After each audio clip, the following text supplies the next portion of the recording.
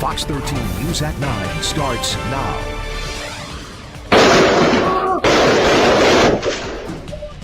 New tonight, violent video out of South Memphis shows a person shooting a man in a parking lot of a gas station and then running away. The man shot in this video actually survived. Thank you for being with us tonight at 9. I'm Daryl Green. Darcy Thomas is off this evening. Now tonight, the hunt for that man who pulled the trigger enters its second week. Troyce Grant is live in South Memphis tonight, close to where that shooting happened. Troyce, you were able to get your hands on this very disturbing piece of security video. Yes, very disturbing indeed, Daryl. Now, when you look at that video, you'll see that the suspect came out of nowhere and shot the man from behind repeatedly.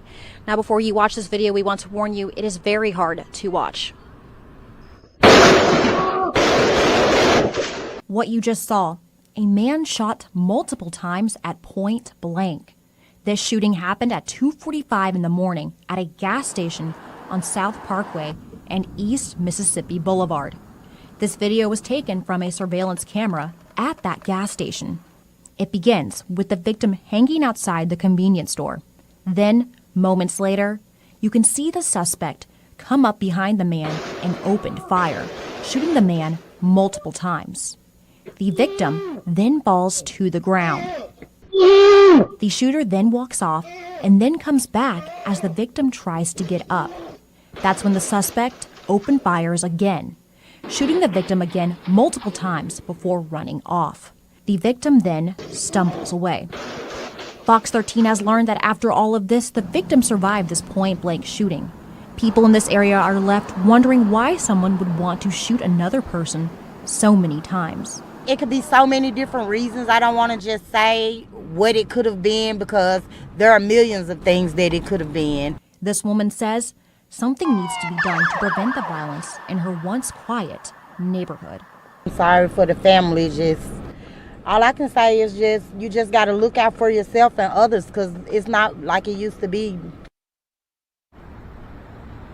Now, police have not named any suspects or a motive behind the shooting. And the last we heard, the victim was in critical condition at Regional 1 Hospital, but he is expected to survive. Daryl?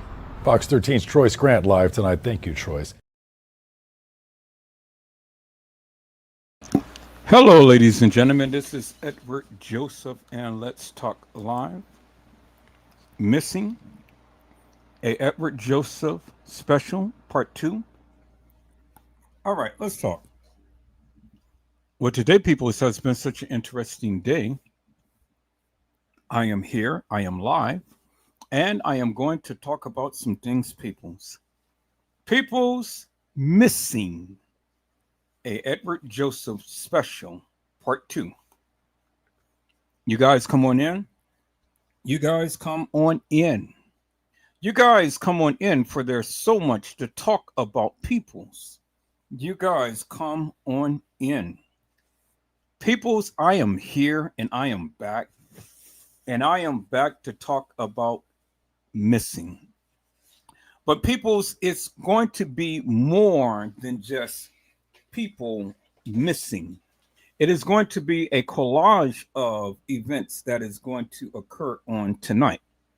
Now, I got a nice little lineup for you on tonight. I am doing an impromptu tonight, peoples, because I have been gone all day and I haven't had a chance to go ahead and finish up all of the editing of what I needed to do. But, you know, the show still must goes on, peoples. You know, we still have to do a live and we still have to stay out in the algorithm. And so, peoples, I want to bring awareness to a lot of these cases that my moderators had felt that is really of an interest for the people to see and hear. Now, we do know about human trafficking and organ harvesting, peoples.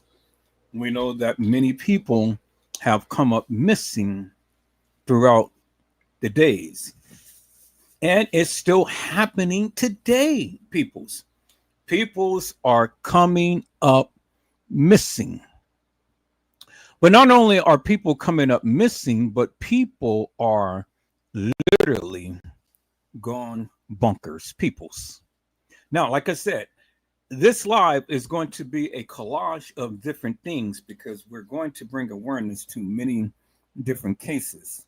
And not only many different cases, peoples, but many different situations and whatnot. And it's just strange to me, peoples, how us melatonin people act. We can't get into a place to where we be sensible peoples.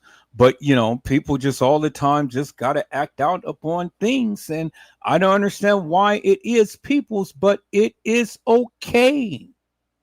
It is okay, peoples, because see, the thing is, all of the actions that you take has consequences, peoples. You know, and it doesn't matter whether you're young and it doesn't matter to where you're old. They have consequences, peoples. And so, peoples, I want to go ahead and I want to start off with this particular live right here, peoples. Now I'm trying to see if I can replay this back, but it doesn't give me no button to replay it back. So I'm just going to have to kind of let it play through first before I go ahead and restart it. And so it's amazing, people. It's really amazing that these people, they don't train their kids too well, people. They don't train their kids too well. And you know, I tell you, if my child ever came to a place to where they would start acting out in a manner to which we are going to see these kids, man, they might as well just go ahead and take him down to the morgue, because it ain't no way whatsoever am I ever going to allow my child to act out in such a way, peoples. And so here we are. I don't understand the circumstances behind it, peoples, but it seems like these kids is ready. You know, they're ready. And so, peoples, without further ado, let me go ahead and let me share my screen, peoples, because this is just a kicker of the live that we're doing tonight, missing. But like I said, peoples, it's a collage of different things that is happening that I wanted to bring awareness to. Is that all right, peoples? So let me go ahead and let me share my screen, peoples, because this right here is just literally atrocious, peoples. I mean, this is simply crazy. Absolutely crazy, peoples. But let's sit back and let's look at this, peoples. Let's go.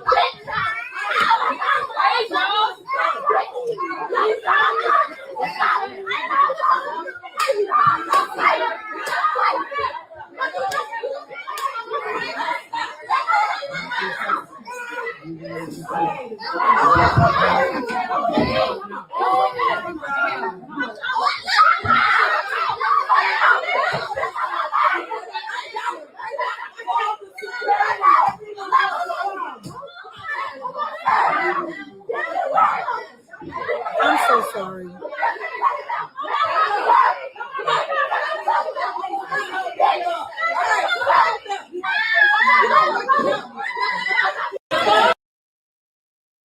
And so, people, you've already know where that girl is heading.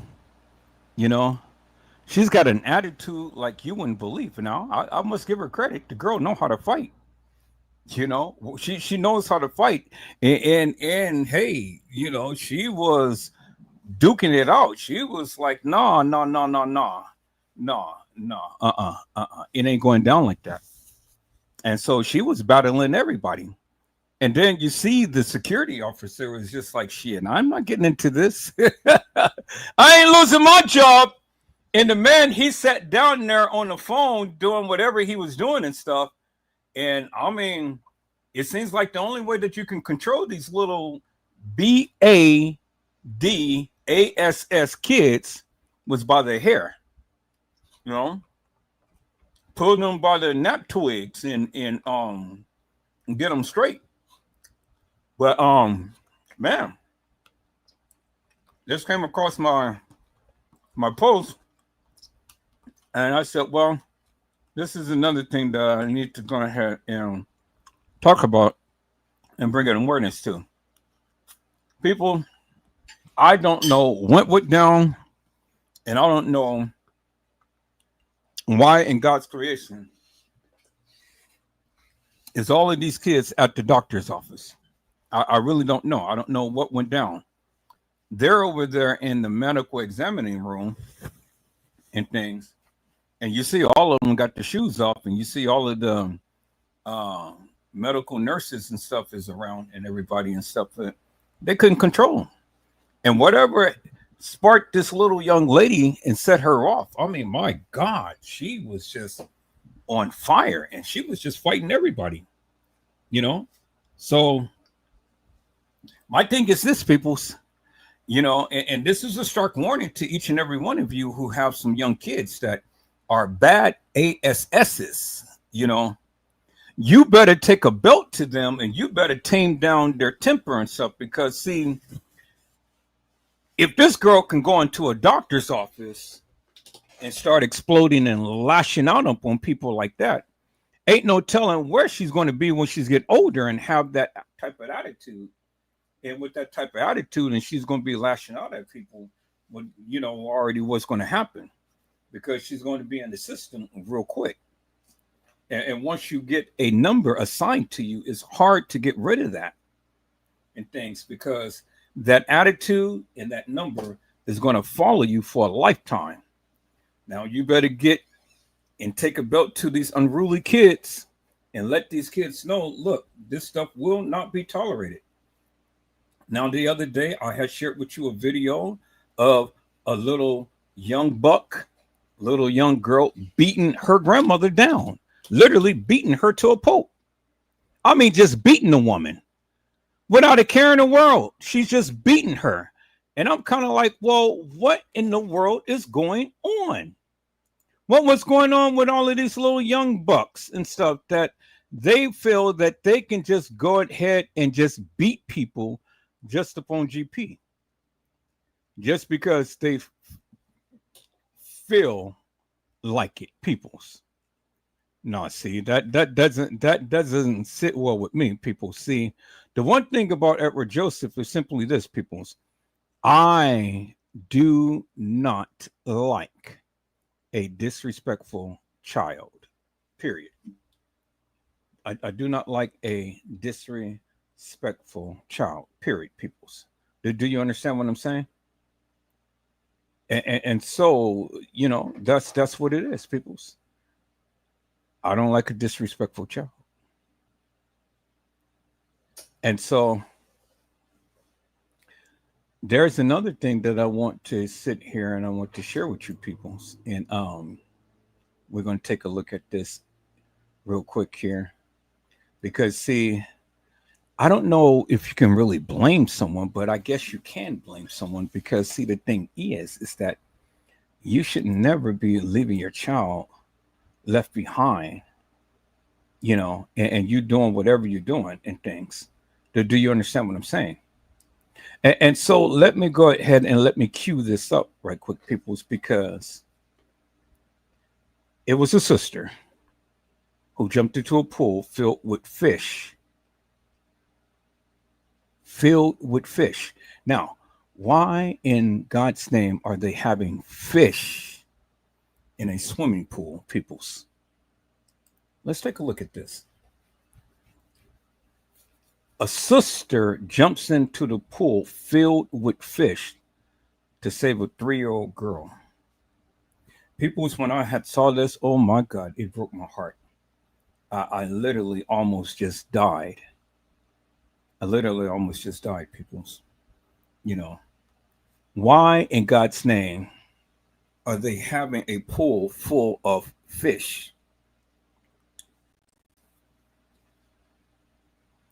people swimming in a pool full of fish. Peoples, this is graphic. This is really hard to watch. And, if you need to get your tissue and things and stuff, I do understand, because, man, I was like literally torn apart when I saw this.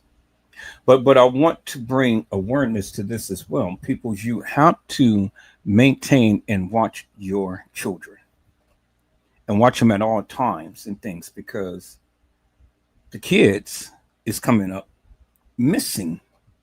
But this is not a missing child. This is a child that was unattended and in a pool full of fish. Who does that, peoples? Who put live fish in a pool to where the people go and swim?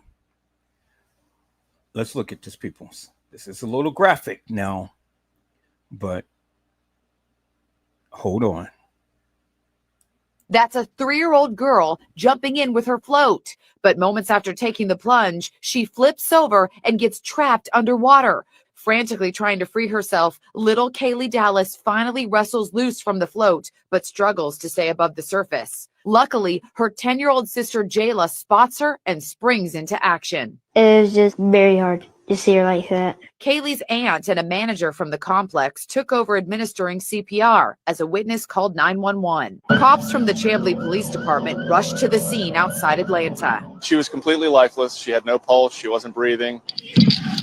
What happened next was captured on Sergeant Ed Lyons' body cam. Sergeant Lyons frantically tried to resuscitate the 3-year-old. I'm giving her chest compressions. Kaylee was rushed to the hospital where she stayed for 2 weeks. You're incredible, you know that. She's back home now and expected to make a full recovery. Jim Spears says if your child doesn't know how to swim, they should be wearing a Coast Guard approved life jacket.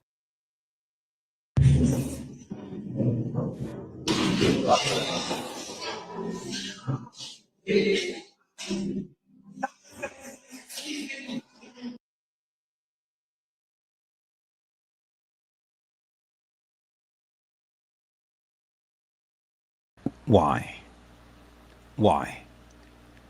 Why, peoples? Why?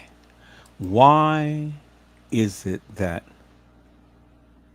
the people do not sit around and monitor their children? That little girl could have drowned. That little girl could have died, all because no one was monitoring. No one was monitoring peoples. That little girl could have died. She could have died, peoples. I said she could have died, peoples. And so, peoples, this is another story that I wanted to bring to you. Oh my God, no, I'm not answering the phone. This is my cousin. I'm gonna answer the phone. I tell him I'll call him back. It seems like of all the time get calls at the wrong time. Peoples, I want you to take a look at this. This is a story about 2 women who was 600 pounds and endeavored to lose weight. 600 pounds, people's really 600 pounds. And they endeavored to lose weight. And so they went to an aerobics class and things, and, you know, they took matters into their own hands and stuff, and they made sure that they got themselves in order. And so people's, you know, obesity is real. People tend to eat a lot. People tend to do and overdo it considerably. But I'm so happy for these 2 right here, because they took matters into their own hands. And they said, look, yeah, we know that we're big. We know that we're overweight and stuff, but we are sexy, and we are sassy, and we are classy, and we're not going to allow our situation to get the best of us. And so, peoples, let me introduce you to two sisters here. Let me introduce you to two sisters here who had literally took matters into their own hands, and they decided that they wasn't going to be a statistic, peoples. Do you understand what I'm saying? And so let me let you meet classy and sassy. Let me go ahead and cue that up, peoples. Let me cue up classy and sassy, peoples. Here they are. Let's listen to their story, peoples. That is exactly why I be wanting to stay home. Don't touch the ground, mamacita. There you go. In between, take breaks. There you go. Stop. When we had to do the bicycle thing, I almost floated up. I don't know. I don't know if I was just pedaling too fast or what, but I almost lost my life real quick. Are we holding that tummy? Keep that tummy tight, guys. 3, 2. And guess what? We did it. Nice. That's good. That's nice. I'm so happy we came. Today is the first time we have ever did an exercise class together. I am so happy to see you smiling. Oh my goodness. Wow. Wow.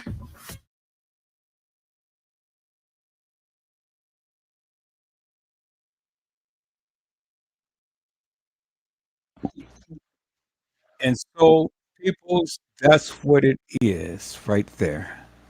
People who is going ahead and taking the plunge to go and get themselves together.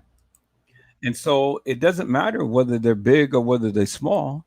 The bottom line is that they had literally taken the plunge to go ahead and make themselves beautiful. You know, yeah, they were big. You can call them fat, you can call them obese, you can call them whatever and stuff, but see, I'll call them wonderful. It was because they decided that they wanted to go ahead and do something and make something of themselves. And see, the thing is, peoples, you know, I get it. All too often, people all the time want to go and make mockery of the people. They want to talk about them. They want to laugh at them. They want to do all of these things and whatnot. But, you know, at the end of the day, let's look at the brighter side of things. And the brighter side of things was simply this. Hey, they decided to take matters into their own hands and literally do what they needed to do in order to get things done. Now, people, this next clip is very, very shocking. It's a little small clip, but it's very, very shocking in things because, see, this is kind of like a little insight as to what I had to endure, me and my son, when we were out on the streets and stuff. And so this is just going to give you a little insight as to crashes and what happens out here in our Bay Area, in our neck of the woods. You know, see, we come encounter with this all the time.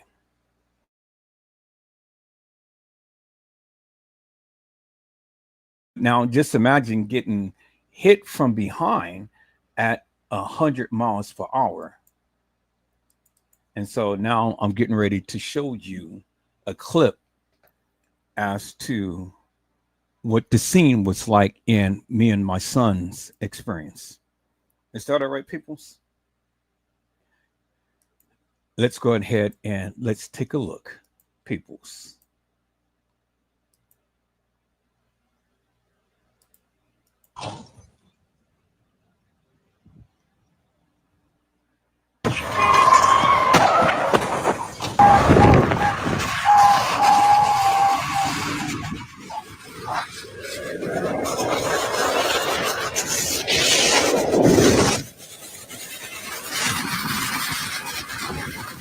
The guy is over there going, God knows how long and how fast, and he's over there praying and just literally just grinding the brand new car alongside the highway. Jumps over and bam, smacks the other car. And don't know if the people was ever killed or anything. But see, that's just how it was with me and my son, peoples. Me and my son, we was driving along. I just picked him up from school, and we had turned up on the street, and I was on the phone with Trish and Gina to you. And all of a sudden, just soon as we turned, bam! My ears was ringing. My head was just literally ringing. Everything was ringing, and it was just so dizzy and stuff.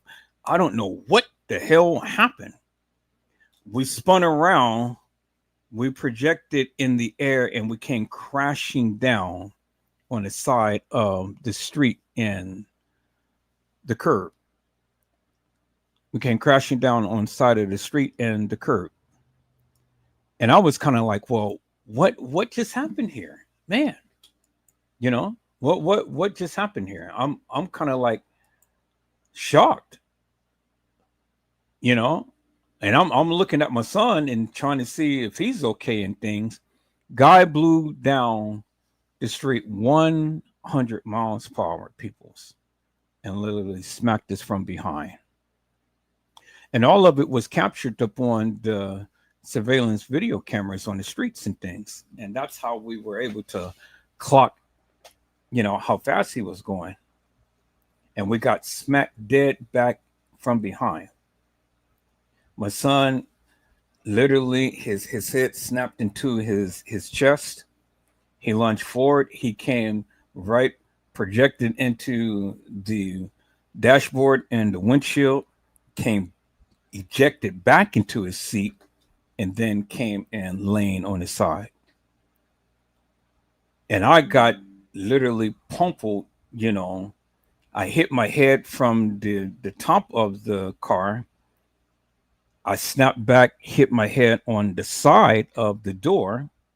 Then I ejected forward right into the windshield. I mean, not the windshield, but the steering wheel. Came back, lunged forward, and then came and rested to the side. And all of the contents from behind, all of the contents from behind had literally came just inches away from projecting into both of our bodies, because all of the content from the trunk had protruded through the back seat and literally behind us. And it almost killed us. And here I am today. Here I am today, peoples. But it didn't go without consequences, peoples. I was in shock. And so when you're in shock, you do some things and you have incredible power. And boy, man, look at here. Dude didn't want to be around me because I got on his stuff big time. Literally. And it took the act of God to keep me from literally just going ballistics on the man, But yeah. As Trish said, I let the man have it. Oh, yes, I did. Man, when you mess with me and you mess with my babies, but especially my babies, and put my baby in a situation like that, oh my God, the man better be happy that, I had God in me. But I suffered fractured back. My son suffered greatly and things, and this happened last year in September. I was supposed to be going on this cruise. Which I am going, this coming November. Blessed be to God. But I was supposed to be going on this cruise, and I'm still got back problems. I still got back spasms and things and stuff, but I'm doing exactly what the doctor tells me to do. I'm exercising, I'm bending, I'm eating right. Now I'm drinking smoothies. I got me a juicer. I'm drinking smoothies, and it is the greatest thing that ever happened to me, peoples, because see, you don't know and understand how juicing can save your life. And in this next clip, peoples, I want to show you about juicing, because this right here will help you. This right here, this what I'm about to show will help you along the way, and it will give you vitality. So I'm saying, peoples, if you don't have a juicer, get a juicer, and then get this book that the lady is about to tell you, and it will help you. It will help you. Now, I have been juicing. I got a $600 juicer, and then I bought this other juicer. And so, I just got lazy. I just thought that, okay, all of the juicers is not going to be the same. So, but they are the same. Some is just a little bit more powerful than the other, which my first juicer that I bought is a little bit more powerful than the one that I got now. But still, they do the same thing. But see, the thing is, peoples, is that when you're juicing, you got to make sure that after you juice it, go ahead and disassemble it and put it in some warm dishwashing soap, so all of that fiber and stuff doesn't adhere on the inside in your screen, your mesh, the things to where it holds all of the pulp and stuff. So immediately put it in there, so all of those fibers and stuff will be loosened and it'll be easy to wash out. That's the only thing about juicing is that you got to clean up afterwards, and you just got to make sure that you don't let it sit for so long, because once it sits, it's hard to get that fiber out of there. But you got to let it soak, and But let me share you this, peoples. Get this book, and get on to juicing. I juice me orange juice every morning. I juice me beets. I juice me carrots. I juice me bok choy, and I juice me celery. And I'm telling you, I have the energy like Hercules. Now, Mariah Lavender, she is one that just literally impresses me, because Mariah Lavender all the time stays on the go. People, she stays on the go. And so Mariah Lavender is just like me, She stays on the go. I stay on the go. I'm constantly going. I spend an hour driving to work. I've shown you guys what it was like for me driving back from work and things. And, it's about a 2-hour drive and whatnot. And then I go live, and I'll be on live for about 5 or 6 hours and stuff. And then, go to sleep and do the same thing over and over again and stuff. And so, hey, it's a wonderful thing, but it comes with a price. And then some days, I know that I'm not as young as I used to be, but, I don't know that. I don't know that. So, I got to take care of myself. And so, peoples, you literally have to take care of yourself, peoples. Is that all right, peoples? And so let me go ahead and let me share my screen, because I want you guys to see, and I want you guys to get this, people, so then you'll be in the know, and then you'll be ready to go ahead and take good care of yourself.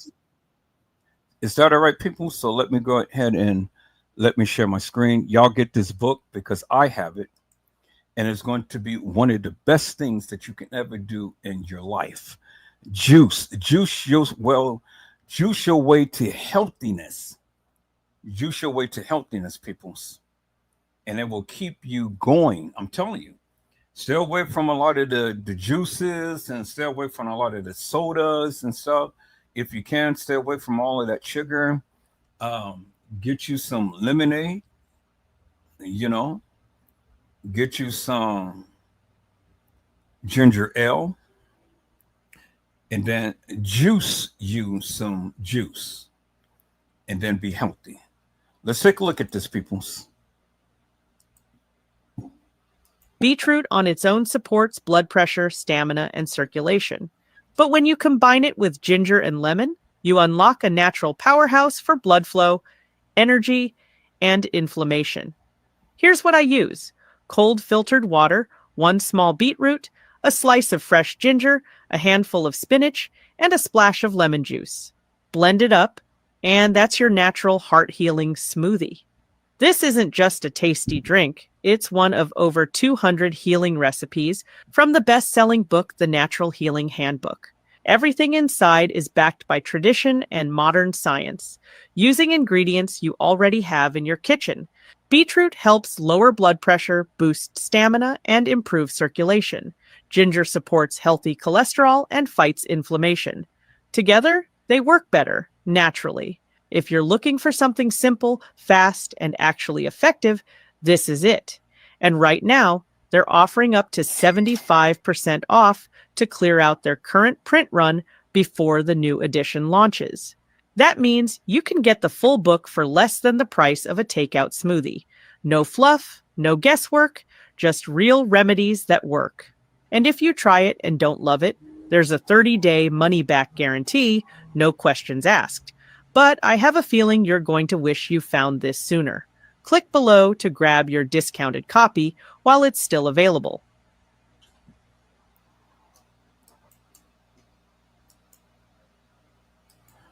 And so, peoples, get you the book.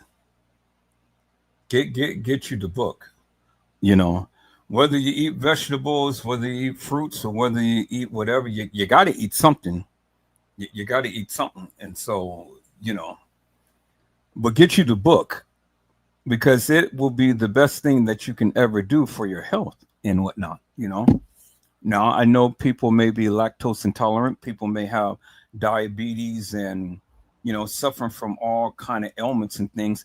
People's, I'm telling you, I never been sick. I don't know what it's like to be sick. When people tell me that they're sick, I just look at them kind of like, well, okay, you know, I never been sick. I never had to go through the various things that some people go through and whatnot. And maybe because, you know, I do eat my fruits and vegetables and stuff. You can't get around that, people. You got to do it. You got to eat something. You got to eat something plant-based and stuff. And it's good for you. It's good for you. It's better than all of this, even if you have high cholesterol, or even if you have high blood pressure, or, you know, suffering from nerve damage or whatever. Get the book and juice your way to vitality. I'm telling you, I'm a witness. I have done it myself. You know, I wouldn't be promoting or help trying to promote things that doesn't work, but it works for me. And you know, another thing that works for me, peoples, is when I hear a woman who can belt out from the belly. I mean, literally belt out from the belly. I'm telling you, peoples, this next shirt that I'm about to show you, peoples, oh my God. Now, if this girl cannot sing, woo, this girl can sing. I mean, this girl can sing, peoples. And see that's an old slang term for the old people, you know, for the people who are religious, you know. But people's, let me let you hear this girl right here. Ha, as they say here, ha. Let me let you hear her, peoples. Let me share my screen, peoples. For all of you gospel fanatics, there she is, right there. Let her sing so you can make it to heaven. Take it away, ma'am.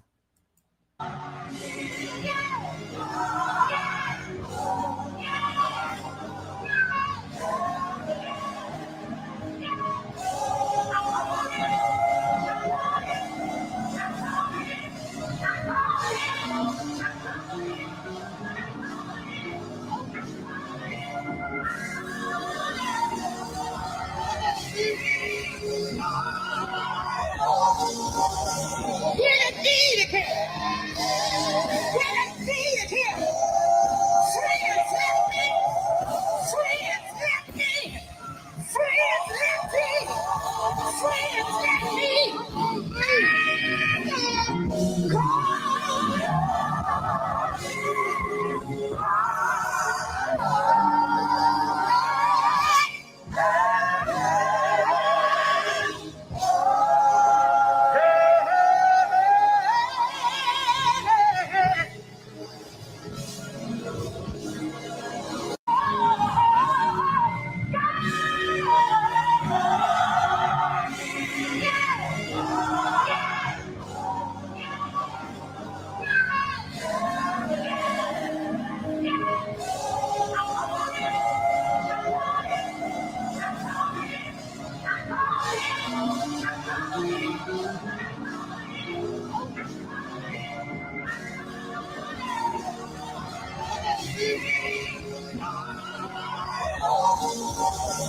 When I needed him.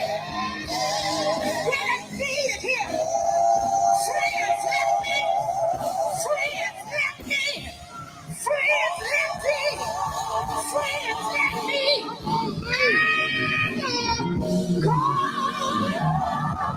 Boy, look at that.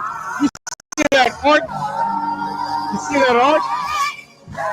Boy, she put that on to heaven. He said, friends left me.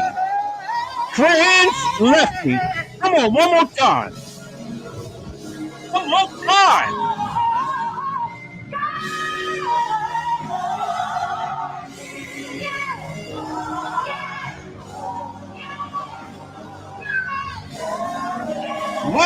Mama. Hey!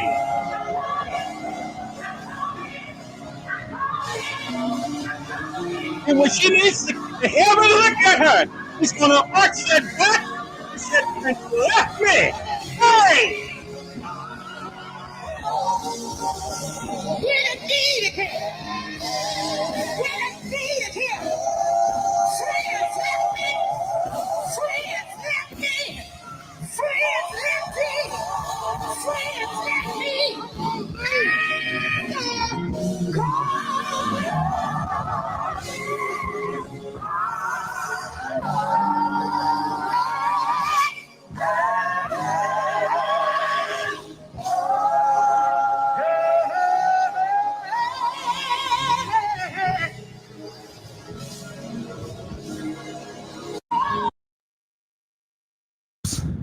And see, peoples, when friends leave you, God is your all and all. And see, peoples, her friends left her. Did you hear what she said? She said, friends left me. Friends left me, peoples. But what she said was, God is my all and all. And so that's what it is, people. I said that's what it is. God is my all and all. And so when friends leave you, people, don't worry about it. Hey, don't worry about it, because God is your all in all. God is going to protect you. God is going to be there for you. Hey!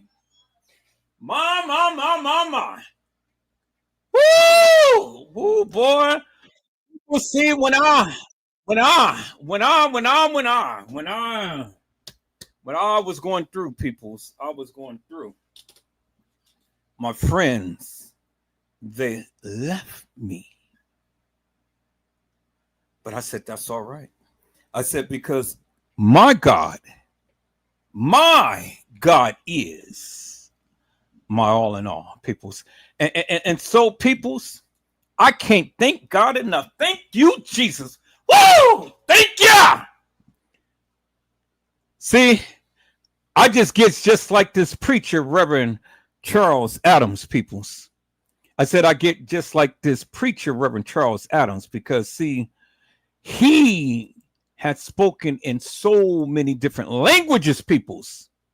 He's spoken in so many different languages. And so I've only can speak in one language. The only thing I can say is in the language that I speak, thank you, Jesus. But let's listen to the Reverend Charles Adams in thanking God in so many different languages, peoples. Let's listen in. Just to thank you. If I were Chinese, I'd say oh dear. If I were Danish, I'd say mangatat. If I were Italian, I'd say grazia. If I were Hebrew, I'd say toda raba. If I were Greek, I would say Eucharisto. If I were Japanese, I'd say domo arigato. If I were Portuguese, I'd say obrigado. I wish I had 10,000 tongues just to thank you. If I were Chinese, I'd say oh dear. If I were Danish, I'd say mangatat. If I were Italian, I'd say grazia. If I were Hebrew, I'd say toda raba. If I were Greek, I would say Eucharisto. If I were Japanese, I'd say domo arigato. If I were Portuguese, I'd say obrigado. If I were Spanish, I'd say muchas gracias. If I were German, I'd say danke schön. If I were French, I'd say merci beaucoup. If I were Russian, I'd say spasiba. If I were Kenyan, I'd say ashanta. If I were Nigerian, I'd say eje pupo. If I were Zulu, I'd say ingia bonga. If I were Sutu, I'd say kea iboha. If I were deaf, I'd say but since I am who I am, and I got what I got, and I feel what I feel, I'll just say thank you, praise your name, amen.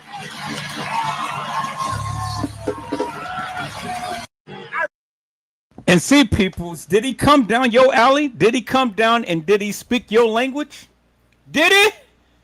Let's hear that again, peoples. All I can say is thank you, Lord. Thank you. But see, I'm just a child of God, peoples. That's all. And so all I can just say is thank you. See, I can't speak all of those other languages. I can't walk down that path like that.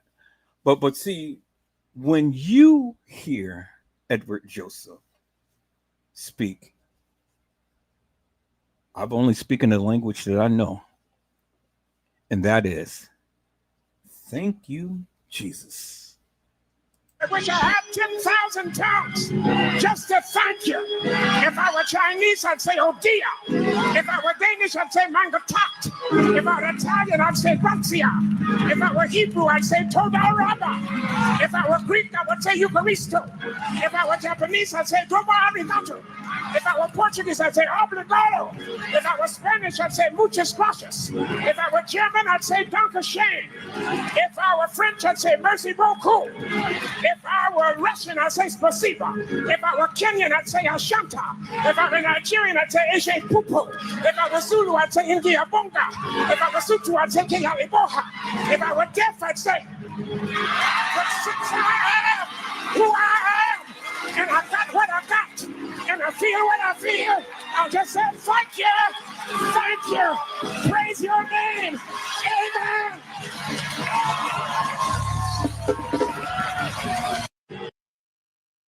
And see, peoples, that's all it takes.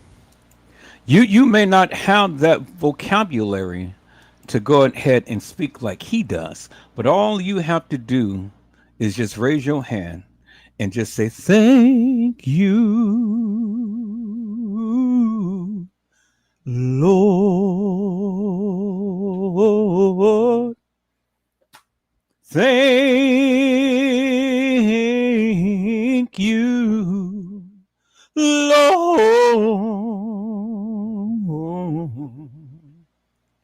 And I just want to say thank you. Thank you, Lord. Oh, I just want to thank you, Lord. Ooh, thank you, Jesus. One more time, peoples. He been so good. Hey.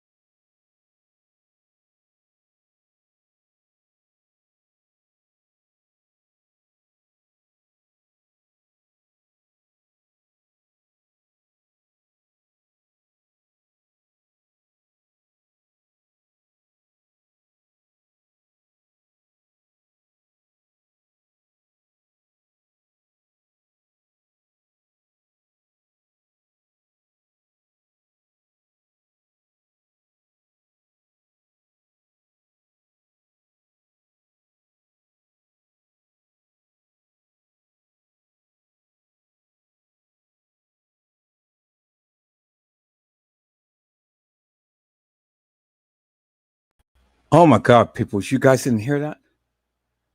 It took me off. Okay, let me try one more time. Let me bring this over like that.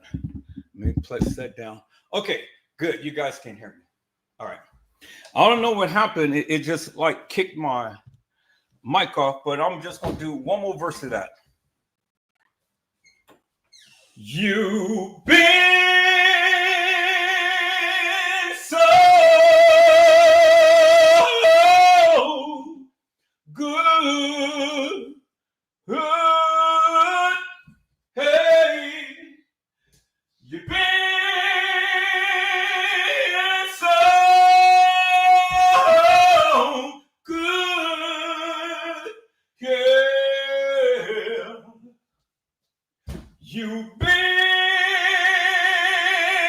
so good. Good, yeah. Thank you. Thank you. Oh, just want to thank you,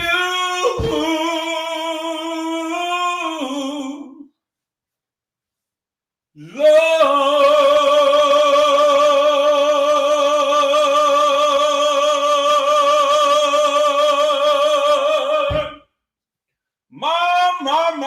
My.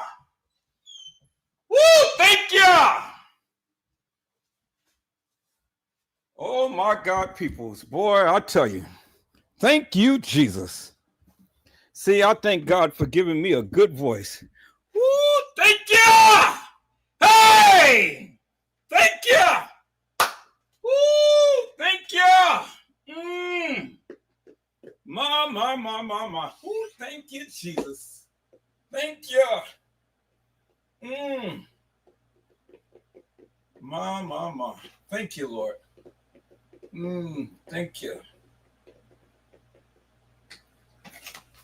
Oh my God. Peoples, I tell you, peoples, you know, when you have gone through what I have been through this past year, you can't help but to lift your voice to heaven and just thank God. Thank him for everything that he has done, peoples.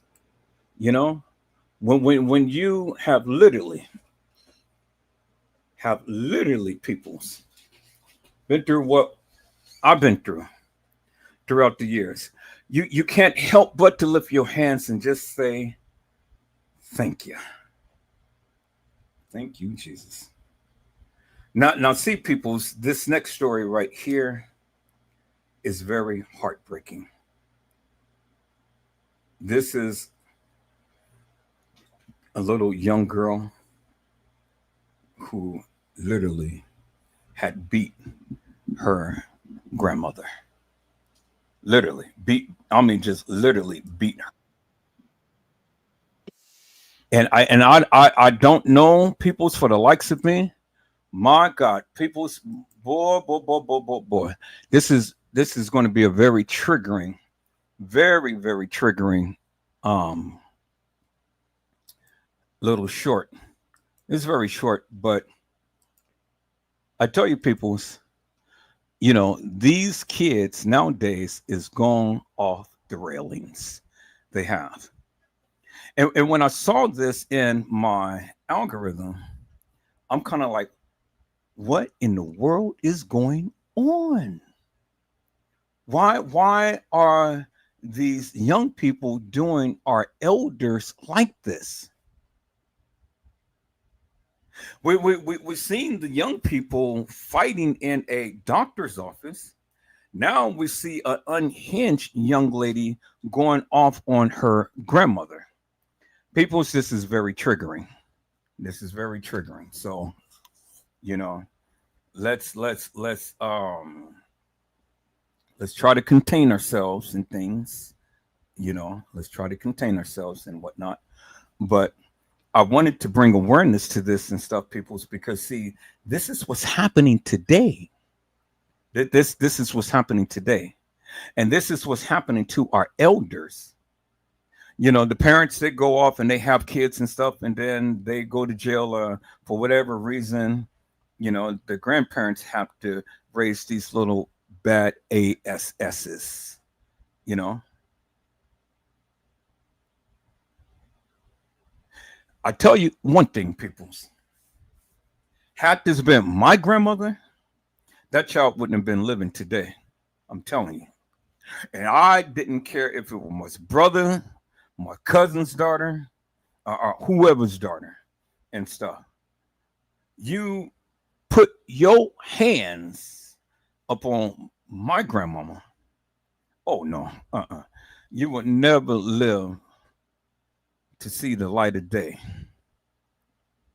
So, peoples, I just wanted to bring awareness to this, because this is what these kids is doing now to our elders. And I've always been one that greatly respect my elder peoples. But this is major elder abuse. And this is another child that's going to be a statistic that is going to find herself somewhere locked up with the key thrown. And I don't know where the mother and father is, but, you know, they had the audacity to sit here and post this upon the internet. Really?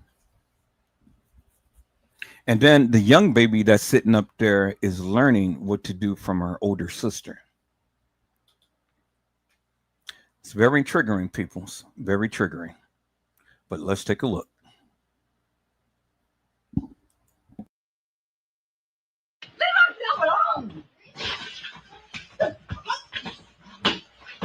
Get off me! Get my stuff! Get my shit! Off me! Fucking touching me! Get off my stuff! You ain't leave my stuff alone! Get off me! Get my stuff! Get my shit! Off me! Fucking touching me! Get off my stuff! You ain't leave. So in the commentary, people, it says black child beats up her own grandmother and posted it on social media. Bonnie Williams has said right, she wouldn't be able to see daylight or anything other light because both her eyes would be swollen, shut up with a big lip and fat nose. And then Bonnie Williams had said sad as FUCK. And I'm not going to go scroll down to all of the other comments, but man, look at here. Look at here, peoples. What in God's name is going on? What is God's name is going on, peoples? You know, why have these young people have literally lost it and gone off the hinge? For what reason? What is compelling these young people to do the various things that they're doing? I never, ever understood that, peoples. I never understood that. You know, I never understood that. And it ain't no excuse for it, peoples. I said it ain't no excuse for peoples. You know, ain't no excuse for it. And so, you know, when I see things like this, I gotta take me back to a place in a space, because see, I don't want my mind to be there. I don't want my mind to relive and account all of these things and keep that in my mind. So I got to take it back to a place in a space to where, you know, I can go ahead and pray this madness out of me, peoples. See, because see, the thing is, peoples, if you continue to keep watching stuff like this, then it's going to be a part of you. Do you understand what I'm saying? So, you know, this is what my mother, my grandmother, my grandfather had done for me to keep me out of trouble. Do you understand what I'm saying? I got to go back to a place and a space to where I can be able to say, Father God, take this away. You know how they say, Calgon, take it away. Well, I say, Lord, take it away. Do it for me right now. So take me back. Is that all right, peoples? Can I go back? Can I just have a moment in time, peoples? Take me back.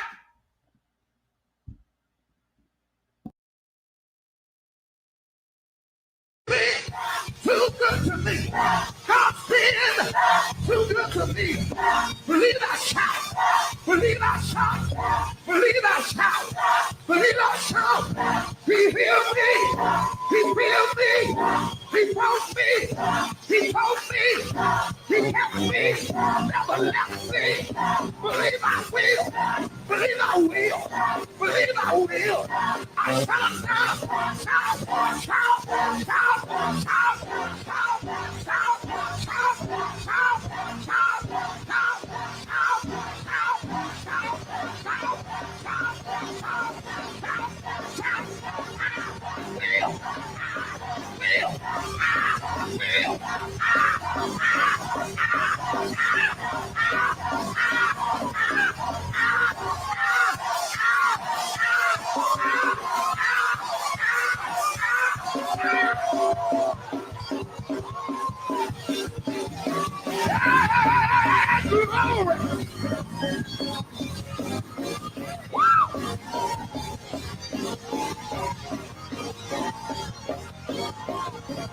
I dare you to look at somebody next to you and just tell them, excuse me, what God's been too good to me. God's been too good to me. God's been good. God's been too good to me. God's been too good to me. Believe I shout. Believe I shout. Believe I shout. Believe I shout. He healed me. He healed me. He brought me. He told me. He kept me. Never left me. Believe I will. Believe I will. Believe I will. I shout, shout, shout, shout, shout, shout, shout, shout, shout, shout,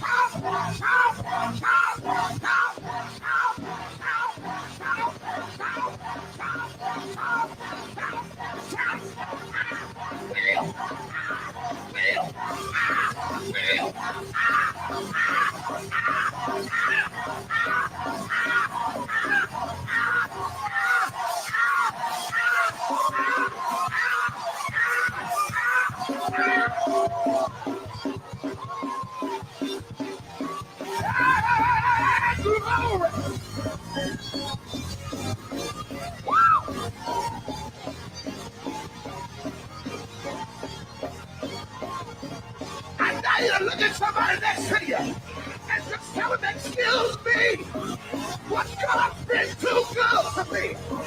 God's been too good to me. And see, peoples, you know, when you got a tough stain and you need to get it out, you gotta shout it out.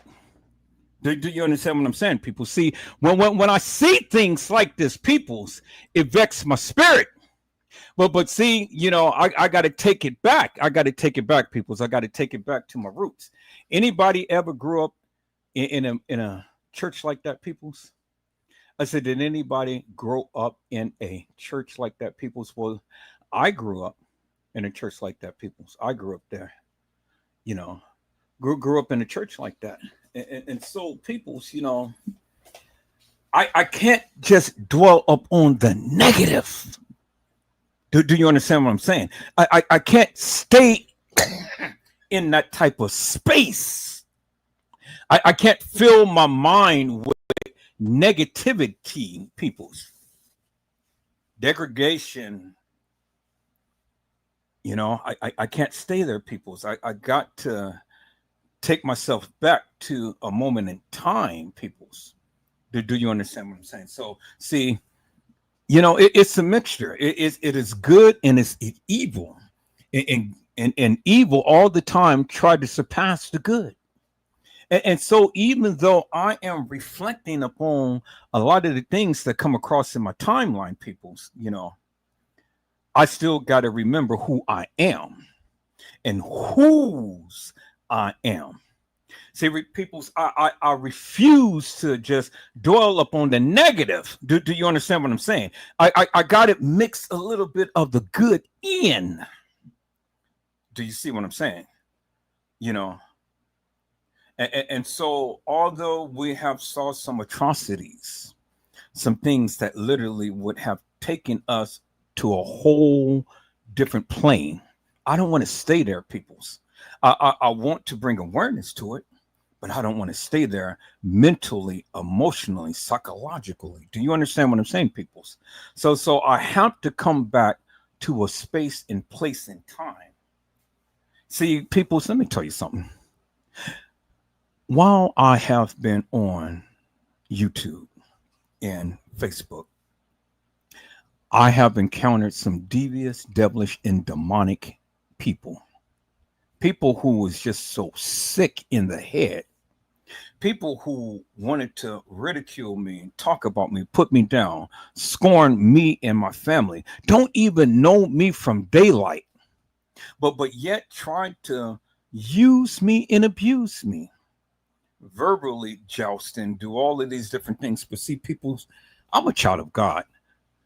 And the Lord had already told me no weapon that is formed against me shall prosper.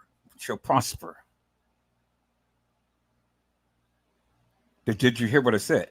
No weapons, period. Nothing. Not your tongue, not your mind, not your mouth, not your manners. Nothing shall ever prosper over me, peoples. Is that all right, peoples? And so, which brings me to this post right here, peoples. And this is a post that this young man had did. And I tell you something, peoples, doesn't matter how you feel about him. Redemption is always in order, peoples. I am redeemed. I have been bought with a price. Jesus, he saved my whole life. And if anybody asks you just who I am, you tell them that I am redeemed. And so peoples, even though this young man has did the various things in his life, he can be redeemed. And even behind the prison walls, peoples, his voice still resonates out to the masses. And so let's listen to a tribute from Mr. R. Kelly about Malcolm Jamal Warner. This is his tribute song, peoples. Let's listen in. Heard the news through a whisper in the yard. Somebody said Malcolm gone. I sat there and I ain't even know what to feel, man. We ain't break bread or talk on the phone, but I knew his name like a brother's name. I remember watching you on the screen, a black man with grace, not just part of the scene. You walk like royalty, talk with truth. You showed the world what a real man do. You weren't chasing fame, you were chasing light. Taught young kings how to walk right. You stood in a storm with your head held high, and now the world's asking why. I didn't know you, but I felt the loss, like we all lost something when your soul took off. And from this prison, I bow my head for a brother gone too soon. A life well spread. You left your mark, man. You stood your ground. Now heaven got a king wearing that crown. And though I ain't get to call you a friend, this is love from one soul to another until the end. Oh.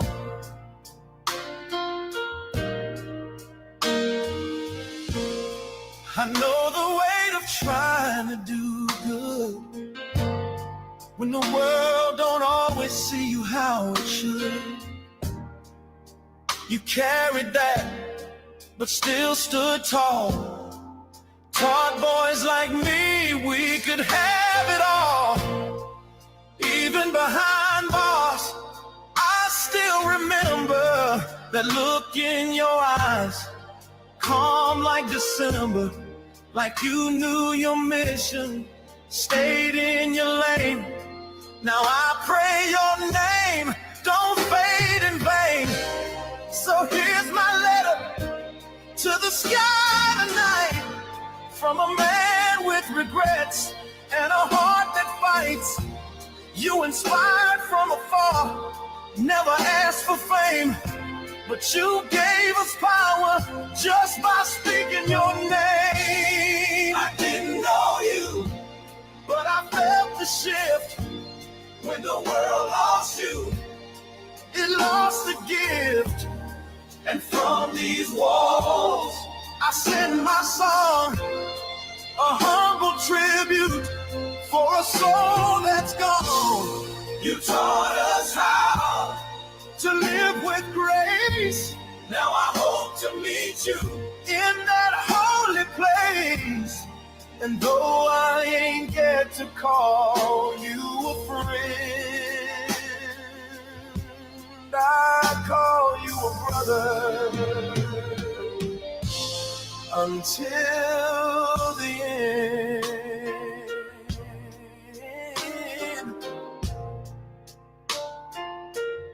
Rest easy, Malcolm. From one brother to another, you matter.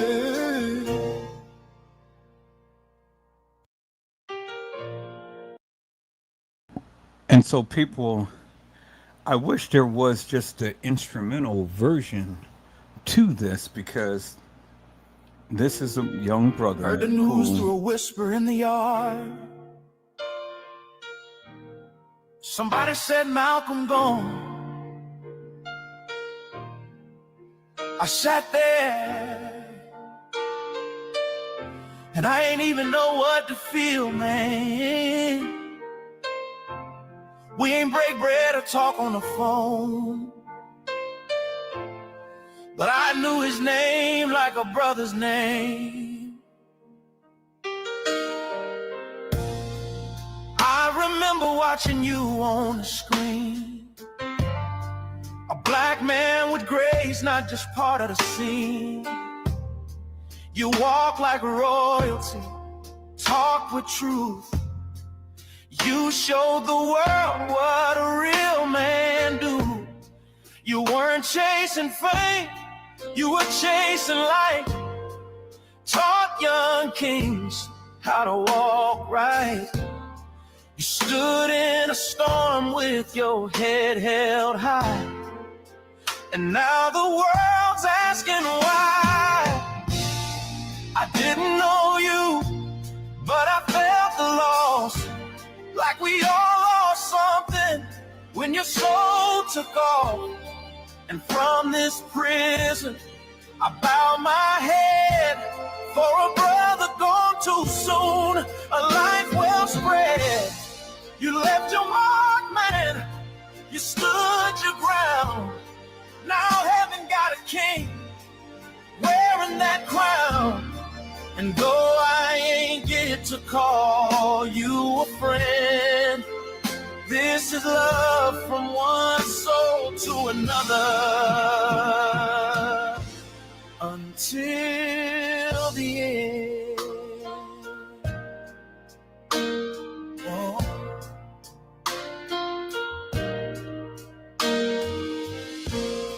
I know the weight of trying to do good when the world don't always see you how it should. You carried that, but still stood tall. Taught boys like me we could have it all.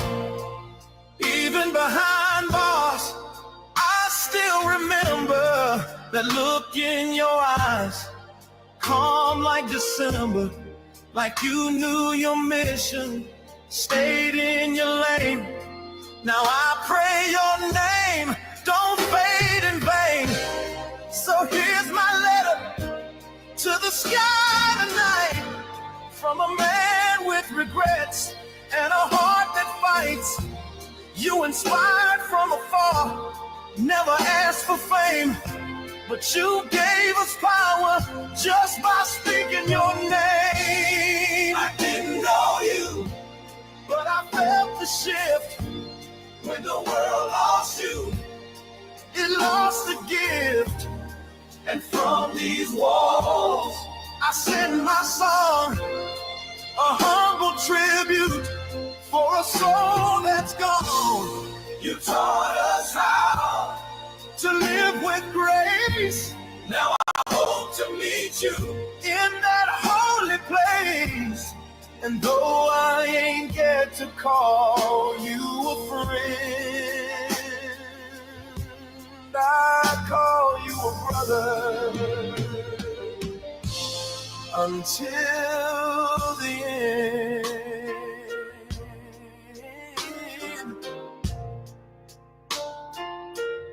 Rest easy, Malcolm. From one brother to another, you matter.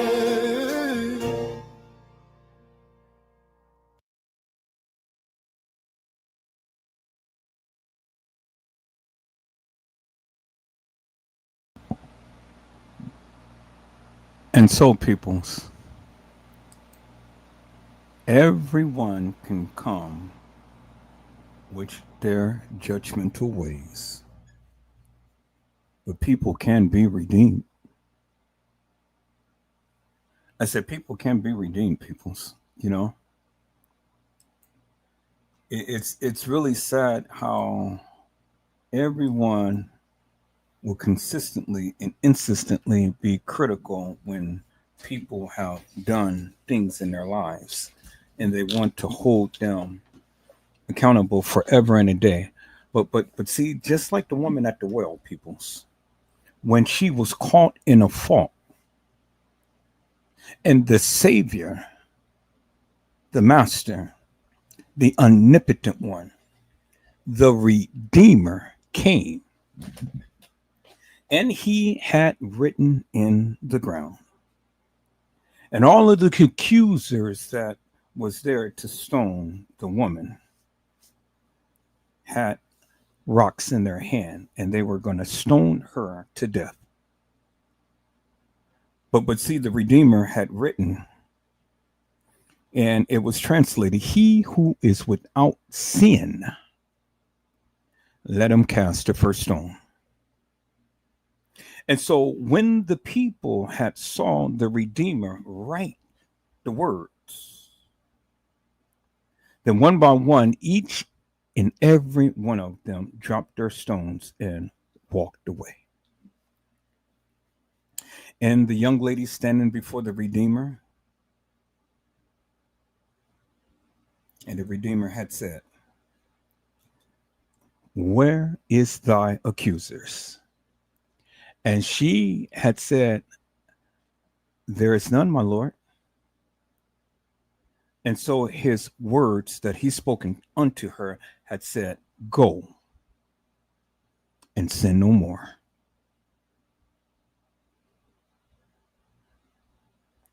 Go and sin no more.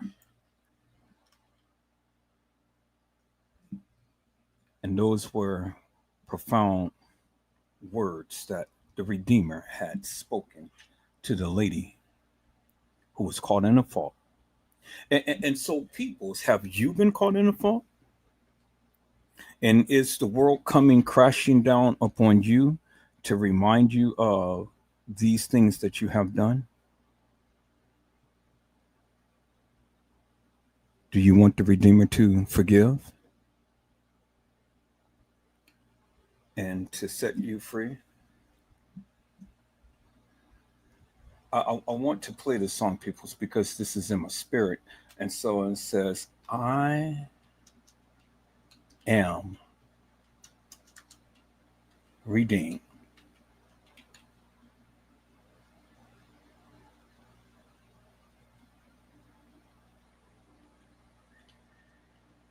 I've been bought with a price.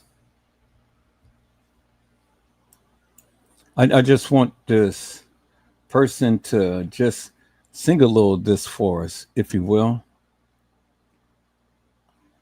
I am redeemed. I've been bought with a price. So can you sing that for us, my brother? Y'all hold on for a moment. Okay. And so I just, people's, this is a live that I've been wanting to do, and this is an impromptu live. So it's not something that I just am following a certain script. I'm only following what's in my spirit to do in things, even though I am bringing awareness to different cases and things.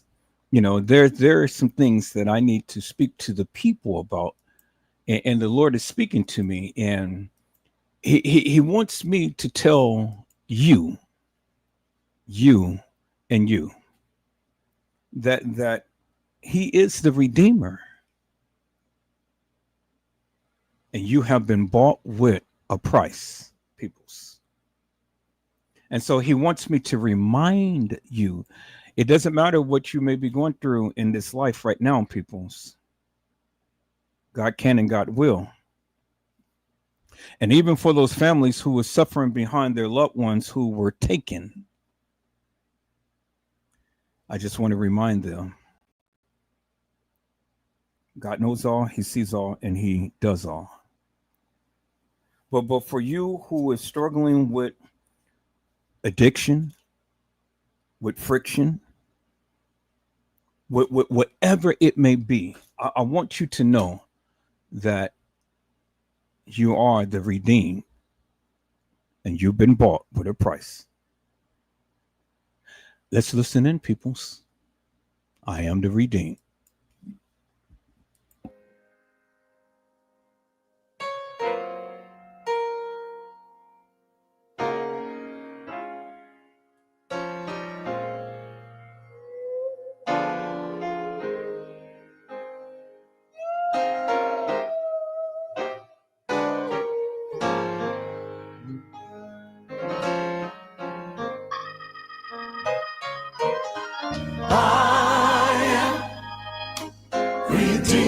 I'm redeemed, Bought with a price. bought with a price.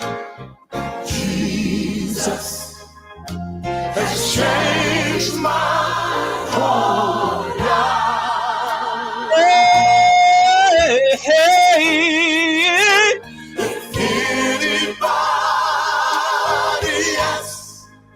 anybody ask you just who I am, you tell them. I am redeemed. Come on, get away now.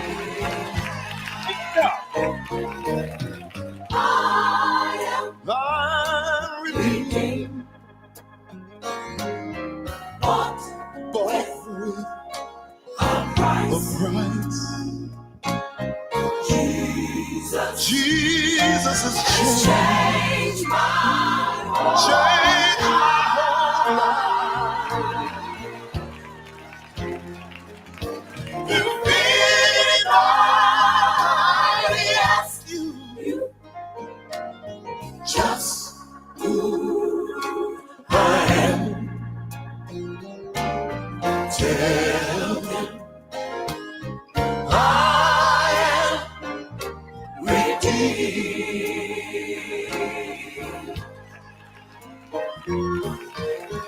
Where there was hate, love now abides. Where there was confusion, peace now reigns. I'm walking with Jesus. I'm a child of the King. It's all because I am redeemed. Yeah. I'll tell of His favor. I'll tell of His love. I'll tell of His goodness to me.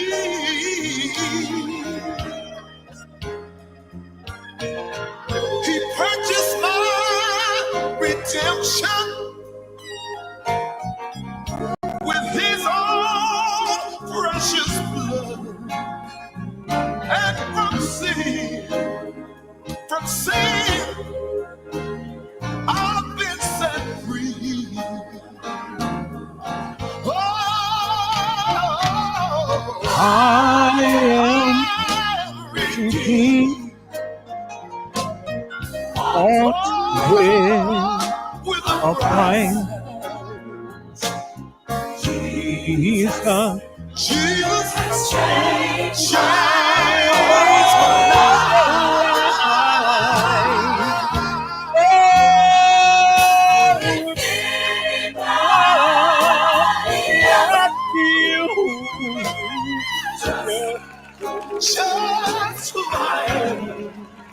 Tell them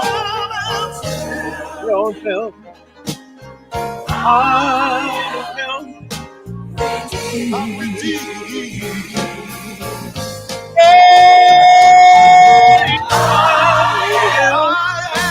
redeemed. I've been bought with a price. Yeah, Jesus has changed my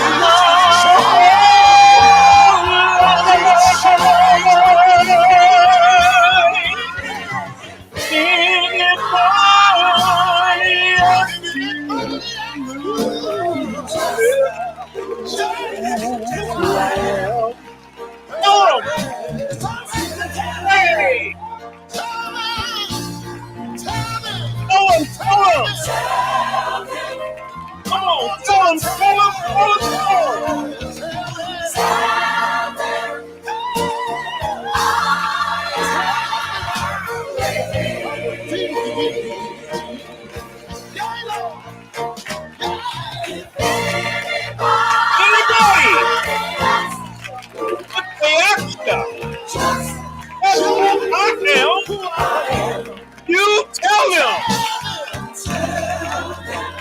Tell them I've been set free. It's all right to tell them. Tell them what God has done for me. Want to tell them.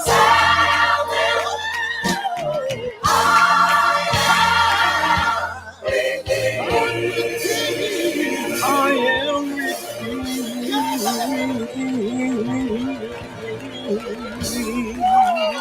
victor. My God, my God, my God.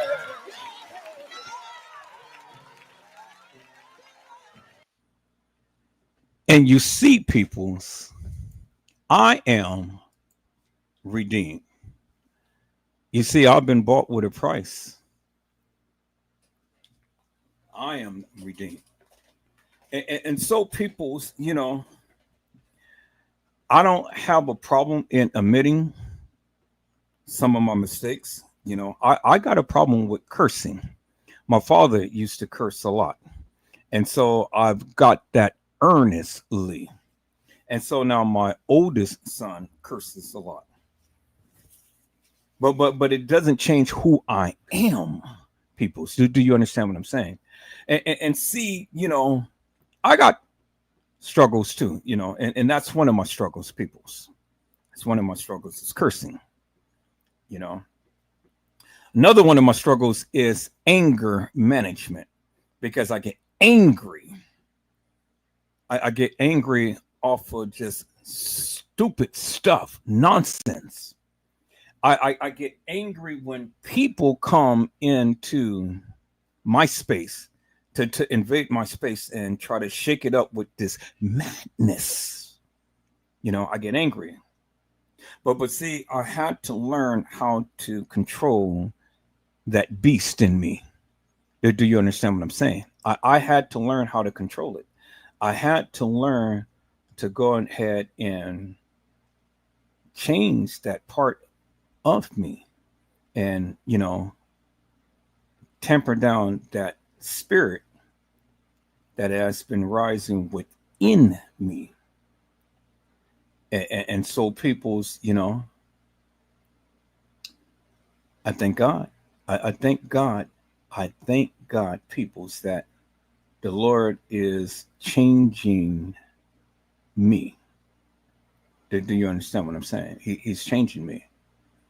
And so I thank God for redeeming me and putting a new spirit within me, peoples. Do you understand what I'm saying? And so, I do these lives to say, hey, yeah, we see a lot of things that is funny. We see a lot of things that is uncharacteristic and whatnot. But do we all the time have to be critical? We don't, but we do. Do you understand what I'm saying, people? We don't, but we do. And so I'm learning how to not be so critical when I see things, peoples. I'm learning how to say, hey, yeah, I get it. I see it. I understand it, but I don't have to go and give anything to it. Do you understand what I'm saying? I don't have to speak negatively about it, but I certainly may not have to speak positively about it. Sometimes you ain't even got to say nothing. Sometimes you ain't even got to say nothing, people. Sometimes it's just best just to, and let it be like that. Do you understand what I'm saying, peoples? And so I want you guys to take a look at a few of the things that I have already lined up. I'm going through some things that I have had in my algorithm and whatnot. And I want to talk about it, people. So I do. I want to talk about it because, like I said before, people, this is a live that is going to have good and bad in it. We're going to have our ups and we're going to have our downs, and we're going to have a moment of laughter and we're going to have a moment of silence. We're going to have a moment of cheer.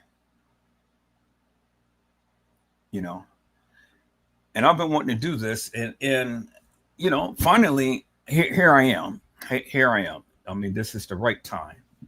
This is the right moment. And see, people's, you can fight things, but you have to learn how to be obedient to what the Spirit tells you to do. Is that all right, peoples? And so I want to share this particular live with you peoples. I want to share this particular one right here. Now, when I saw this, I was kind of like, okay, Some of these people, boy, you know, they're just funny.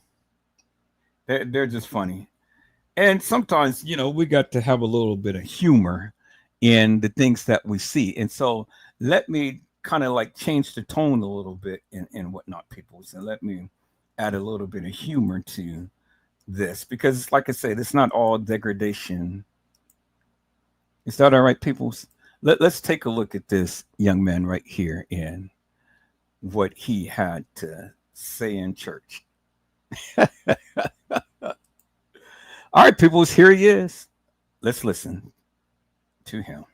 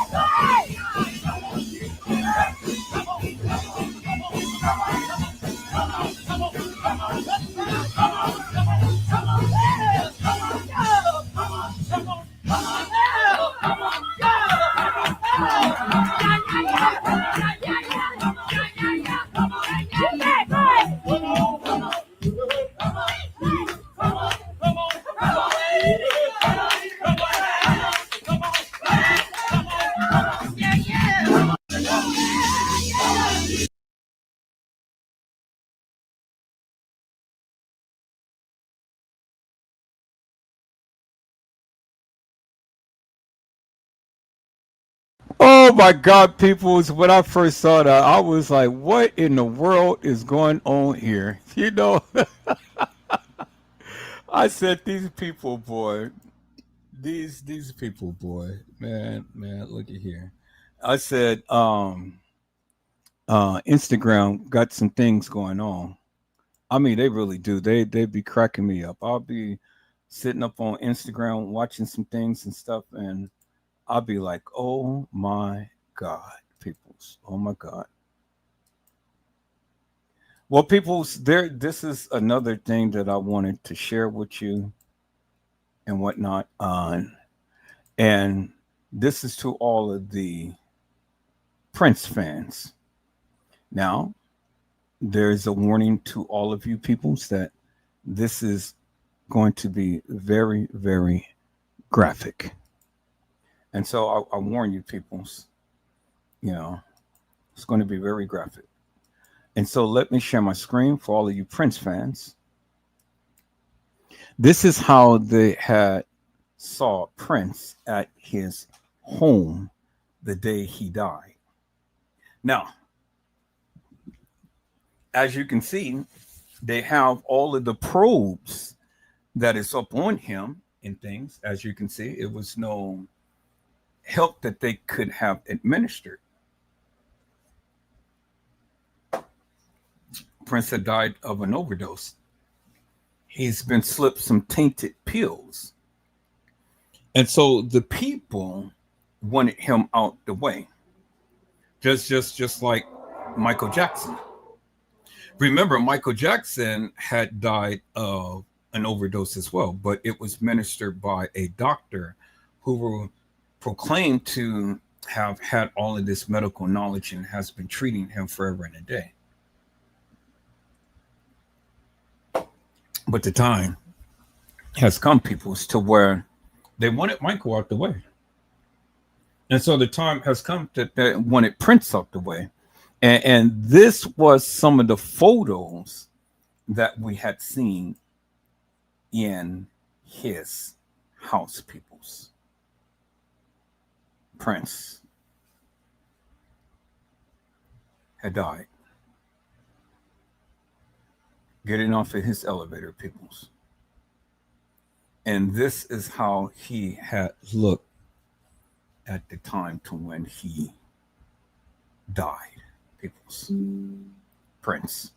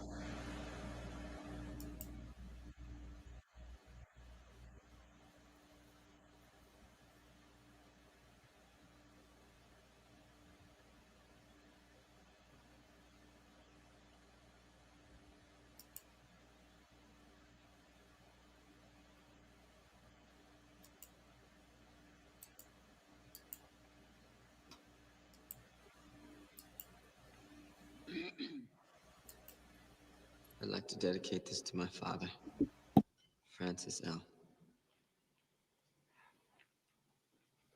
It's a song the girls in the band wrote, Lisa and Wendy.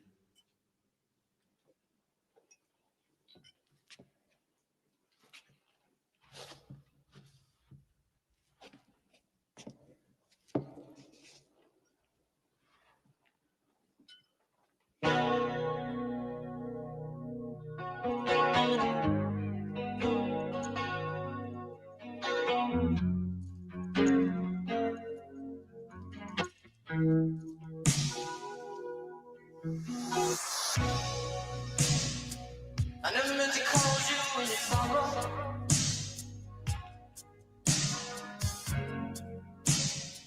I never meant to call you when you pain.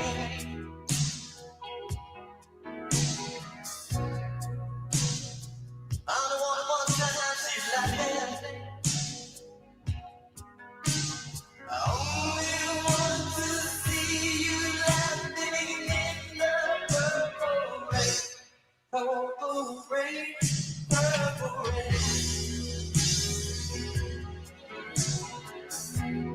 Purple rain, purple rain. Purple rain, purple rain.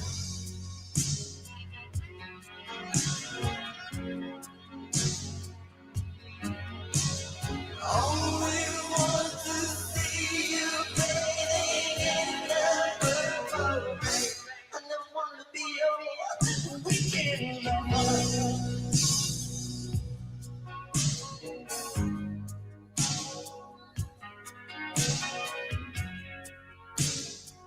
All I want to be some kind of friend. Yeah. Baby, I can never steal you from another.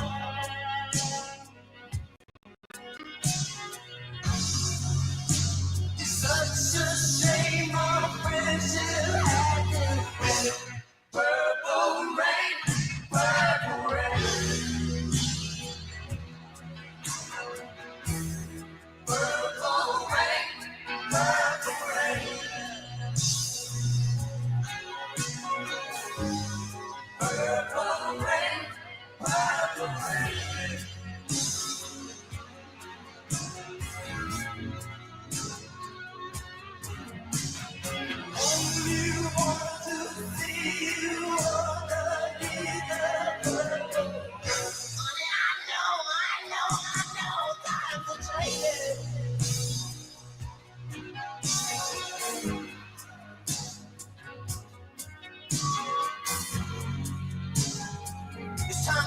tell me something new.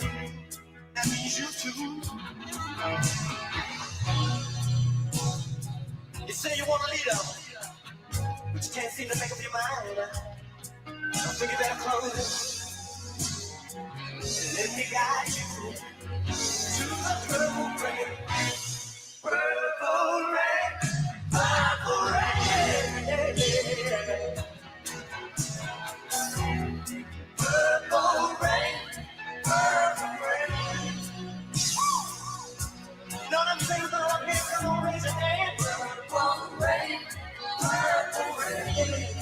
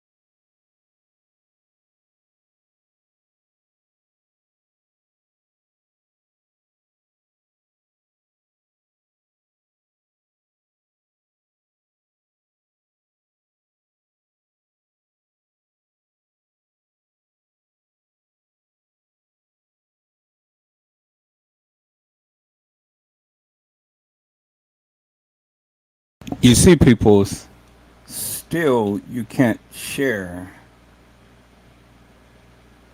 Still, you can't share the memories and things.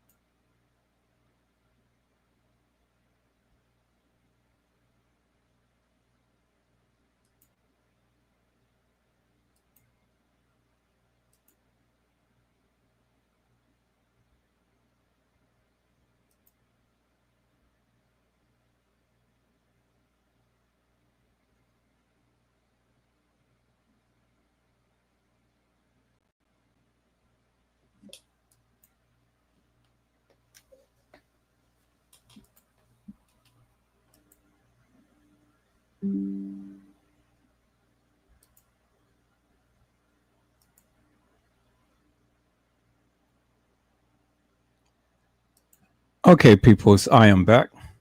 Still, you can't share. You can't share the memories and things because see, these are the things that I'm live. No need to call right now. I'm live. But the live is back on. But I'm still going to let it stand. They didn't copyright strike me. They just, made it so to where I had to stop playing his music. But it's amazing that they wanted to cut me down for the music, but for the photos, they don't say anything or do anything. Do you understand what I'm saying, peoples? You know? And so again, here it is right here. This is Prince. So why is it that they don't copyright strike me right here while I am showing his photo deceased in his house, but yet you want to go ahead and try to strike the page when I'm playing his music? People's, I've always will continue to fight the fight in things, and I'm not going to make no money off this. This particular video is not going to be monetized, and that's fine. That's fine because I'm not trying to make money off of it. I'm just only trying to put out there that of and bring awareness to that of what we need to bring awareness to peoples. And this is Prince. And this is how they saw him in his home, peoples. Prince. It's Prince. And so peoples, this is just how YouTube and Facebook is in things. They all the time want you to go ahead and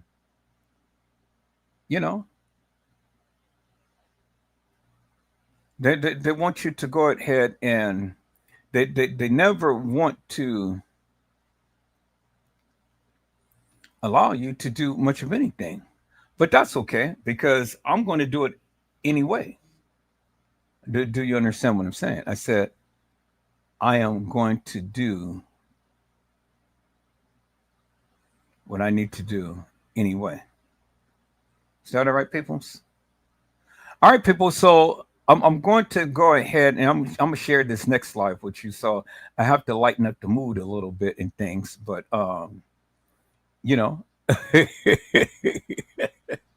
this is going to be a little grotesque a little bit, but hey,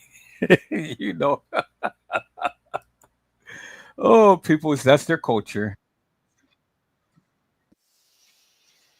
Okay, so here I'll probably have to play it twice because it already started. It already started before I had a chance to, and that's the only thing about YouTube. I mean, TikTok streams or reels or whatever and stuff. You can't play it back.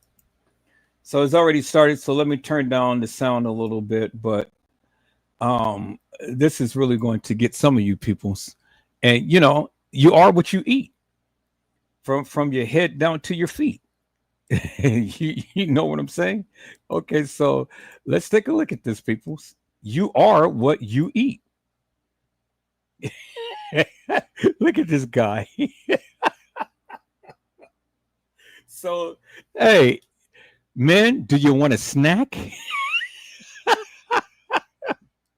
With bacteria, and eating too much can be risky for your health, but in Vietnam, people absolutely love it. First, it's thoroughly washed and massaged to remove the strong odor. Then, the breathing holes are carefully cleaned by hand, and the black outer skin is peeled off, revealing a clean white surface underneath. Tiny hairs are also removed to make it comfortable to eat. After that, it's marinated with lemon to freshen up the flavor. Then it goes into a pot with local red fruit and coconut milk, and simmers slowly. Chili and garlic are added for an extra kick. As it cooks, it turns a vibrant red, and the texture becomes rich and chewy. Finally, it's thinly sliced and served with fresh Vietnamese vegetables and dipping sauce. At first, people might hesitate, but once they try it, they're often surprised by how delicious it is. One of the most unique foods in the world, cow vagina. It's packed with bacteria, and eating too much can be risky for your health, but in Vietnam, people absolutely love it. First, it's thoroughly washed and massaged to remove the strong odor. Then, the breathing holes are carefully cleaned by hand, and the black outer skin is peeled off, revealing a clean white surface underneath. Tiny hairs are also removed to make it comfortable to eat. After that, it's marinated with lemon to freshen up the flavor. Then it goes into a pot with local red fruit and coconut milk, and simmers slowly. Chili and garlic are added for an extra kick. As it cooks, it turns a vibrant red, and the texture becomes rich and chewy. Finally, it's thinly sliced and served with fresh Vietnamese vegetables and dipping sauce. At first, people might hesitate, but once they try it, they're often surprised by how delicious it is.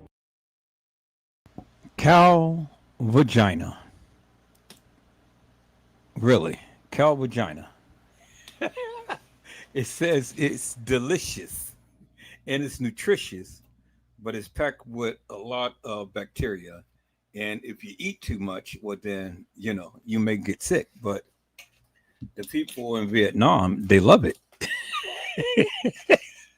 You can't make this stuff up, people.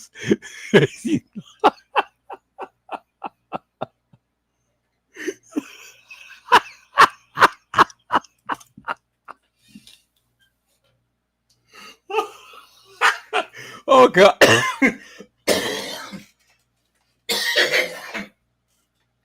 Oh boy, people,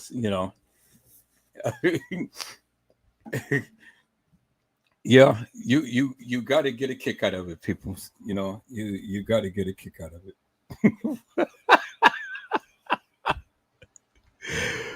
Moo moo.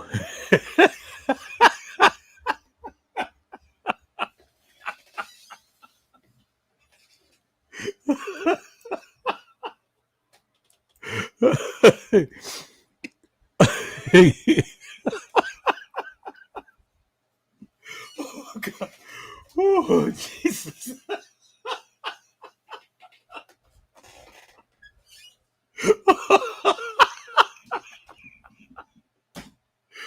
Oh, oh God, Lord Jesus, help me get through this.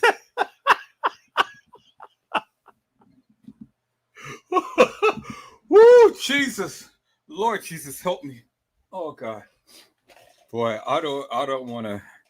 I got to get off this, peoples, because my stomach is going to start hurting, and then I won't be able to talk. So, but yeah. That's what it is, peoples. That is what it is, peoples. That is what it is, peoples. And so, peoples, let me go ahead and let me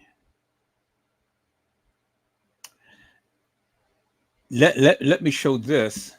Let me show this, and then we're going to go ahead and get into what I wanted to talk about on tonight. Is that all right, peoples? Okay, so I'm gonna share this real quick. So now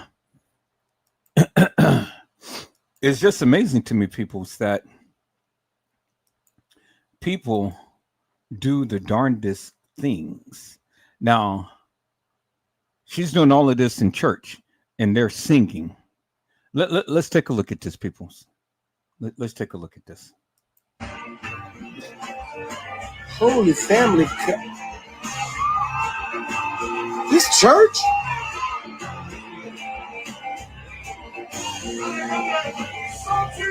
Hey, Tom Franklin! Look what you started!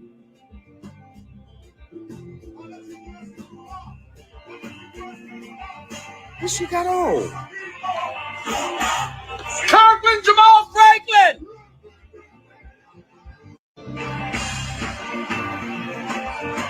Holy family.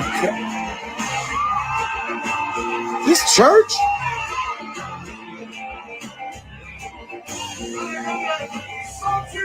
Hey, Tom Franklin! Look what you started!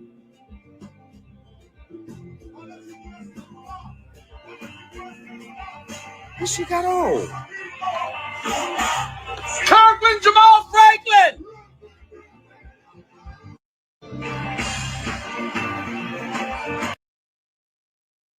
And so, peoples, you know, this is the things that people do. Do you understand what I'm saying? I said this is the thing that people do. This is the thing that people do. You know, they don't they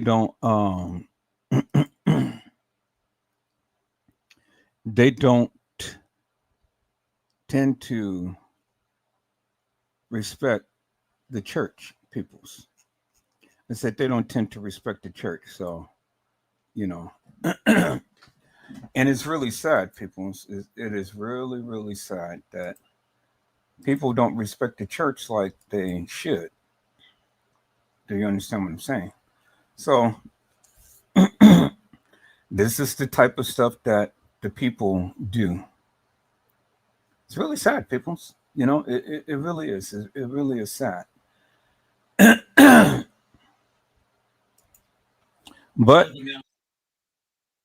it is real, peoples. It's really sad, but it is real. All right, people. So, missing.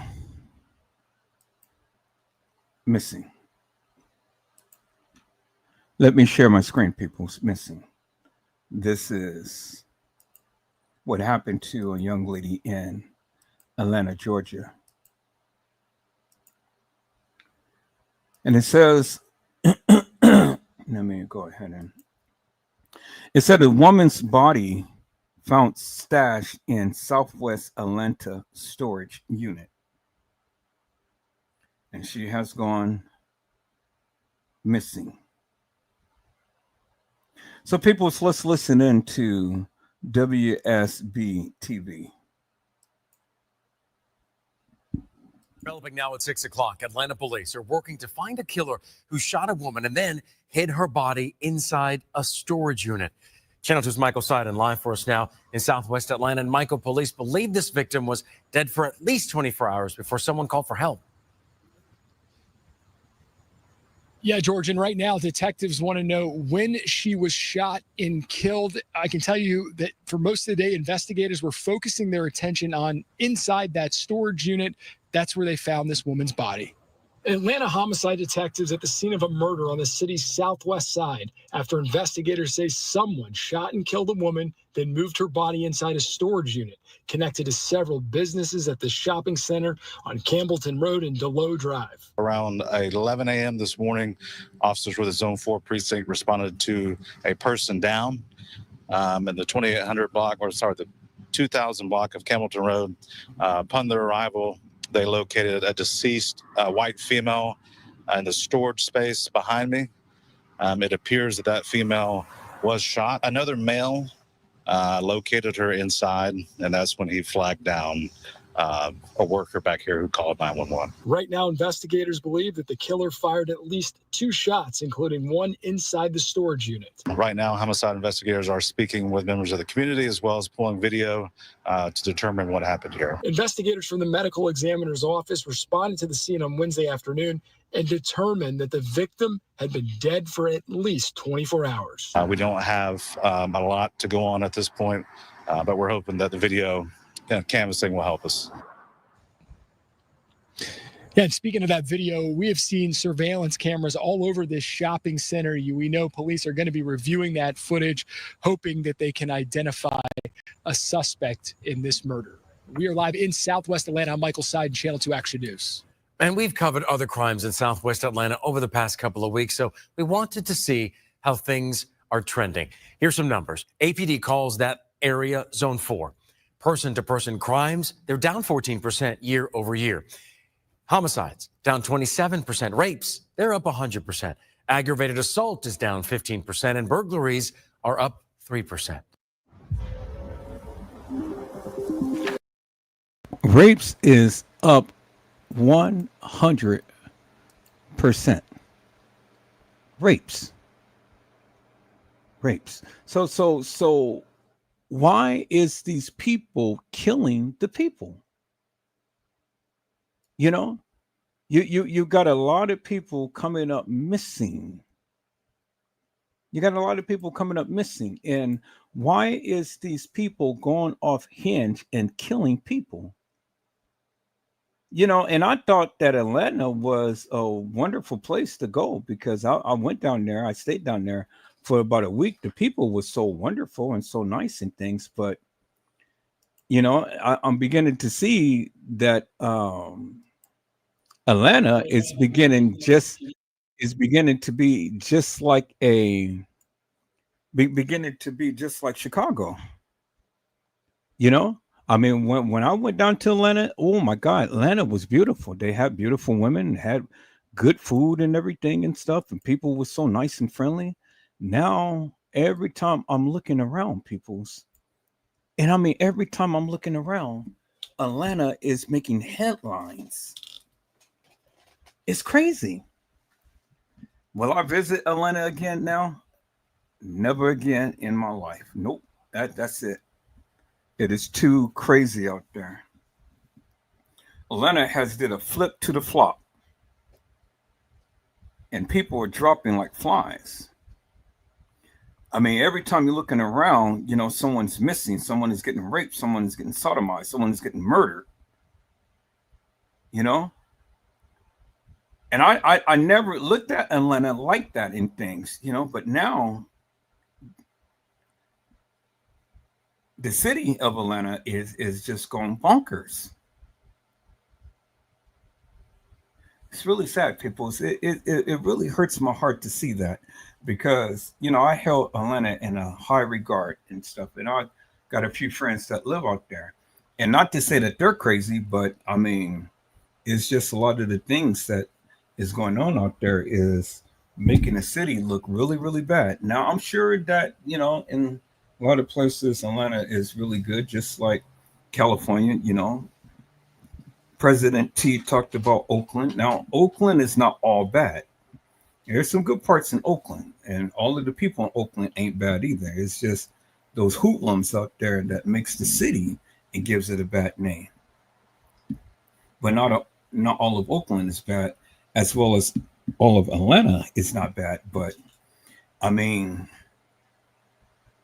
you know, things that I've been saying lately that's been trending, way too many missing bodies, way too many people who's been getting raped and things of that nature. And the numbers that they have posted up that saying that, you know, homicides is down and all like that and stuff. Well, I mean, you know, I don't know.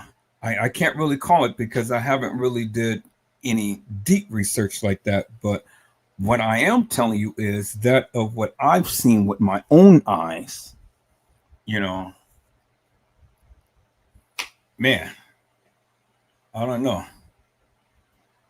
I don't know if it's up, if it's down, if it's the same. I don't know.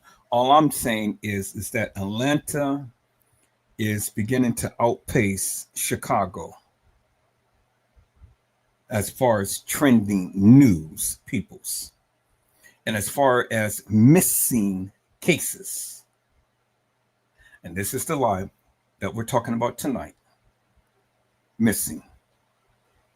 And so, people, here we are.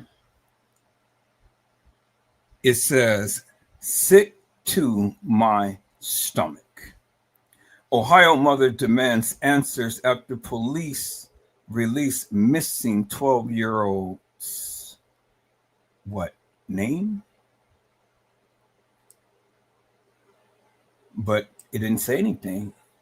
I don't know what they released, but we're going to find out what they released. And this just happened 2 weeks ago. And this happened in Ohio. Man, I will be livid. I will be livid if well, let me reserve my commentary because we got to watch to see what the police had revealed about the missing 12-year-old peoples. At 5, a Columbus mother. She wants answers after police released her 12-year-old daughter during a traffic stop. The mother reported her missing days earlier. Bryn Caswell with our news partners in Columbus asked investigators what happened. Disgusted. I was sick to my stomach. That's how Megan Dunn describes the past 2 weeks. Her daughter, just 12 years old, reported missing to Columbus police back on July 16th. But it's this cell phone video taken by a bystander at Livingston and Fairwood that now raises serious questions about how officers handled the case. They let her go. I have video footage of her and these officers, and they let that little 12-year-old girl that's been reported missing go. It's not okay. None of this is okay. That video captured by bystander Deja Rutland. I just looked at the video one time and knew that was that little girl. Rutland recorded as police pulled 2 women and a man from a black Chevy Malibu, though it wasn't until the next day that she realized who the young girl might be. I got on Facebook and the first thing I saw was that little girl's face, and my heart stopped. Dunn confirmed the girl in the footage was her daughter, Chloe. The fact that she was this close to a fentanyl overdose and the police had her, no regard for any of it. The negligence. Columbus police asked questions. But officers failed to recognize the girl they had in front of them. She provided a wrong name and provided a false age of 15. The officers called her out on that, and she eventually provided her correct name. At the conclusion of that traffic stop, the officers arrested the adult male who had a felony warrant for a parole violation. They released the adult female, and they released from the scene of that traffic stop and allowed them to drive away. I gave it a crack pipe and a crack. Girl, get out of the car. Get out of the car. How did those officers not look at this little girl and register that maybe she shouldn't be with this adult person. She's already provided a fake name, that maybe we need to bring her in for further questioning. That's all part of the internal affairs investigation. I wish I could answer that. I don't have that answer. I can't place myself in those officers' shoes. Why did they do that? Well, that's what we don't know. I will say that it wasn't until you sent us the cell phone video on Tuesday, the following day, that we even knew about the traffic stop. 2 hours after I made police aware of the video, 6 days since she was reported missing, the little girl was found by police. So did I help make this possible? You did, yeah. And we want to thank you for providing that video because we had no knowledge of it. Yes, we wish we handled the traffic stop differently. We wish that we would have been returned to her parents the day before. Dunn says while her daughter is safe now, she's still waiting for another phone call. I want an apology. I want you to say, you know what? We failed you and your family. And that was Bryn Caswell reporting. Columbus Police said, as you heard, is doing its an internal investigation, and the officers involved could face consequences.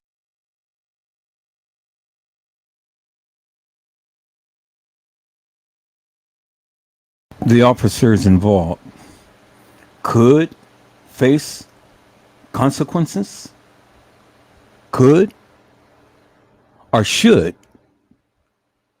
The girl was missing, reported missing, peoples. I said the girl was reported missing, and they're saying that the officer could face consequences, peoples. What do you mean could? They should. What is this adult black male and black female doing with a young buck? And they let him go. How did she get into their possession in the first place? And you already know the girl was whatever, and stuff. She was with him. So what is it that you can ascertain from this, peoples? I mean, really, think about it. Is she so messed up in the mind now that she may end up going back and reverting back to that of what she experienced and things? I mean, come on, peoples. The police did not do their job. They didn't. The girl was reported missing. I said the girl was reported missing.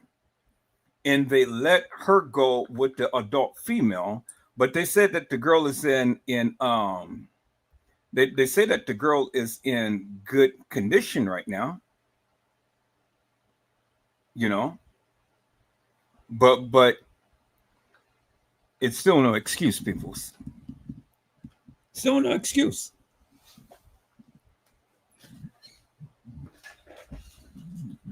You got to watch your babies.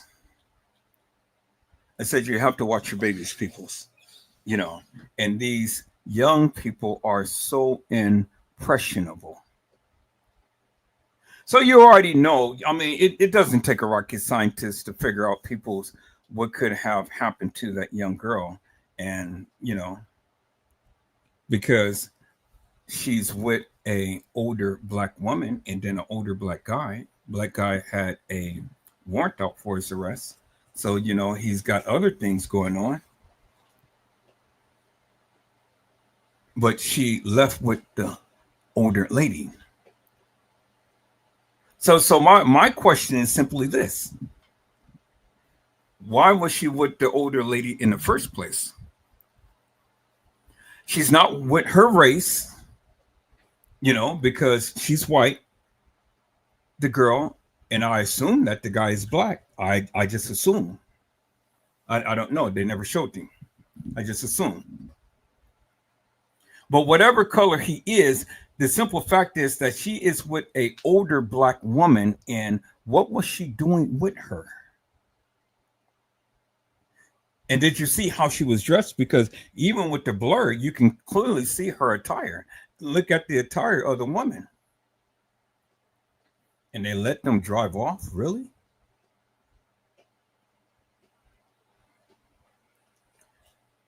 Boy, boy, boy, boy, boy. The officers needs to be fired, and then they need to be prosecuted, peoples, to the fullest extent of the law for not following protocol, process, and procedures.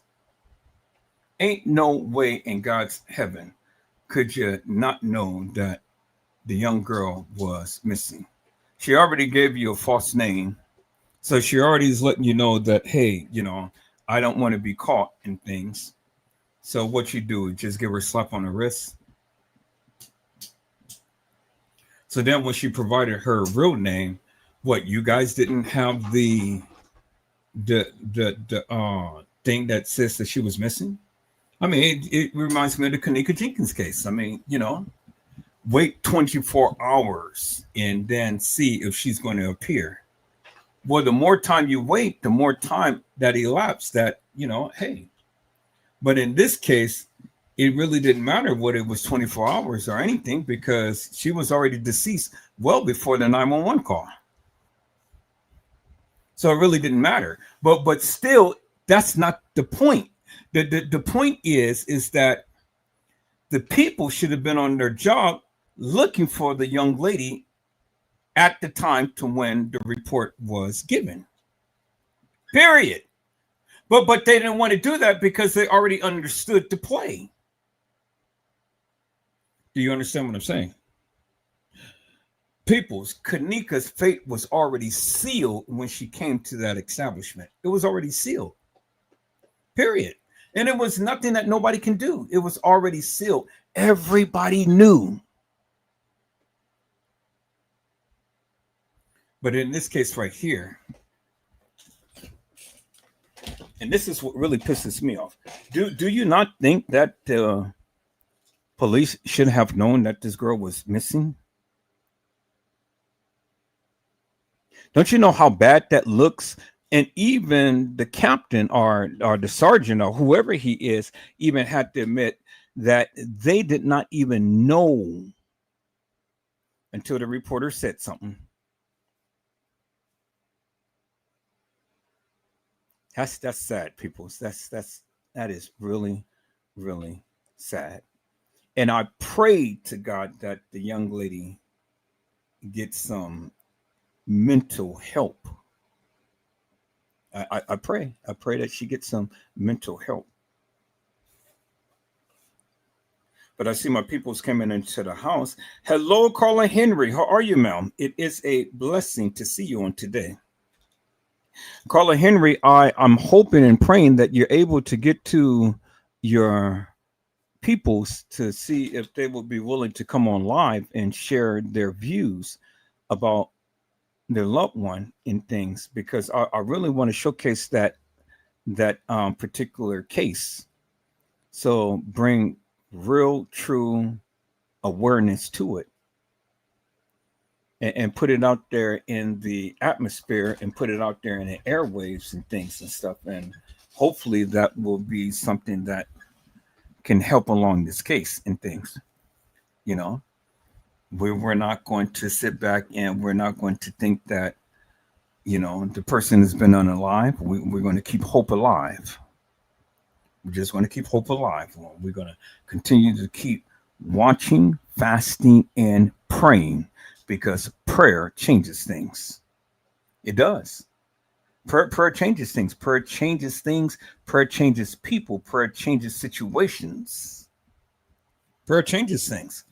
And I'm just, to the degree within my hearts of hearts, know unequivocally and undeniably that if you really pray and earnestly pray, people's, and when you pray believing that your prayers will be heard, God will answer your prayers. I'm here to tell you, peoples. I said God will answer your prayers. And so I'm looking forward to that conversation with the young lady to bring awareness to their situation. Is that all right? All right, peoples. I have another one that is in the queue that my moderators had posted up, and let me share my screen. We're going to take a look at that, peoples.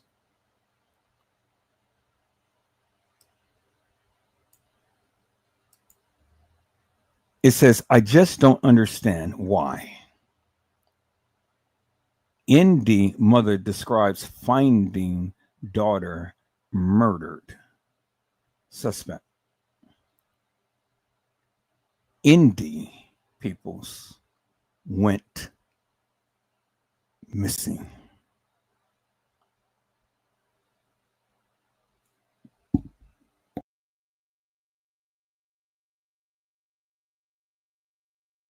New tonight, a grieving mother says she's one step closer to justice after finding her daughter murdered. A suspect is now in jail tonight. CBS 4's Scarlett O'Hara explains the key evidence police say linked him to the crime. Back in June, a mother came to check on her daughter who lived in this apartment complex after neither she nor her friends could reach her. The door was unlocked, and she tells us the scene inside was something no parent should ever have to walk into. I would never get that image out of my head. I touched her, I said, Kimora, and then when I touched her, she was cold, she was stiff. Danielle DiHaniesto found her daughter, Kimora Woods, half naked in her bedroom, shot in the head. She then waited 7 weeks for an arrest. Court documents detail how detectives identified a suspect using a fingerprint on a condom wrapper at the scene. It matched 23-year-old James Wallace, a convicted felon with an active warrant for allegedly tampering with his GPS monitor. Police say security video shows Woods leaving and returning from work. About half an hour later, it shows another car dropping off a man they believe to be Wallace. But only 17 minutes after he entered the building, he walks back out and leaves the complex alone. I don't understand why. What was so bad to where you had to kill my child? What was so bad?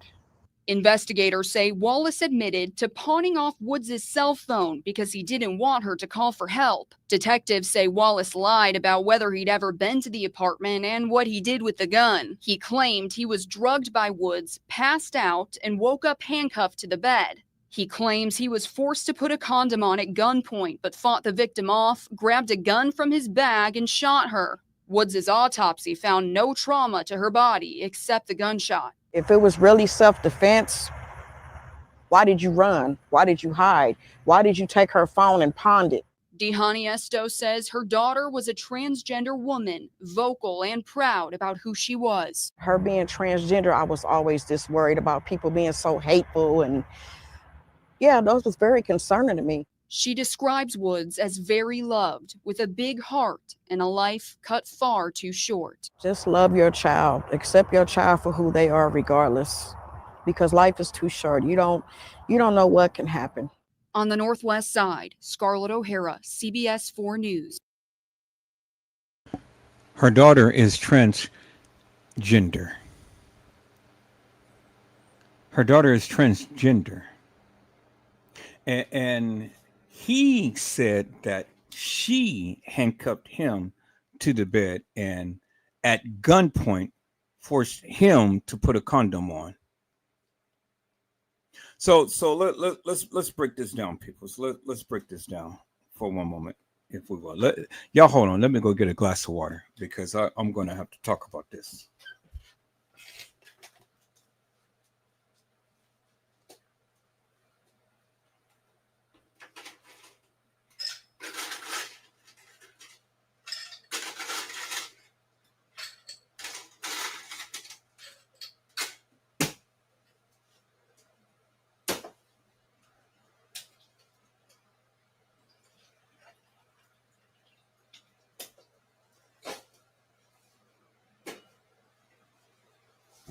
Okay, you guys hold on for a moment. I got to get me a slice of this lemon pie.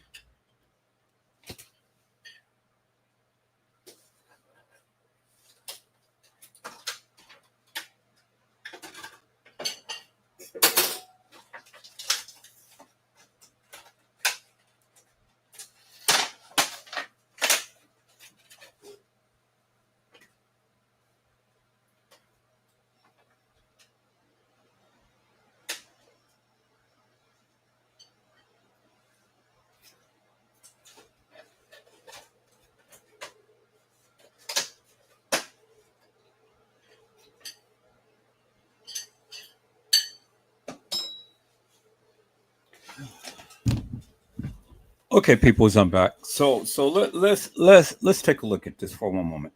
Now, the girl guy is transgender. And looking at this photo, you wouldn't even be able to discern or decipher that this girl was once a man. Do you understand what I'm saying? It's just like the person who walked into the halls of that establishment at Crown Plaza. And many people believed it was Kanika. But I said it wasn't Kanika, it was a transgender. You know? And by looking at this picture, people's, you know, some transgenders, it's hard to tell that they had changed their sex. Now, by looking at this picture, would you ever thought that this person had ever been a guy? Would you ever would have thought that, people?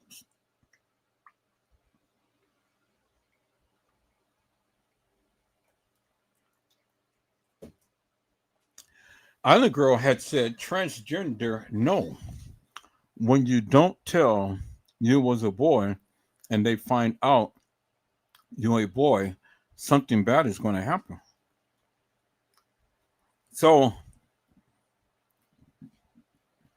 transgender means, peoples, that you haven't fully converted.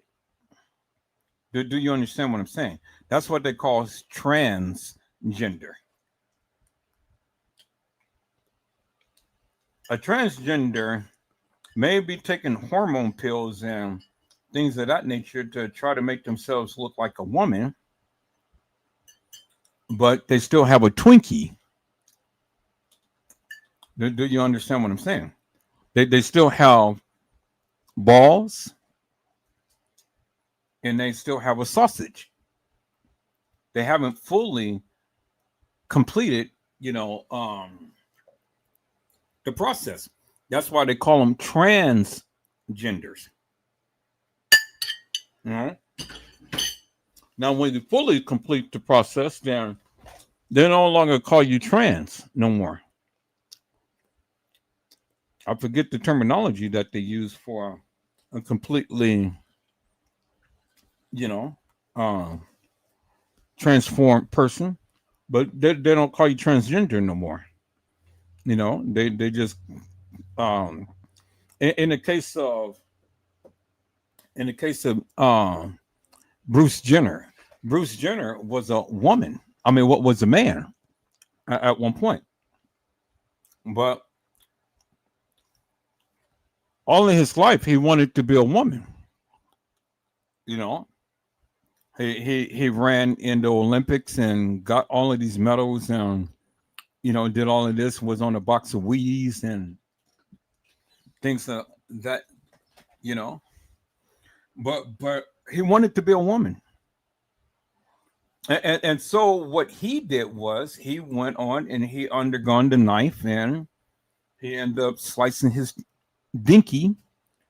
They took off his balls and they give him walls. And so now he's no longer known as Bruce Jenner, but he's known as I forget the name, but he's known as a woman, not a man now.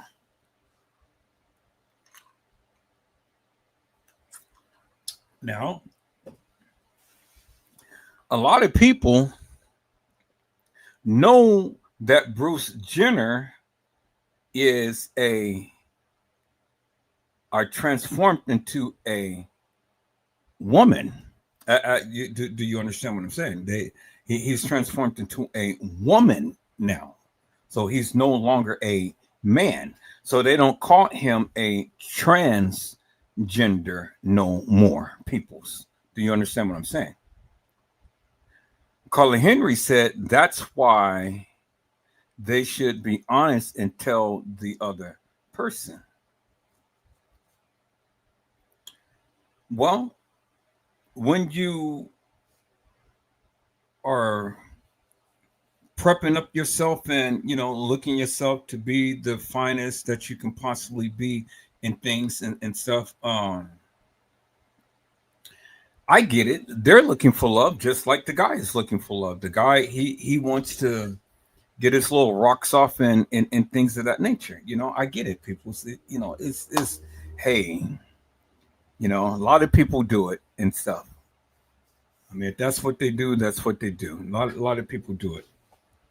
But the thing is that you got to be forthcoming with the people.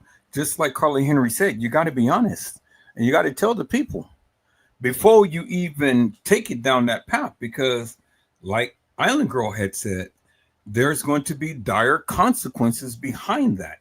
And whether you're gay, whether you're lesbian, whether you're trans, whether you're bisexual, or whether you're no sexual or whatever the case may be in things and stuff, I mean, you know, you have to be honest with the person whom you're going to lie down with. Do you understand what I'm saying? See, the thing is, peoples, you know, if you're not honest, well, then things is going to happen. Now, let's break this thing down. You know, how did they connect? We don't know. But obviously, they connected. And obviously, this person already knew that they wouldn't have been able to get a person or find a person knowing that they are going through the processes of changing their sex. But they don't sit down on the toilet, but they stand up over the toilet. Do you understand what I'm saying? You may have boobs, you may have a backside, you may flat iron straight your hair, you may put on lipstick, you may put on eyeliner, and you may arch your eyes and do everything, but still you stand over the toilet. You don't sit down, you stand over the toilet. You can go anywhere and stand, and then you can relieve yourself because you are still a man. But you're taking hormones to change your body to become a woman, but you haven't fully converted. And so you know for yourself that you just can't go out and have relations with anybody and stuff, because ain't nobody going to be grabbing a stinky winky. Do you understand what I'm saying? And so you can turn off the lights, you can do whatever and stuff, but then when the man tries to go ahead and go into the cow's vagina, well, then it's like a sword battle, because two swords is going to be battling each other. And one sword can't get into the other sword. Do you understand what I'm saying? So the swords is going to be battling, and then they're going to be like, wait a minute, what the what? What the what? You know, I'm up here kissing on you and rubbing on you and you know, doing all of this thing with you, and you got a sword? Are you kidding me? And that's the reaction that any man would have. You didn't tell him that you got a stinky winky. And boy, all hell breaks loose. All hell breaks loose, people. She is a he-man. And the power of Grayskull. He-men are, in this case, she-men. She is a she-man. You know, half man, half female. And I just discovered not too long ago, people, is that a content creator that talks about different cases and stuff is a she-man. That's why she wear gloves. They tried to you know. But look, you can try to put some boobs and buns and all like that and stuff, and you can and you can disguise your face and try to look all pretty and stuff, but your hands tell it all. And so that's why you wear the gloves, because your hands tell it all. And see, you can't get rid of the hands because you got manly hands. But you try to come off as being a woman, but you're all a man with just fake boobs and a fake butt, eyeliner, eyelashes, and all like this, and trying to talk like a woman. But even in your speaking, your characteristics is still like a man, no matter how much you try to girl and all like this and stuff. No, you ain't fooling nobody. I mean, you had me fooled. Really, you had me fooled at one point and stuff, because I wasn't looking at you so closely like that. But then when Buzz got into my ear that you transcended and you became half male and half female, I started to look closely. And me being a man can already pick up on things and stuff. And I picked up on things. And the one thing that I noticed is that you all the time wear gloves on your live, because you don't want to show your hands, because you got manly hands. You are a she-man. You're a she-man. And see, people, hey, if that's what they want to do, well, then that's what they want to do. It ain't my business if they want to go and get their sword cut off and their balls cut out.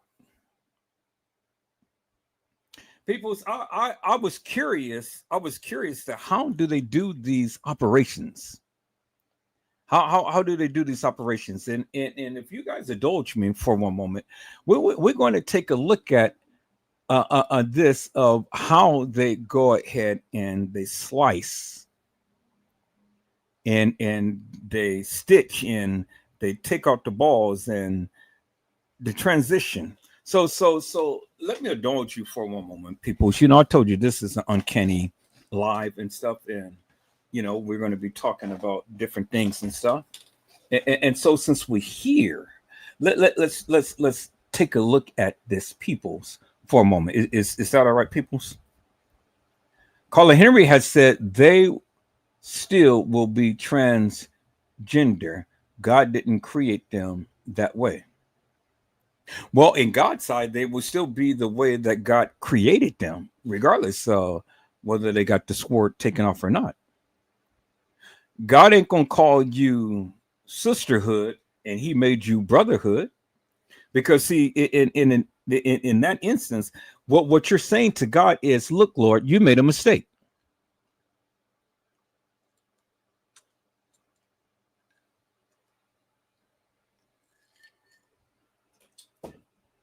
See, that's what you're saying. You're telling the Lord that you made a mistake. And that's the worstest thing that you can ever do, peoples, is tell the Lord He made a mistake. God don't lie, and God doesn't change His mind. And what God says, that's what it says. When God speaks, it's final. And so when the Lord says that you're a man, you're a man. It doesn't matter if you get your sword sliced. You are a man. And I don't care what society calls you. In God's eye, you are a man. Do you understand what I'm saying, people?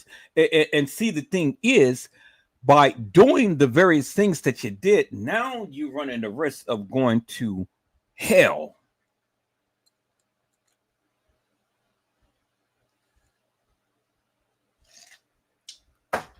Do you understand what I'm saying, people? It's just things that you just don't do.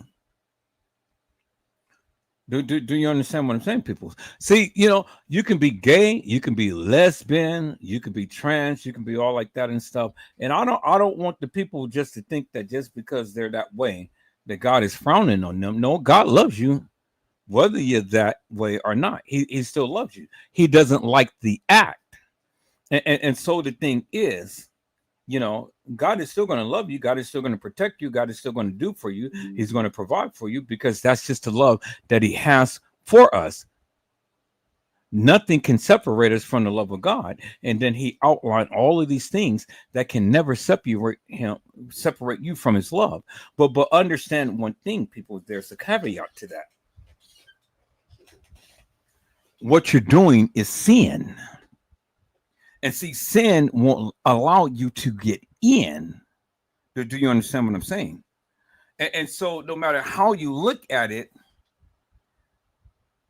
you can't sin. See, God loves you, and God wants the best for you, and God will provide for you. He'll do all these things for you, but he wants you to turn away from sin. Do you understand what I'm saying, people? It's because sin won't let you in. That's why the woman at the well had to turn away from her sinful nature. She was caught in adultery, people, and the people was ready to stone her. Do you understand what I'm saying? But see, the good Lord had mercy upon her. Do you understand what I'm saying? Good Lord had mercy upon her. You see? And so what did the good Lord say when he had written in the ground? Good Lord says that go and sin no more. Meaning that you got to stop the things that you was doing that made me take a look at you in a different light. Because you need to change. And see, the thing is, peoples, if you don't change, well, then, you know, you won't be able to get in.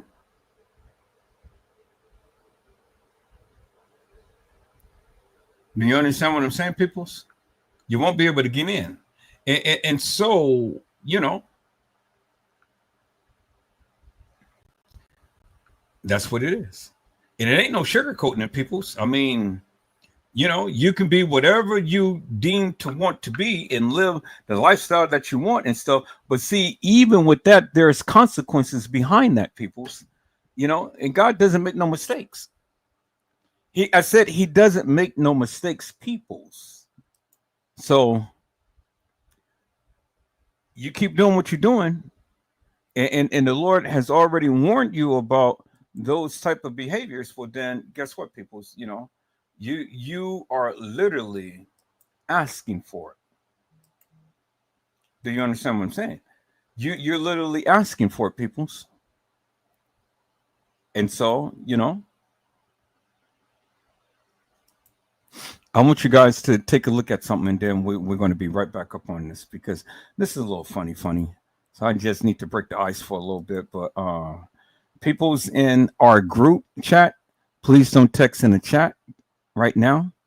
I'm getting ready to share some, so please do not type in the chat, because I don't want that to come up on the live. Is that all right, peoples? All right. So peoples, let's take a look at this right here.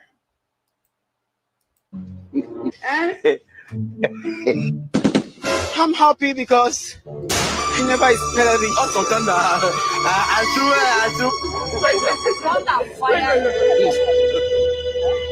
mercy. I don't want peace. I want problems always.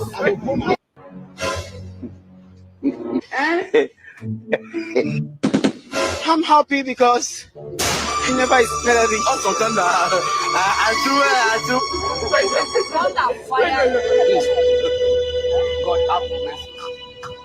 I don't want peace. I want problems always.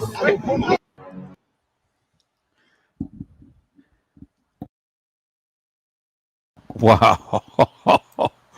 Oh boy, I know she was hot. But she had to know that this was a part of the script and things, because I mean, some of the ladies that I know, and they were ever in a situation like that, even if they were playing, oh man, it was some dire consequences going to be happening and things, you know. They want problem. Well, yeah, they're going to get the problem. Do you understand what I'm saying, people? They're going to get the problem. And so, you know, I just thought that was a little funny. But anyway, like I was saying, people, it doesn't matter. And see, it took me some time to learn this and understand this, but I've learned it and I understand it since I got older and since I got a lot more wiser and mature.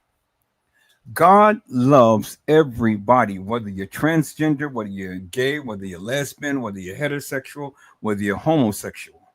He loves you because you're his creation. He loves you. And he made you in his image and his likeness.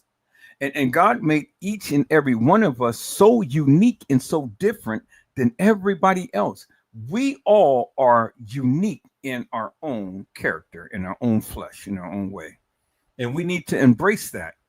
We are an individual and we should love on ourselves more so than loving another. Do you understand what I'm saying? But don't get the big head. Don't get the big head, you know. Don't get conceited. Don't get rotten inside and stuff and thinking that you're all that in a cup of tea. You know, some people tend to think that way, and they tend to think that they're God's gift to America. But see, peoples, I tell you, when you get older, all of that beauty fades. Do you understand what I'm saying? Beauty fades, peoples. It fades. And so, you know, you start talking all of this, whatever and stuff. You know, God can allow things to happen, and then, you know, you become an ugly duckling instead of becoming a beautiful swan, because it's all within yourself. It's all within the attitude and things. And some people don't have an attitude of gratitude, and they tend to go ahead and speak out and start, oh, well, I'm so beautiful, and, you know, I can't mess with this person, that person. And, you know, they get conceited. They get nonchalant. They get besides themselves and stuff. And, you know, and so time happens, and then they start to become ugly because they get all of those wrinkles in their lines. They get the little sag and bags and everything else and stuff. And all of the plastic surgery in the world ain't going to help in things, because that is all false, fake, hilarious, and nefarious madness that you're injecting into your body. And then after time, people's that firmness tends to turn to jelly. And then what are you going to do? You got a body full of silicone. Then that stuff starts to leak, and then you get sick, and then, you know, what?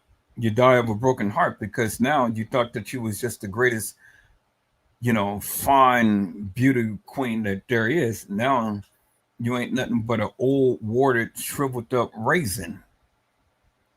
Do you understand what I'm saying, peoples? And so, you know, now I don't know why the people do it. I really don't know, but they do it. And I had to come to the degree, peoples, that I don't understand it, but I don't have to constantly browbeat them for it. Do you understand what I'm saying?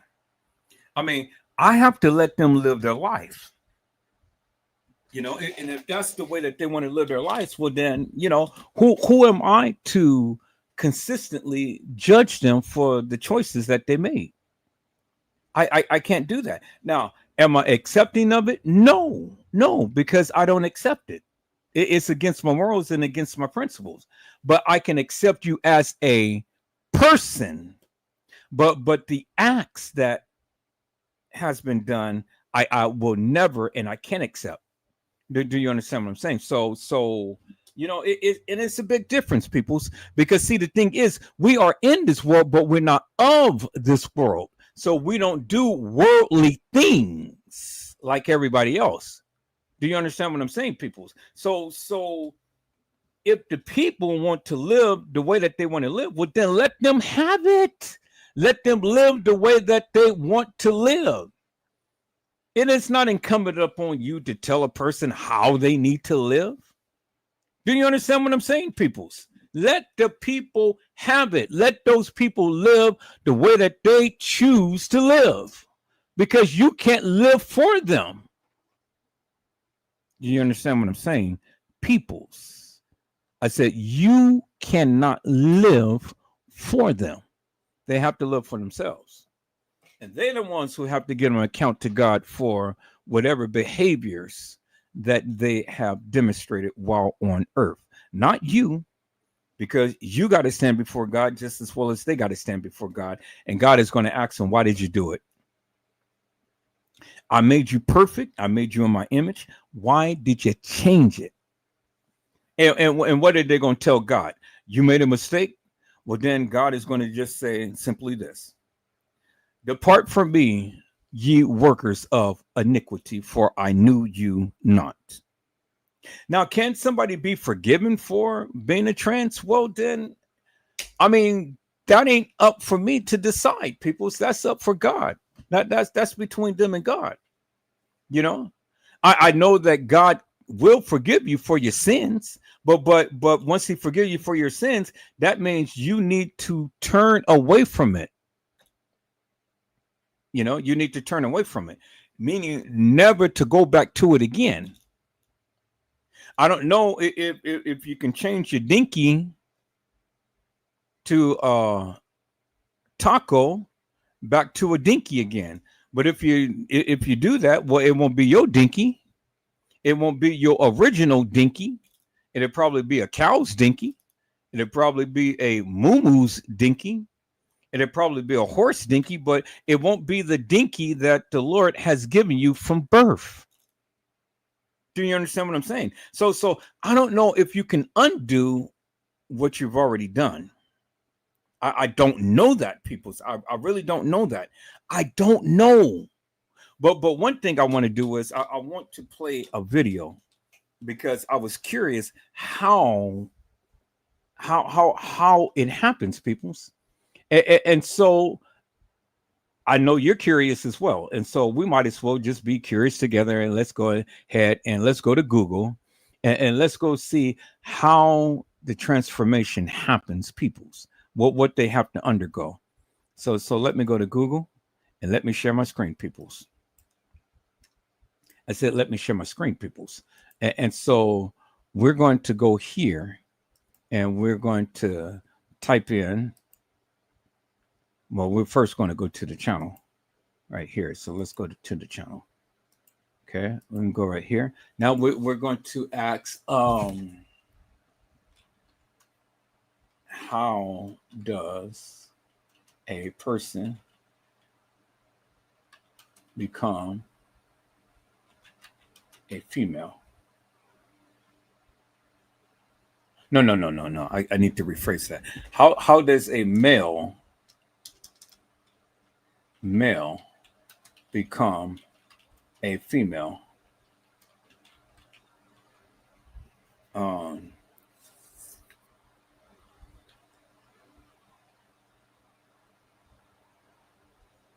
How does a transgender male become a female?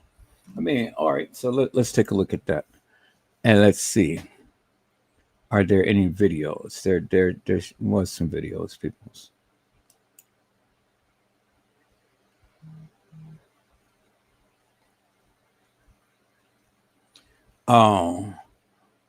Let's go back. Let's go back. And then let's look at video. Okay. So this is a video. Before I show that, peoples, let me take a look at that right quick before I show that. Let me take a look at that. I mean, they got it on YouTube, so I'm sure that they're not showing like actual. So I think they're going to be showing, you know, a lot of. They're not really showing. Oh my God, people, this is like. So they're not really showing. So okay, so I think I'm good. Oh well, nah, nah, nah. Oh my God. Oh my God. Oh. Ooh, shimmy. Ooh, ooh. They're cutting. Oh my goodness, peoples. Oh no. Oh no. Oh no. Oh no. Okay. Nah, I'm not going to show that. What I am going to do is I'm going to put the link in the chat, and then you at your own leisure can go ahead and see that, because they're showing the man's dinky getting cut off. And I thought it was just a video to where it was just going to show like some cartoons or something, like I did see it on the last time. But this is some actual stuff. And I'm surprised that they got this up on YouTube and they're showing you. You know? I mean, they're literally showing you, peoples. So I'm surprised that they got this up on YouTube and they're showing you how it is, and they're literally cutting off the man's Twinkie. So I'm not going to show you that, but let me look. Let me see, peoples, because when I saw this, I saw I saw a video, but it was like a cartoon like thing. So let me check this right here and see. I can't believe that they're actually showing the Vanja.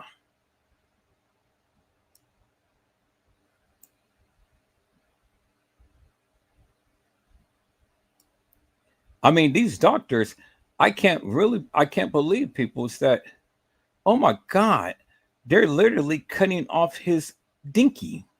Okay, so here, no, I'm not going to show that. But here, let me copy this link. Let me copy this link, peoples. Then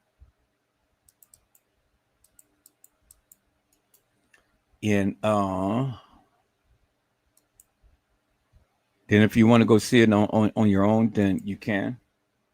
So this is a link to the channel. I know that's a long link.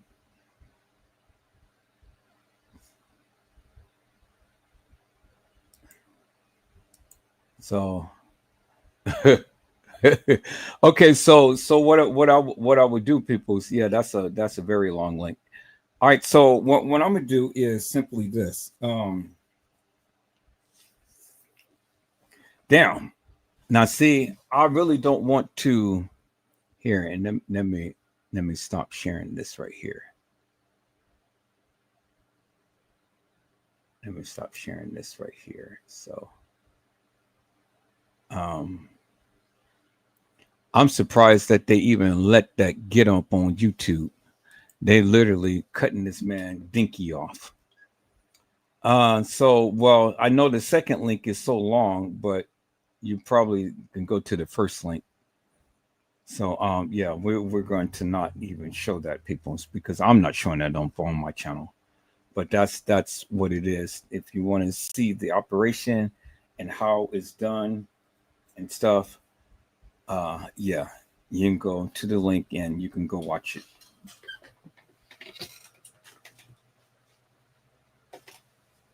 But that's to the degree of where I'm going to go, because I work too hard for my channel, and that's the last thing that I want to put on my channel for me to get a strike.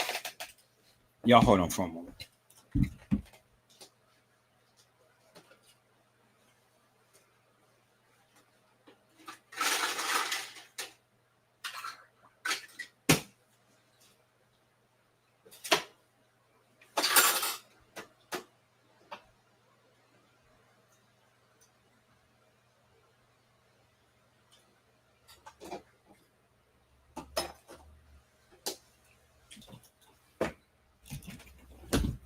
Okay, people, so I'm back. So, yeah.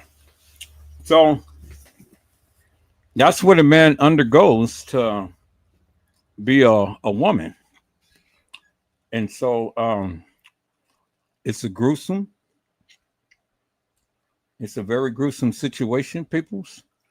You know, it's really heartbreaking to see, but you know, it is what it is. But I have learned to be respectful of their I have learned to be respectful of, you know, that of what they had chose to do. Do you understand what I'm saying, peoples?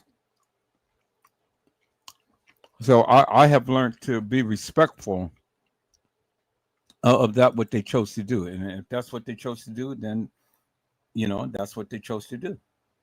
I've learned to be respectful of that and things. Not that I agree with it. I don't agree with it, but at the end of the day, you know, it is what it is.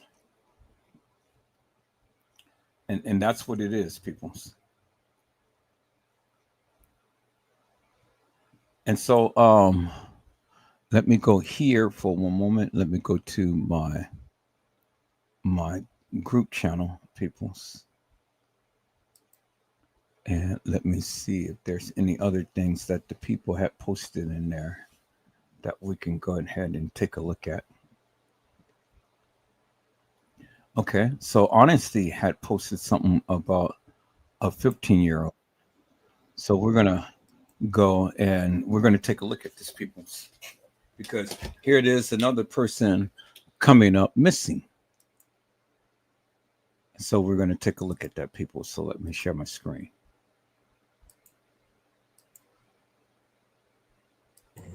Nisha, this is Lawrence. He go by low. He said he was going to the store with some friends. A friend came in, picked my nephew up, said they were going to the store. We have not seen him since. This is nothing like him.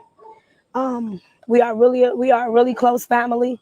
Every single person's house that he would even go to, we've checked. We're all out here. We were told by a friend, or supposed to be a friend, the person who was driving the car, that they dropped him and another boy off in this area, and that they took off walking.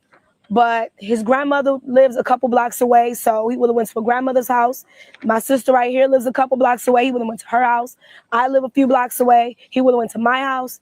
He has not showed up at anybody's house. Oh, I cannot believe we holding this.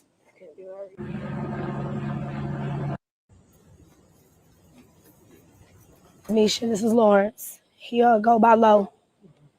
He said he was going to the store with some friends. A friend came in, picked my nephew up, said they were going to the store. We have not seen him since. This is nothing like him. We are a really close family. Every single person's house that he would even go to, we've checked. We're all out here. We were told by a friend, or supposed to be a friend, the person who was driving the car, that they dropped him and another boy off in this area, and that they took off walking. But his grandmother lives a couple blocks away, so he would have went to a grandmother's house. My sister right here lives a couple blocks away. He would have went to her house. I live a few blocks away. He would have went to my house. He has not showed up at anybody's house. And so he came up missing, peoples. And so if anybody has seen him, they haven't given any information as to how they can go and reach out to them to let them know. So I guess, you know, it's a community thing and stuff. But this next one right here, peoples, this next one right here is going to tug on your heart in a major way. I mean, in a major way, peoples.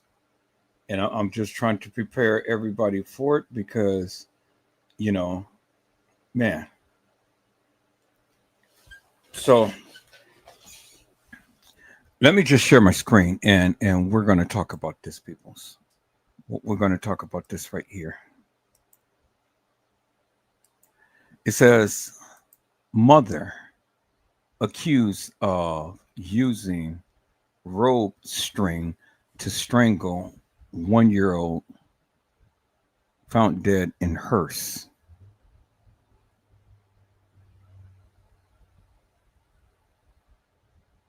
Did you hear what I said, peoples?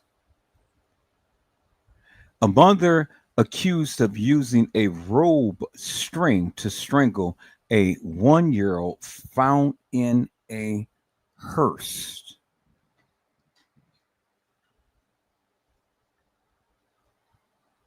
And there she is right there, peoples.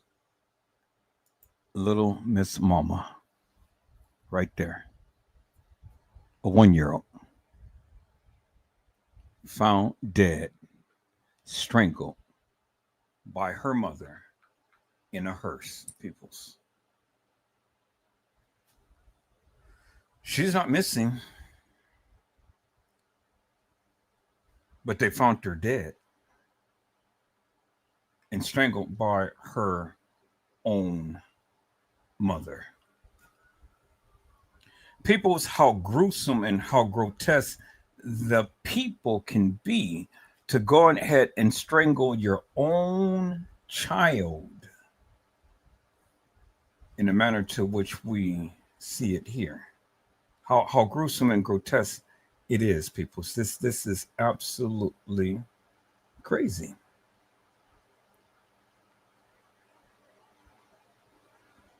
Absolutely crazy, peoples.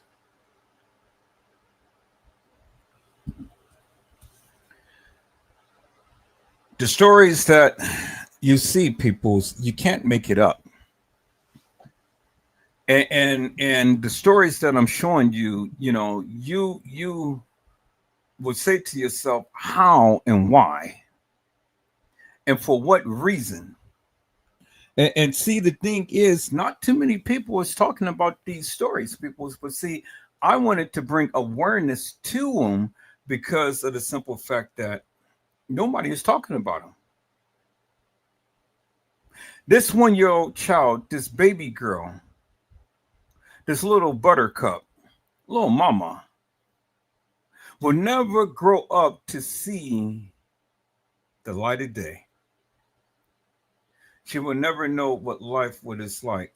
She'll never know what it's been to be in kindergarten, grade school, junior high school, college, to be able to get married, to be able to have a young one like her.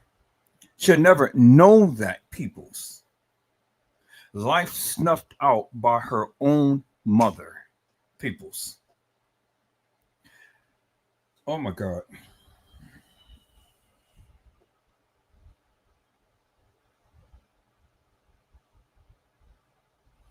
See, peoples, it's when I talk about cases and stuff, I get so wrapped up, tied up, tangled up in it. I get so emotional, because could have been my child in that situation. And it's hard, baby. It's hard.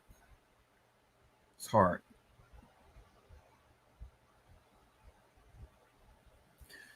Oh man. Okay. Give me strength, Lord, because I want to talk about this. So let's see how far is this going to go. Okay, so it's not really a long. It's not really a long. Damn. Look at all of these cases, people. Oh my God, this is just sad.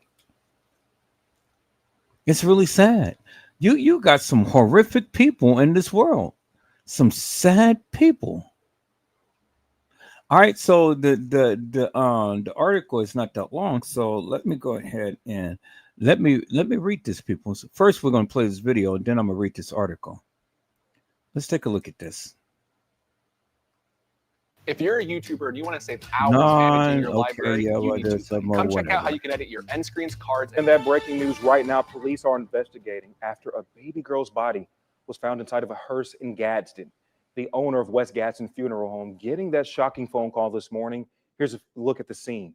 Your reporter, Brady Talbert, joins us right now with what we know about this heartbreaking case and the toll it's taking on the community. Brady.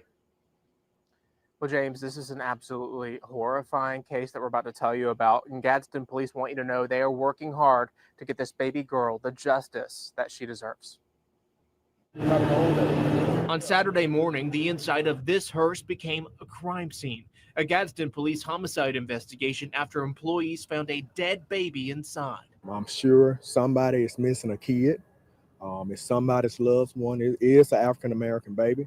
Dantez Robinson, the owner of West Gadsden Funeral Home, tells WBRC the baby girl appeared to be less than 3 years old. His employees were returning from a call when someone thought they saw a doll in the hearse. I got a call from one of my employees. They was getting ready last night. We went out on a pickup, and this morning, we get back. He was getting ready to do some grounds work, and we get back to find a infant baby inside of one of the hearses. To be clear, the baby was not in a casket. Gadsden police saying she appears to have been placed here. Neighbors on scene just shocked at the news. When you come into something like this, you're encountering not only the community's worst day, but it could be yours too.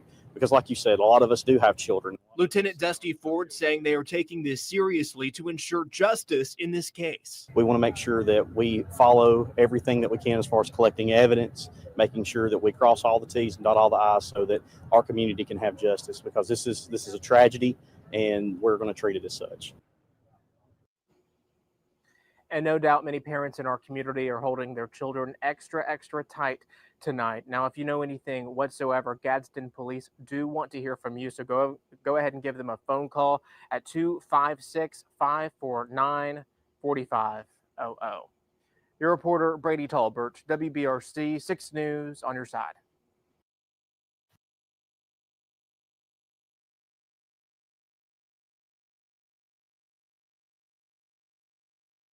Oh my God, peoples. Man.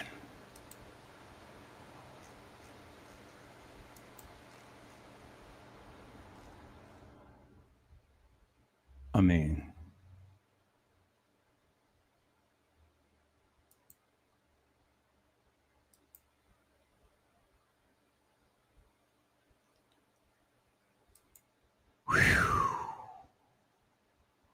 ooh, that took the life out of me.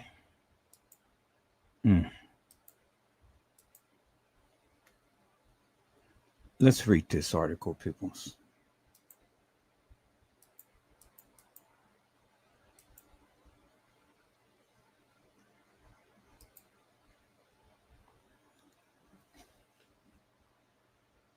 Okay, it said a mother has been arrested after a 1-year-old girl was found dead inside a hearse at a funeral home in Gadsden, Alabama, authorities said. The baby had been strangled with a thick rope string, according to court records. Dantez Robinson, the owner of West Gadsden Funeral Home, said employees was returning from a separate call Saturday when someone thought they saw a doll in the hearse. But when they opened the door, they realized it was a human baby. I got a call from one of my employees. They were getting ready last night. We went out on a pickup, and this morning we get back. He was getting ready to do some groundwork, and we got back to find an infant baby inside the hearses, Robinson said. The baby was not in a casket, but she appeared to have been placed in the hearse. Authorities identified the baby as 1-year-old Blessed Pearl. And there she is right there, peoples.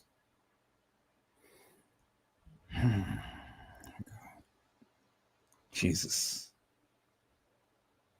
Gadsden police arrested Tarika Pearl, the baby's mother, on Sunday. In under 12 hours, the investigation moved from uncertainty to arrest, wrote Lieutenant Dusty Ford with the Gadsden Police Department. There is the heifer that literally took the life of the child. Right there, peoples. She doesn't deserve leniency. Can anyone ever forgive her? I'm sure that there would be some that can probably muster that up. But as far as I'm concerned, put this heifer away for all eternity. Never to ever have any kids or walk the face of this earth. For what reason does she have to go ahead and unalive her own child? No reason whatsoever, people. It is just disgusting. Very disgusting, peoples.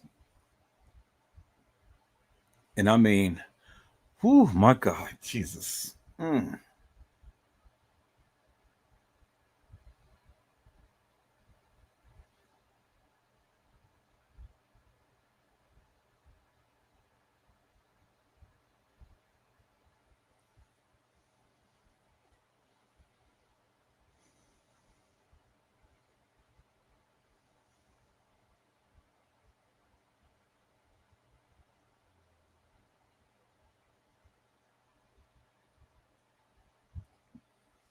Oh, God, Jesus.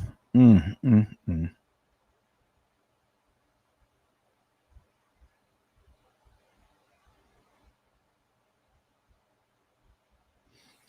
see, people, these are the monsters that we're dealing with daily. And these are the cases that needs to be talked about in things, because these people should never, ever be able to walk out in the community at all, period. They should be thrown into the prison and have the key thrown away from them. And they should give the harshest sentence possible that is required by law. You know, now,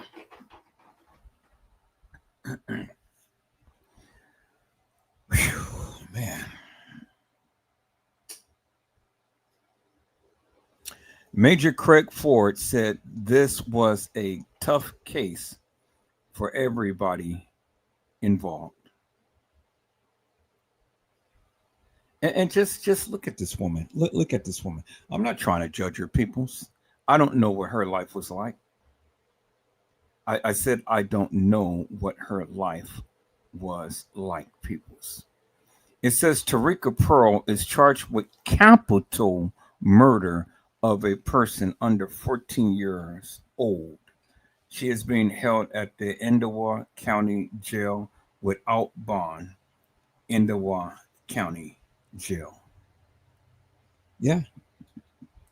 Well, capital murder means she's going to get the death penalty. So it means that out of so many years of her being in prison and stuff, you know, eating bologna sandwiches and whatever they sell in there in things, you know, that's all you're going to have for the rest of your life. So she's going to lose a lot of weight, you know, unless she has some people on the outside that, you know, is going to pack her up with a lot of stuff on her commissary, but she's going to lose a lot of weight.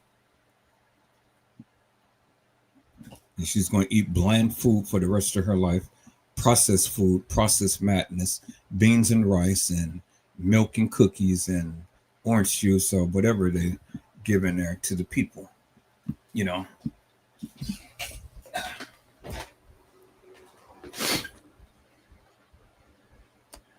It says, I'm proud of the way our police department went after the truth and got it done, Ford said. An arrest doesn't take away the hurt. It doesn't. But it does means we're one step closer to justice for this child. Pearl is charged with capital murder of a person under 14 years old.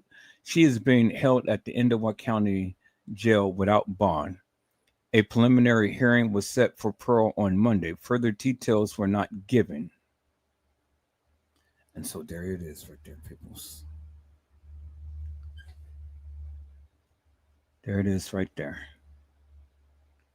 This little beautiful bundle of joy. was found strangled and placed in a hearse. Now, my question is, how did she get in the hearse? I mean, did she just happen by happenstance see the people whose body that they were going to pick up and stuff? That's the question. Because usually when the people come pick up the body and things, they don't leave the hearse unlocked. You know? So my question is, how did that baby get into that hearse? How?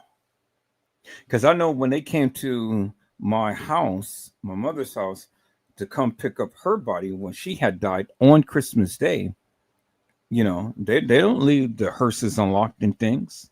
You know, they came in, they wrapped my mother's up in a body bag and stuff, and then they transported her body down to the funeral home. And then, you know, they prepared her for her funeral. But they don't normally leave the hearses unlocked. So my question is, how in God's name did she ever get the body in the hearse without anybody ever being able to see her put the body in there? You know? And how long was the baby deceased? And then, you know, why did she do it? For what reason did she do it? Was she trying to get back at the man in her life? Or, you know, was the baby too loud? Was the baby crying and she just literally snapped in, you know? But the question is, and they're not giving us no answers, how did that baby get in the hearse? That is my number one question. I get everything else. You know, the baby is dead. The baby was strangled. So we got how the baby had died. We don't know why the baby died, but we got how the baby died. But my question is simply this: how did that baby get in the hearse? When the people went to go pick up a body, because, you know, that's what they were doing. But how did the baby get in the hearse? That's the question. Because see, the thing is that, you know, what are they doing leaving the hearse unlocked? Whatever they went to go pick up a body.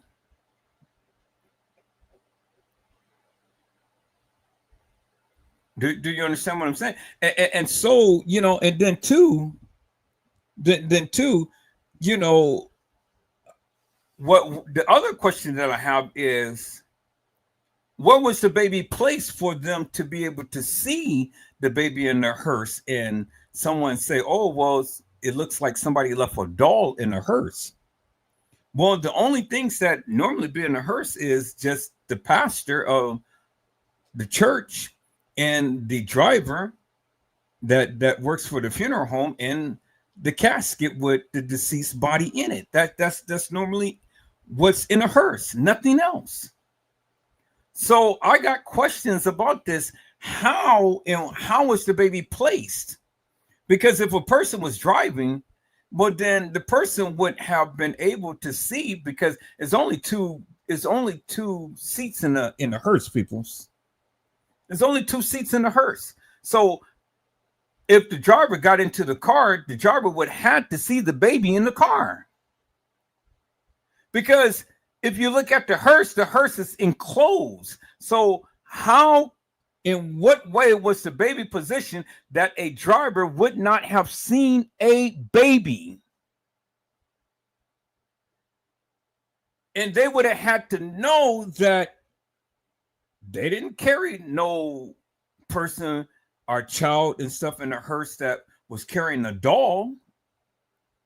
They would have known if anybody was in a car with a baby in there. So the question is, people, see, and see, these are the things that I ask. These are the things that I want to really try to get a greater understanding, and hopefully it will come out in the court filings and things. And when this person goes to court and, you know, goes through all of that and stuff, is how did that baby get in the hearse? How? Let's go back up on this, people, because see, it doesn't make no sense to me.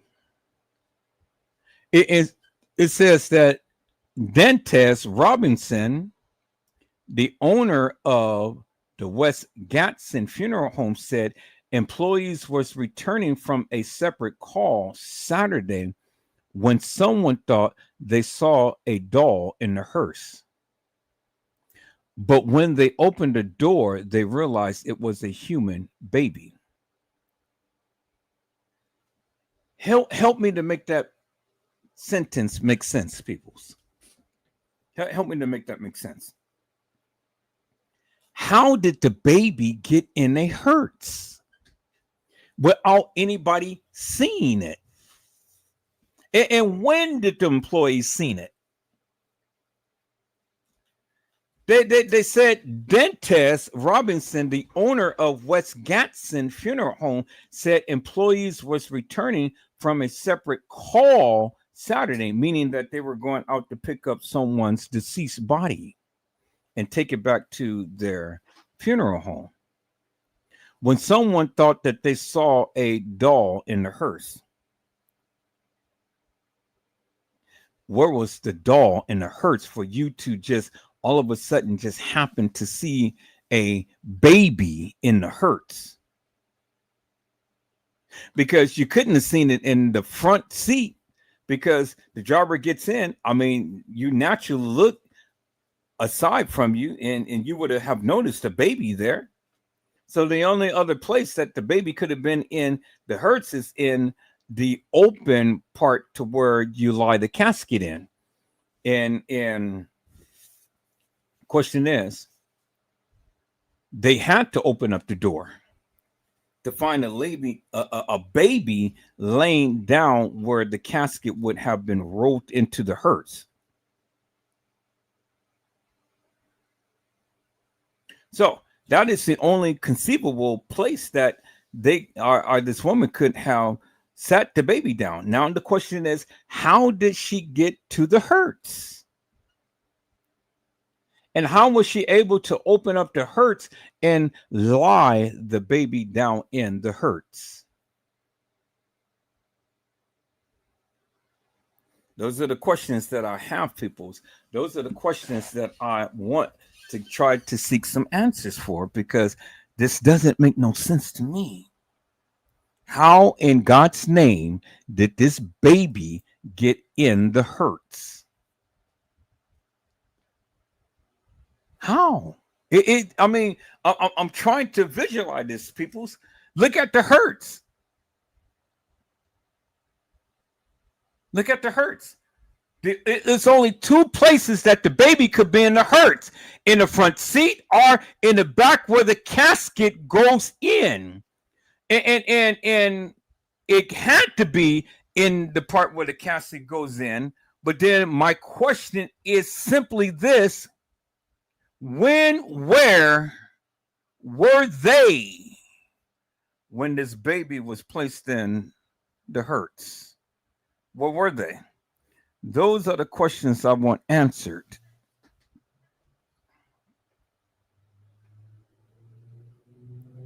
You know, because it's not every day that people go out and pick up bodies and things like that and stuff. And then,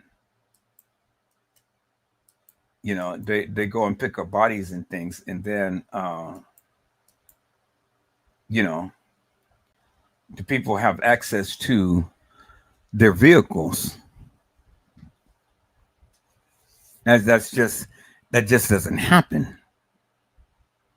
This is an uncanny situation. This is an uncanny type of case, and I'm going to follow this case, because I'm going to follow this case. I got to, my curiosity is piqued as to how in God's name did this woman get a baby in the hearse. And my question is, where did the employees find the baby? And how long was that baby in that hearse before they finally figured out? Because, see, if the baby was in the hearse, the baby wasn't tied down to anything. So whenever the hearse drive off or something, they had to hear the clanging and banging of the baby rolling around where the casket would have laid. So, you know, by the baby being back there and stuff, the baby had to have been rolling around and things. So they had to hear some thumping and bumping and things if they were, driving around and stuff. That baby wouldn't have stayed in no one position. Do you understand what I'm saying, peoples? So when they make the turn, the baby will have rolled, because all it is just a smooth surface in the back. That's it. A smooth surface for the casket to roll in on. They have retracting wheels that the casket rolls on those wheels, and then it rolls right into place. So if a baby was back there, it's nothing to tie down the baby to keep it secure. The baby would have been rolling all around in that Hertz as it drove, because the surface is so smooth that baby would have been bumping here and there and all everywhere and stuff. And man, just the thought of that, just wow, this is, oh my God, man. Jesus. And see, I know, because I filmed thousands of funerals.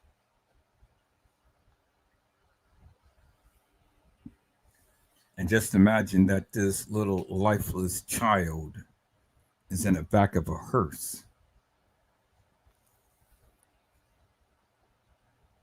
And my question is, how did that baby get back there? How did she get access to the Hertz without nobody knowing? Somebody dropped the ball.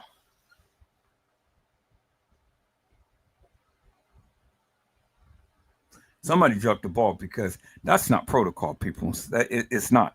Because see, the thing is that if you're walking and you're leaving the Hertz unattended and open, and just say that somebody's body was in there and stuff, somebody can literally go and open up the door, unscrew the little lock thing to where they, hold the casket in place, pull the casket out just on GP measures and stuff, and the casket would have been on the ground.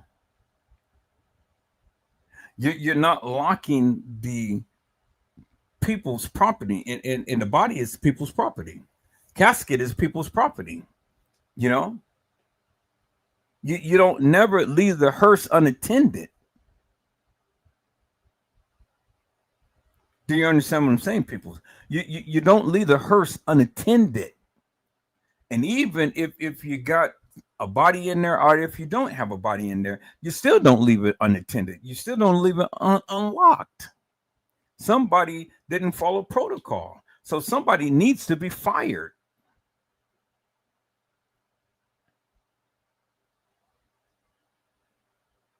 That just doesn't happen.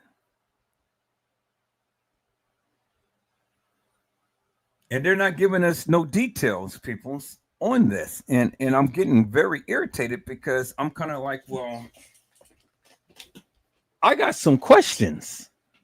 And my question is, how in the hell did this woman get access to the Hertz? How? Who left the hearse unattended for a lady to go and put a baby in the Hertz?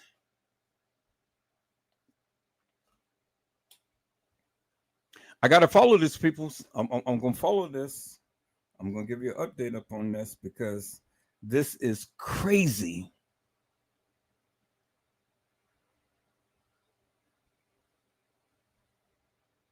Oh my God. I can't, peoples. I can't. I just can't. My mind is just, man, wow.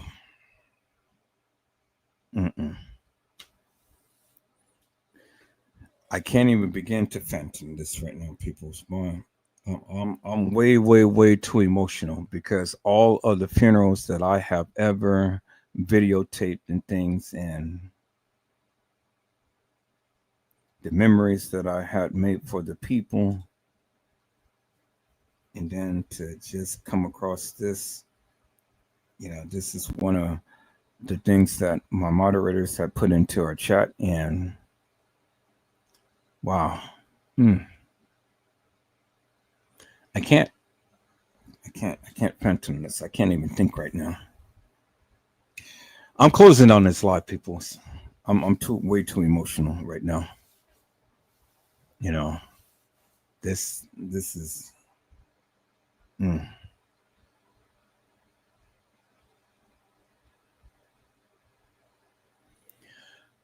Oh, this is going to haunt me for quite some time. Because I can't even begin to fathom how all of this stuff could have happened. And how could a baby be placed in a hearse without them even knowing? It just doesn't add up, people. It doesn't add up at all. I don't get it. And I got way too many questions and answers and things, and my mind is racing. See, it's these type of cases that I love to talk about and stuff because, see, I'm a very analytical person, you know, and I look at things differently than other people. And here, let me change this because wow, this is way too much.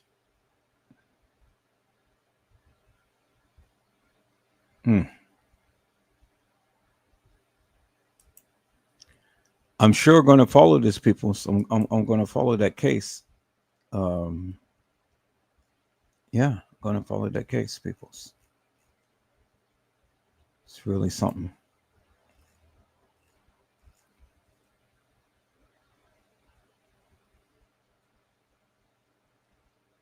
Wow.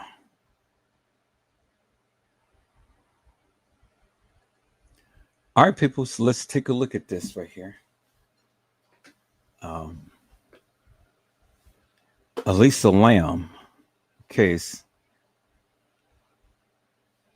has finally been solved. They found her, the young lady who was missing.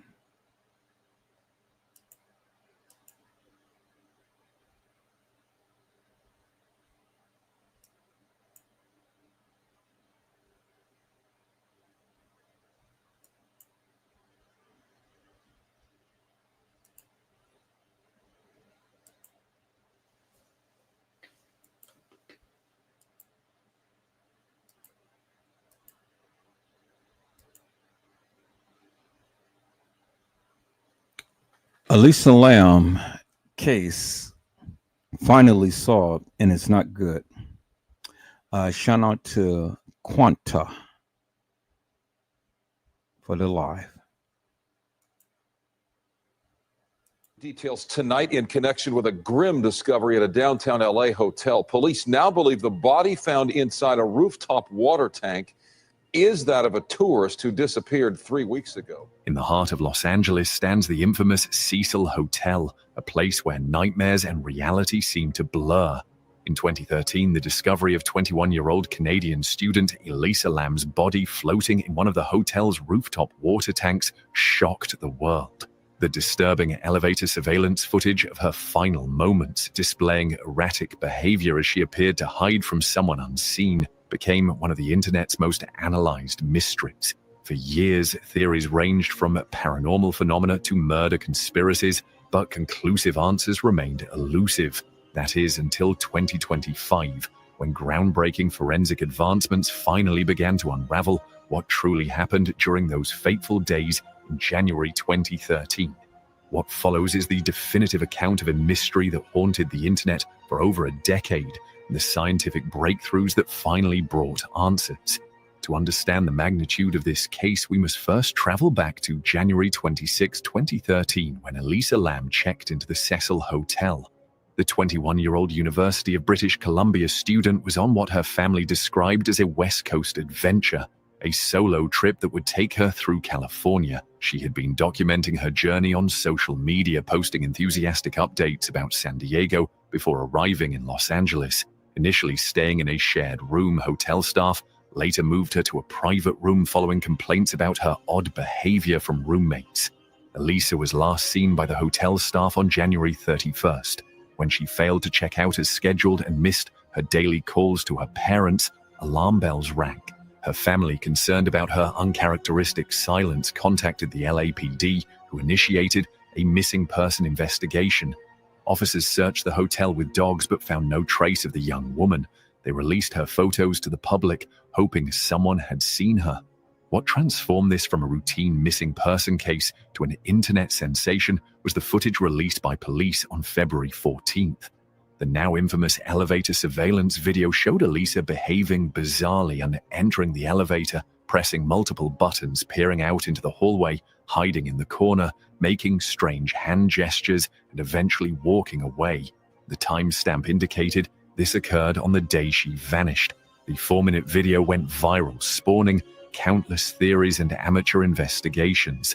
The footage remains disturbing to this day. Elisa's movements appeared jerky and unnatural. At times, she seems to be communicating with someone outside the elevator, yet no one else appears on camera. She steps in and out of the elevator multiple times, at one point waving her hands in unusual patterns. The elevator doors remain open throughout the encounter despite her pressing numerous buttons. Perhaps most chillingly, at one point she steps outside and appears to be hiding, as if evading someone in pursuit. When she finally leaves the camera's view, she's never seen alive again. The Cecil Hotel's dark history. Built in the 1920s as a luxury hotel during Los Angeles' booming expansion, the Cecil quickly fell from grace during the Great Depression. Located in what became Skid Row, it developed a reputation as one of America's most haunted and tragic locations, a reputation that would eerily foreshadow Elisa's fate. Long before Elisa checked in, the Cecil had accumulated a staggering list of murders and unexplained deaths.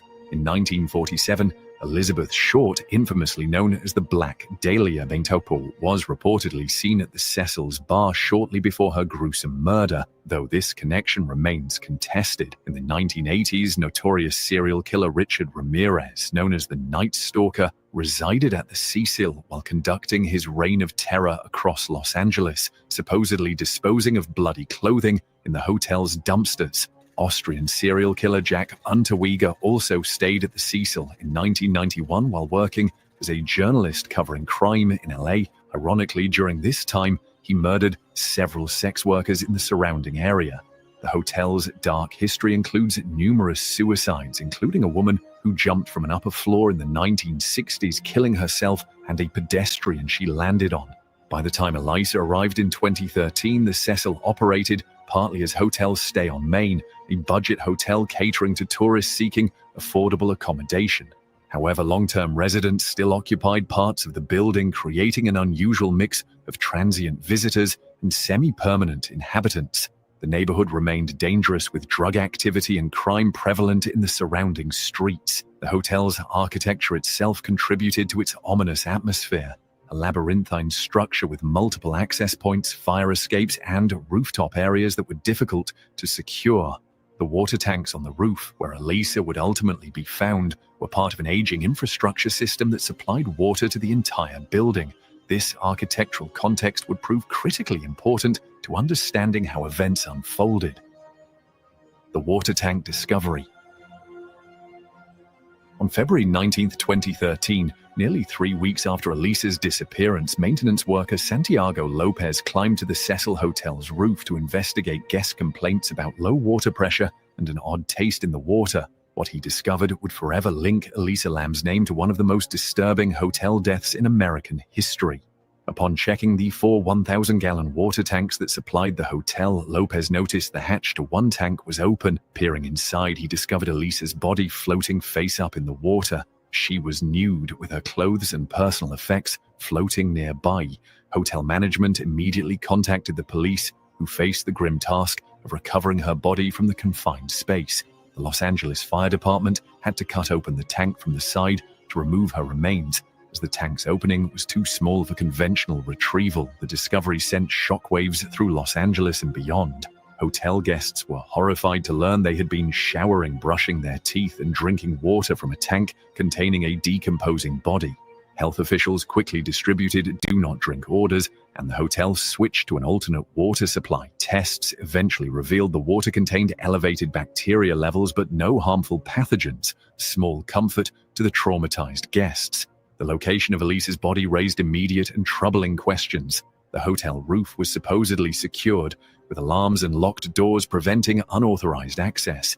Yet somehow Elisa had not only reached the roof but had also managed to enter one of the water tanks, a feat requiring considerable effort. The tanks stood on concrete blocks, approximately 4 feet above the roof.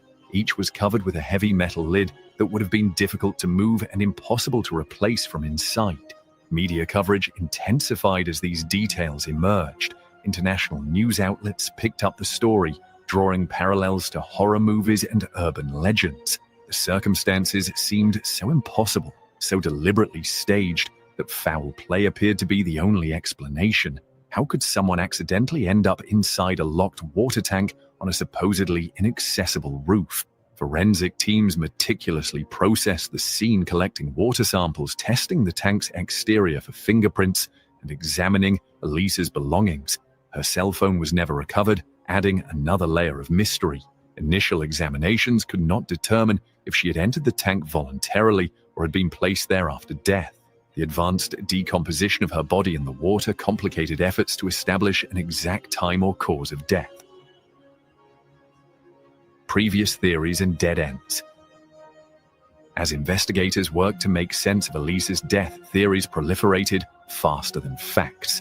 The Los Angeles County Coroner's Office initially labeled her death as undetermined, fueling speculation. When they eventually ruled it an accidental drowning, many remained unconvinced. The peculiar circumstances and unanswered questions led to a maze of theories, some plausible, others venturing into the realm of the supernatural or conspiratorial. The paranormal theories gained particular traction online. Some believed Elisa had encountered a malevolent spirit in the hotel, pointing to her strange behavior in the elevator as evidence of possession or fear of something supernatural.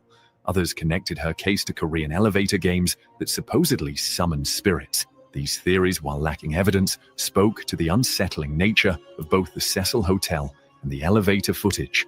More grounded theories focused on potential foul play. Some suspected hotel staff who had access to the roof and knowledge of the hotel's layout. Others proposed that Elisa had witnessed illegal activity during her stay and was silenced. Conspiracy theorists even suggested government involvement, noting similarities between her death and a tuberculosis outbreak in Skid Row at the time, the test for which was called the Lama-Lisa test, a coincidence too striking for some to dismiss. Law enforcement pursued multiple leads that ultimately went nowhere. They interviewed hotel employees and guests extensively. Security footage from nearby businesses was reviewed for any sign of Elisa leaving the hotel or being accompanied by suspicious individuals. Her social media accounts and electronic communications were scrutinized for clues about her mental state or potential meetings with strangers. Despite these efforts, no evidence of another person's involvement emerged. Toxicology reports from 2013 found traces of her prescribed medications, Wellbutrin, Lamictal, Seroquel, and Effexor, but at levels consistent with therapeutic use rather than overdose. No illegal drugs were detected. Without evidence of drugs, alcohol, or physical trauma that would explain her behavior, investigators hit a roadblock. The physical evidence presented its own contradictions. How did Elisa access the roof, which reportedly required bypassing locked doors and alarms? How did she climb into the tank without a ladder? And perhaps most perplexingly, how did the tank lid get closed if she had entered voluntarily? These questions led some detectives to continue believing in foul play despite the official ruling. Mental health considerations. Particularly her mental health journey provides crucial context. Elisa had been diagnosed with bipolar I disorder and was managing her condition with a combination of medications. This aspect of her story was initially overshadowed by the sensational details of her death, but it would prove central to understanding what happened. Bipolar I disorder is characterized by manic episodes of elevated mood, energy, and activity levels, potentially accompanied by psychosis. These episodes are typically followed by periods of depression. While many people with bipolar disorder lead stable lives with proper treatment, medication management can be challenging. Elisa's medical records, released years after her death with her family's permission, revealed she had experienced both manic and depressive episodes in the past and had been hospitalized for her condition. Her prescribed medications included mood stabilizers, Lamictal, antidepressants, Effexor, and Wellbutrin, and an antipsychotic, Seroquel, a combination commonly used to treat bipolar disorder with psychotic features. However, maintaining this complex medication regimen while traveling could have presented difficulties. Travel disrupts daily routines, potentially affecting medication adherence. Stress, time zone changes, and sleep disruption, all common during travel, can trigger or exacerbate symptoms in people with bipolar disorder. Elisa's Tumblr blog, discovered after her death, provided additional insights into her mental state. In the months before her trip, she wrote about her struggles with depression and mood swings. Her posts alternated between optimism about her future and expressions of deep anxiety. In one particularly revealing entry from November 2012, she wrote about forgetting to take her medication for several days and experiencing racing thoughts that wouldn't stop. Friends and classmates later described Elisa as bright and creative, but sometimes withdrawn. During manic phases, she could be outgoing and adventurous, possibly explaining her decision to embark on a solo trip. Her parents reported that while she had traveled alone before, this longer journey was unusual for her. They maintained regular check-in calls specifically to monitor her well-being.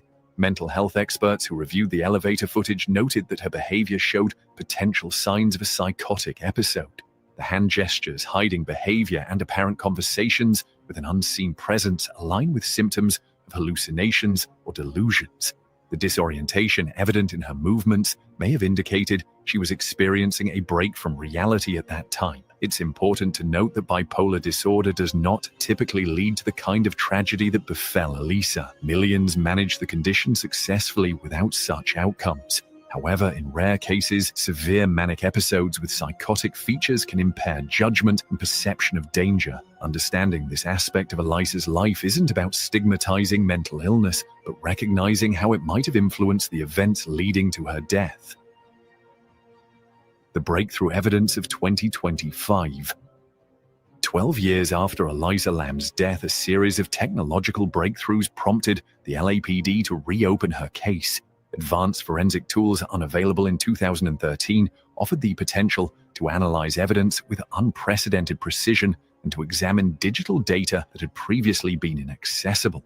What followed was a cascade of revelations that would finally bring clarity to a case that had perplexed investigators and the public for over a decade. The first breakthrough came from enhanced video analysis. Using AI-powered image enhancement developed for national security applications, technicians were able to restore degraded security footage from cameras overlooking the Cecil Hotel's roof access points. These cameras, which had been deemed non-functional in 2013, actually contained recoverable data. The enhanced footage clearly showed Elisa accessing the roof alone through a fire escape that had been incorrectly reported as alarmed and locked.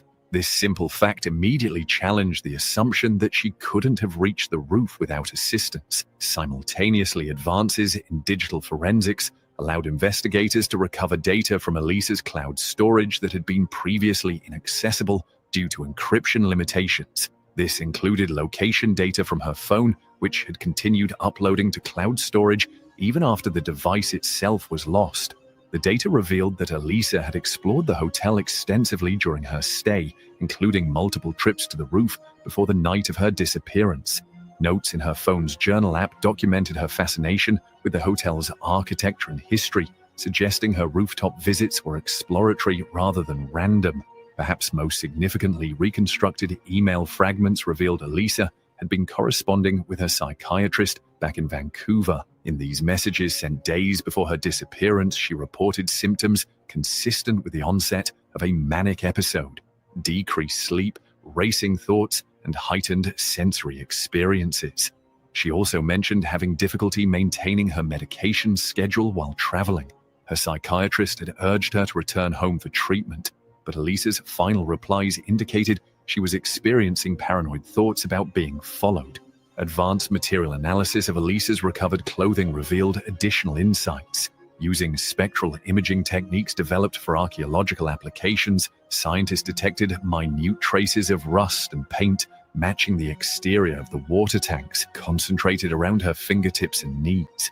This suggested she had climbed the tank independently without help or coercion. The distribution pattern of these traces aligned with someone who had scaled the concrete blocks and tank exterior with difficulty, not someone who had been placed there after death. Additionally, a comprehensive re-examination of the hotel's water system engineering revealed that the tank lid, previously believed to have been closed after Elisa entered, was likely displaced rather than fully removed during her entry. Physics modeling demonstrated that the lid could have partially settled back into position due to its weight and design, creating the appearance of closure while still being ajar.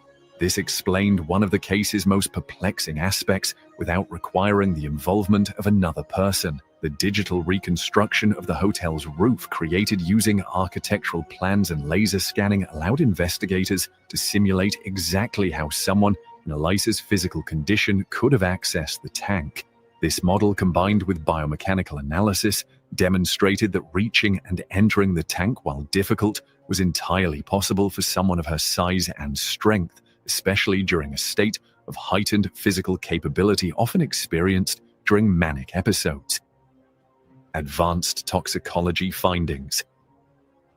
The limitations of 2013's toxicology testing had left crucial questions unanswered about Elisa's biochemical state during her final days. By 2025, revolutionary advancements in metabolomics, the comprehensive study of small molecules created during cellular processes, offered unprecedented insights that would prove pivotal in understanding her case. Using preserved blood and tissue samples, scientists employed ultra-high-resolution mass spectrometry to detect compounds missed by earlier analyses. This technology, capable of identifying molecules at concentrations thousands of times lower than previous methods, revealed critical information about Elisa's medication compliance and physiological state.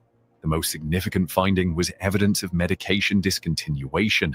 While the 2013 toxicology report had detected Elisa's prescribed psychiatric medications, the new analysis revealed that levels of several drugs, particularly Seroquel, an antipsychotic crucial for managing her condition, had been declining for days before her death. Metabolite patterns indicated she had likely stopped taking this medication approximately 3 days before her disappearance, while continuing others intermittently. For someone with bipolar I disorder, this specific medication pattern was particularly problematic. Antipsychotics like Seroquel help control manic episodes and prevent psychosis. When discontinued abruptly, especially while continuing stimulating antidepressants like Wellbutrin, the risk of triggering severe mania with psychotic features increases dramatically. This phenomenon, called antidepressant-induced mania, is well documented but would have been difficult to identify with 2013's testing capabilities. Advanced neurochemical analysis also revealed elevated stress hormones and molecular markers consistent with sleep deprivation. Her brain chemistry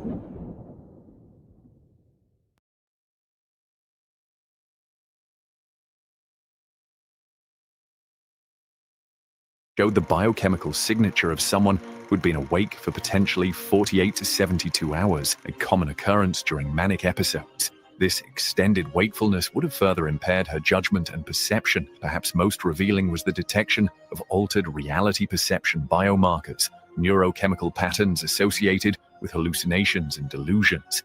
These biomarkers, combined with the evidence of medication discontinuation, painted a clear picture of someone experiencing a severe manic episode with psychotic features at the time of death. Temperature analysis of the water tank environment, combined with a new understanding of how hypothermia affects individuals in manic states, provided insight into her final moments. People experiencing mania often have impaired temperature regulation and decreased sensitivity to cold, explaining how Elisa could have voluntarily entered the cold water without immediate distress. However, hypothermia would have quickly set in, leading to confusion, exhaustion, and ultimately drowning. The advanced toxicology findings conclusively ruled out deliberate overdose or poisoning.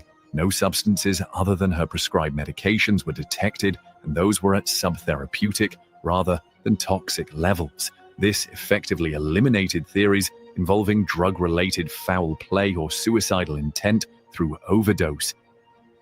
Witness testimonies reevaluated, with scientific breakthroughs providing new context. Investigators in 2025 returned to the human element of the case, the witnesses whose accounts had been previously dismissed or undervalued. Using cognitive interview techniques developed for enhancing recall in cold cases, detectives re-interviewed key witnesses from the Cecil Hotel, yielding crucial insights that aligned with the new forensic evidence. A former maintenance worker, initially dismissed because of inconsistencies in his statement, provided vital information when re-interviewed. He recalled encountering Elisa on the hotel's upper floors multiple times during his shifts, describing her as exploring every corner of the building. Most significantly, he remembered seeing her attempting to access the roof 2 days before her disappearance, appearing disoriented but determined.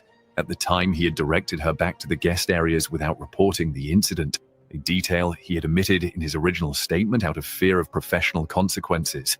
Similarly, a long-term hotel resident whose room was near the roof access stairwell reported hearing someone climbing the stairs late at night on multiple occasions that week. She'd mentioned this during initial interviews, but investigators had prioritized looking for signs of forced entry or struggle rather than patterns of exploration. Her timeline of hearing these movements aligned perfectly with the recovered location data from Elisa's phone. Bookstore employees from a shop Elisa visited the day before her disappearance provided additional context when re-interviewed. They recalled her purchasing books about the hotel's history and architecture, displaying intense interest in its structural details and appearing energetic but disorganized, consistent with early manic symptoms. One employee specifically remembered Elisa asking about access to the hotel's highest points because she wanted to photograph the city. Hotel guests who had briefly interacted with Elisa also provided important insights. A couple who had shared an elevator with her 2 days before the infamous footage described her as talking rapidly about the hotel's secret passages and appearing excited about exploring restricted areas. They had assumed she was simply an enthusiastic tourist and thought nothing of it until seeing news of her disappearance. The re-examination of these testimonies, combined with the recovered digital evidence, allowed investigators to reconstruct Elisa's movements throughout the hotel with unprecedented accuracy.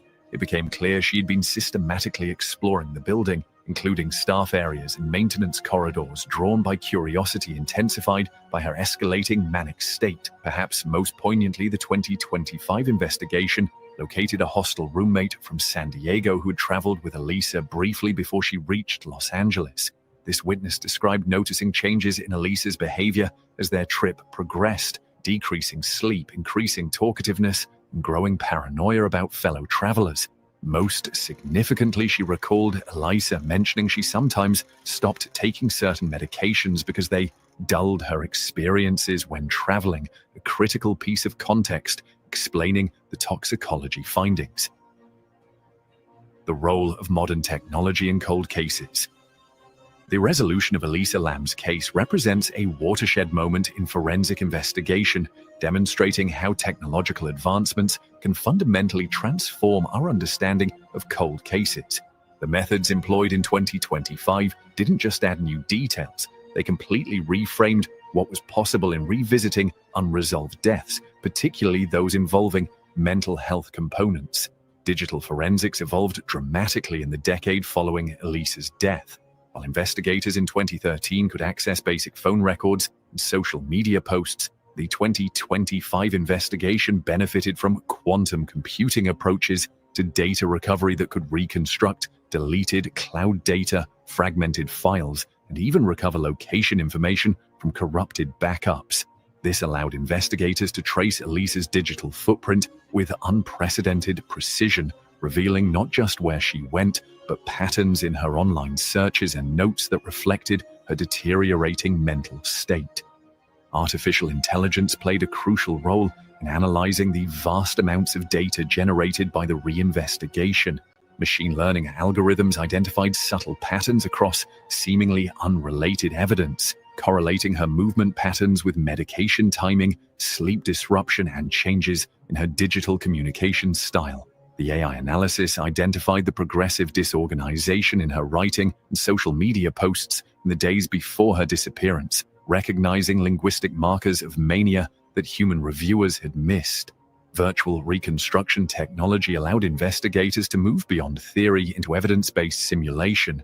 The hotel environment, water tank, and even the physics of water displacement were accurately modeled using architectural plans and engineering specifications. These simulations conclusively demonstrated that the scenario, which once seemed impossible, Elisa accessing and entering the water tank alone, was not only possible, but the most probable explanation given the physical evidence. Advances in behavioral analysis software also contributed significantly. By training AI on thousands of documented cases involving bipolar disorder, investigators could compare Elisa's behavior patterns against established trajectories of manic episodes. The elevator video, once seen primarily as evidence of something supernatural or sinister, was now recognizable as documenting classic symptoms of a severe manic episode with psychotic features. Perhaps most importantly, these technological approaches worked in concert with traditional investigative methods rather than replacing them. The human elements, witness interviews, medical history review, and behavioral analysis gained new significance when enhanced by technology.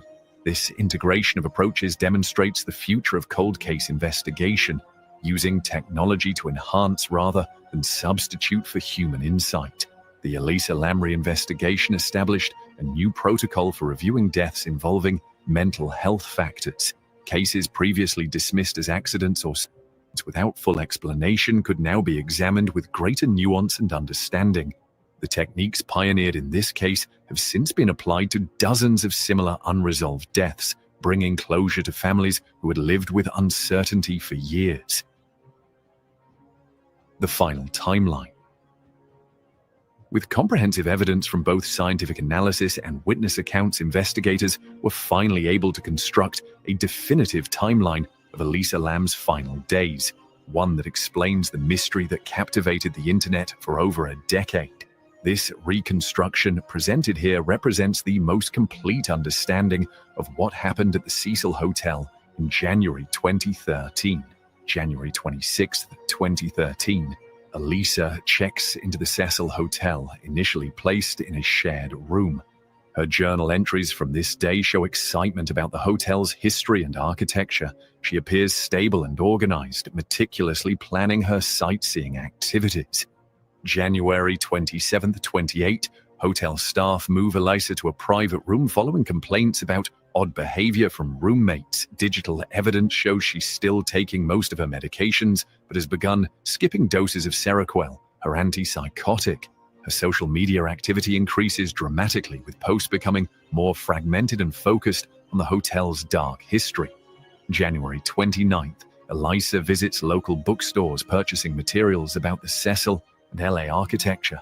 Witnesses describe her as energetic but disorganized. Her phone's location data shows her first exploration of the hotel's upper floors and staff areas. That evening, she emails her psychiatrist reporting trouble sleeping and feeling different.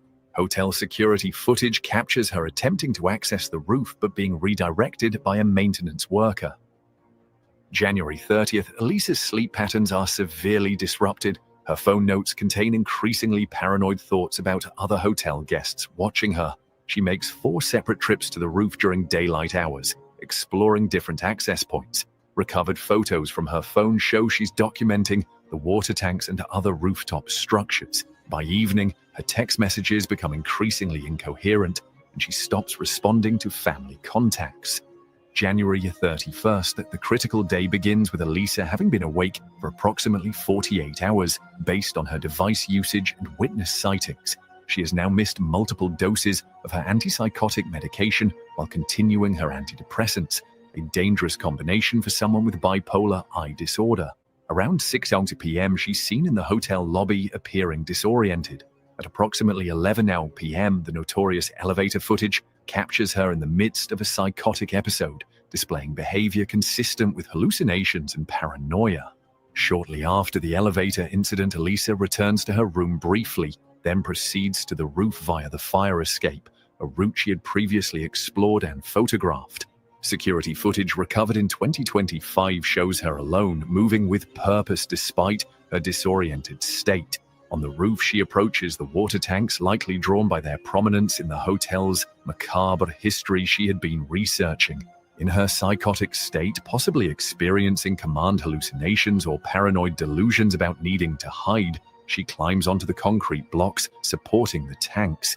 With considerable effort, she displaces the tank lid enough to create an opening. Trace evidence on her clothing confirms she scaled the tank exterior using its maintenance ladder rungs, entering the water sometime around midnight. The water, approximately 52 degrees Celsius, 11 degrees, would normally trigger an immediate cold shock response. However, individuals in manic states often have altered temperature perception and heightened physical capabilities. Once inside, the combination of cold water, exhaustion from prolonged sleeplessness, and her compromised mental state quickly led to disorientation. The tank's confined space and slippery interior would have made escape impossible once weakness set in. Based on water temperature analysis and post-mortem findings, Elisa likely survived for only 20 to 30 minutes before succumbing to drowning, accelerated by hypothermia.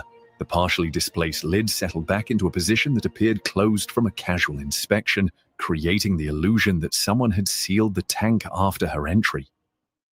Hello video creators, welcome to Hitpaw channel. We added some watermark on each of the videos. Clean background, complex background, even moving watermark. Just click on this plus icon to create a new area. Then place it above the watermark on the lower left corner.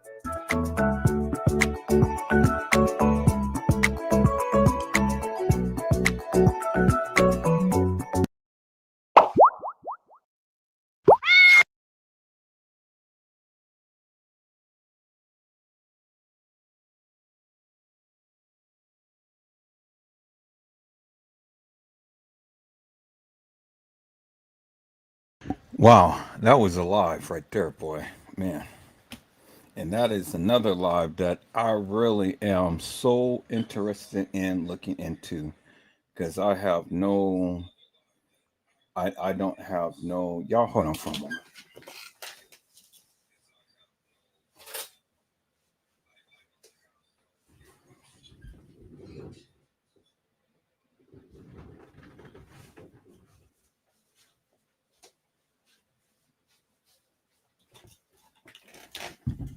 See, these are the type of lives that I love to get into and stuff, because all of the twists and turns and everything, and there's no clear-cut answers and stuff. This girl, I don't care how much psychotic behavior she was displaying and things and all.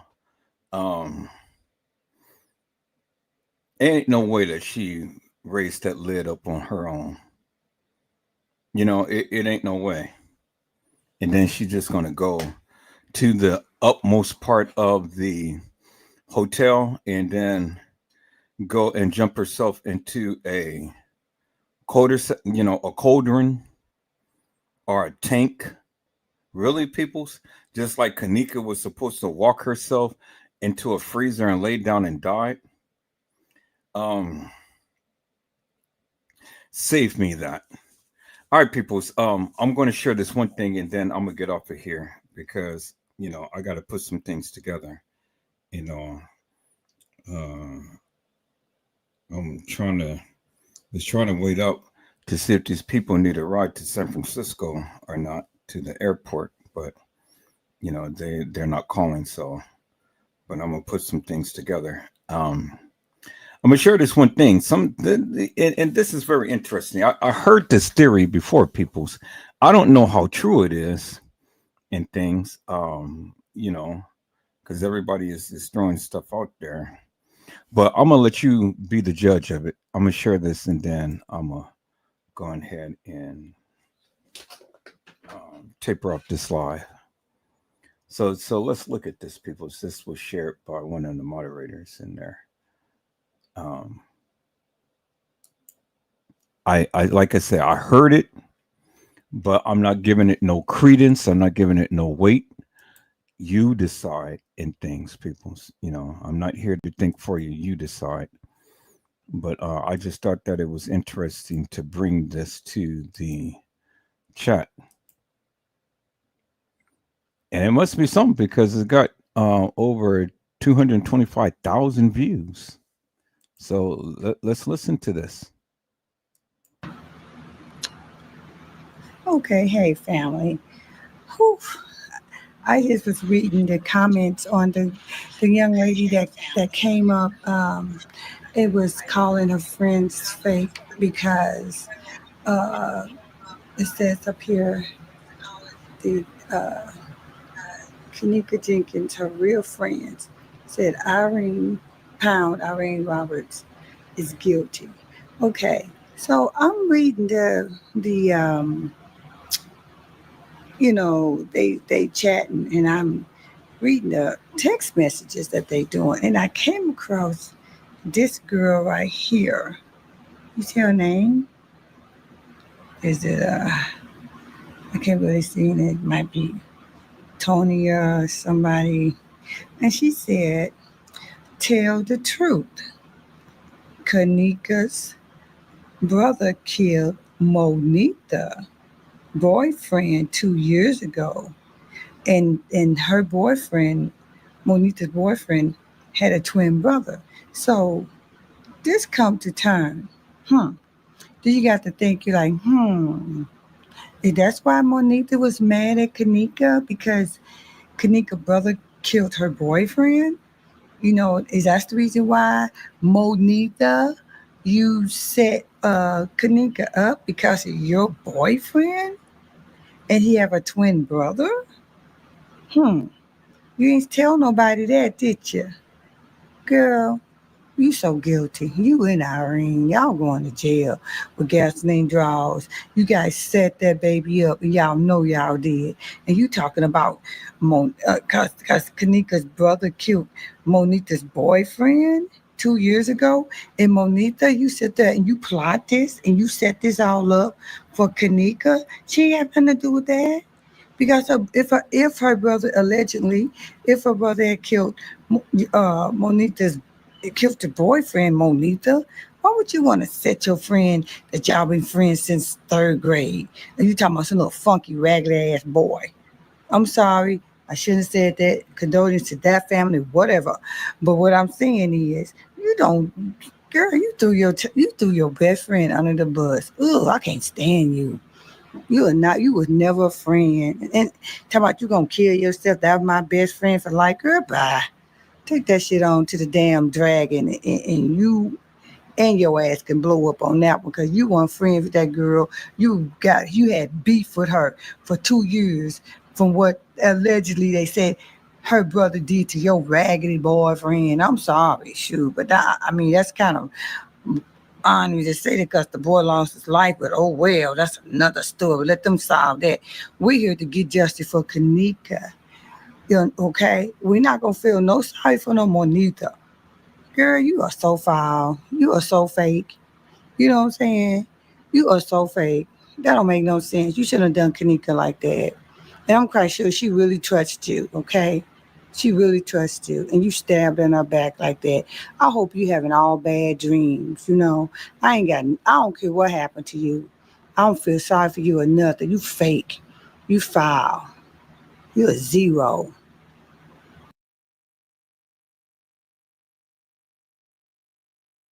It's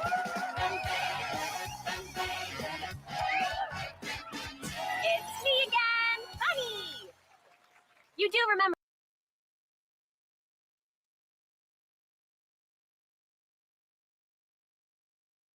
All right, people. So I got my work cut out for me. You know, this is a new twist that I've heard. I never really gave much credence on in things.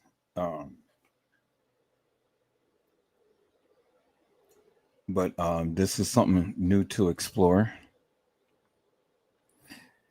And this was 7 years ago.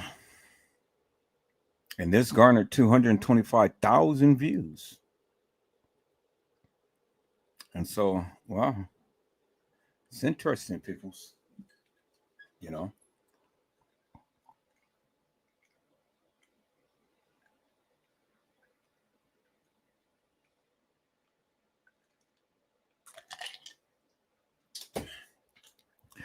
Shout out to my moderators for providing this video. Got my work cut out, peoples. Going to check out these 3 particular cases, but especially this last case, you know. I don't see how this young lady can go to the deepest parts of the establishment and drop herself into a tank and drown herself. And then people drinking the water of a decomposing body. Just, oh my God, wow. That's crazy in itself. Just to even think about drinking somebody's decomposing body. Oh, goodness. Just even a thought about that. Oh,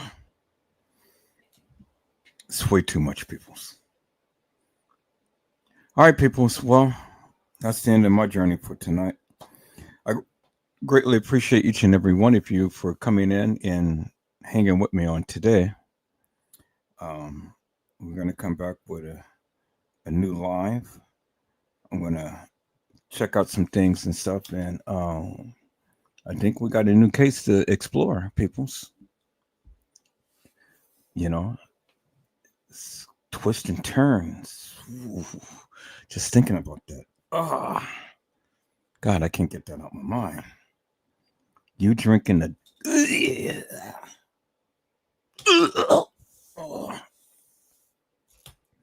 Oh, goodness.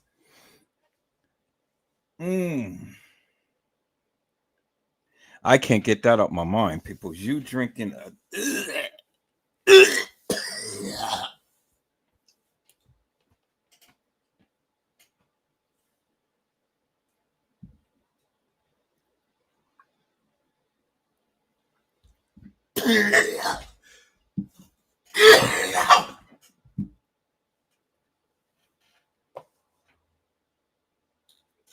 Oh, goodness. Oh, man. Oh, my God. It's no wonder that people really didn't get sick, you know, and get really, really sick. I mean, it's then that the water tasted funny and stuff. Oh, my God. Just, oh.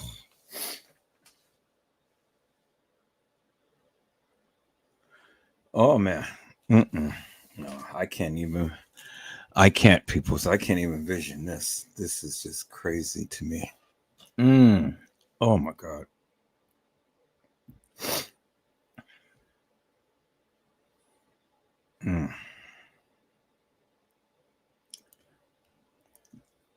Well, I think I got another case to really look into and talk about.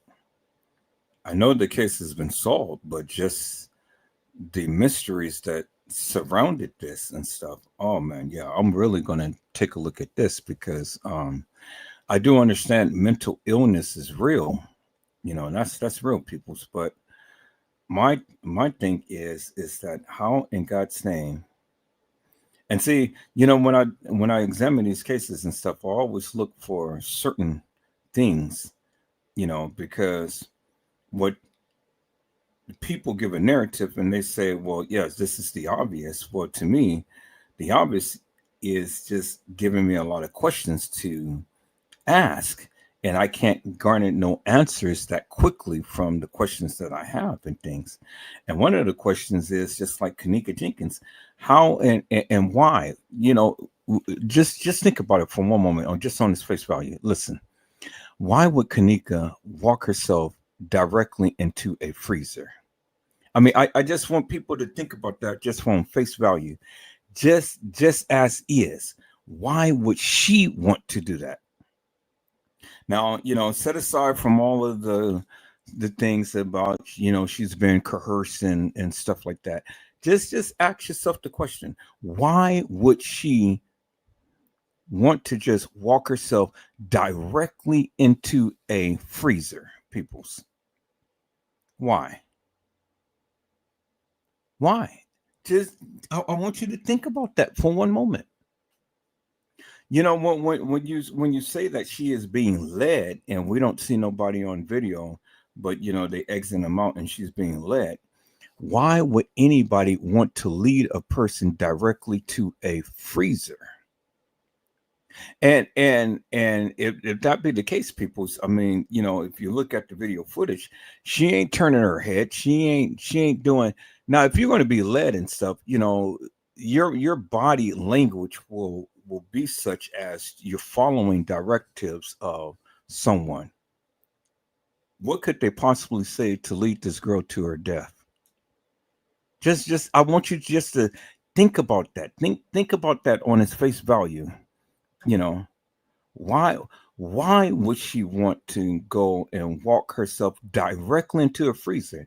It's almost like what you guys are saying. It's almost like she knew exactly where she was going and what she was doing. I mean, all of the places that she could have been in that establishment. If you say that was Kanika walking the halls of that establishment. Now, I'm just playing devil's advocate now. I'm just playing upon the things of the people who was talking. Now, you help me to make that make sense, because it doesn't make no sense to me. It really doesn't. It doesn't make no sense whatsoever, peoples. I don't care how you slice it and dice it. Because if you're trying to say that this girl walked the halls of that establishment, you got to understand, from getting downstairs to upstairs, do you know the great feat that that the person had to undergo in order to get to the upper level kitchen from downstairs, peoples? And then down Shendell Lane, there was video footage that would have captured her walking down Shendell Lane, peoples, because that establishment had all types of cameras. But it just so happens that the pertinent cameras that would have caught her in areas somehow just not was in operation. Come on, peoples. Boy, if you guys don't understand cover up, come on now. I said, if you guys don't understand cover up, come on now. Save me with all of this conspiracy madness. The cameras just conveniently just stop working.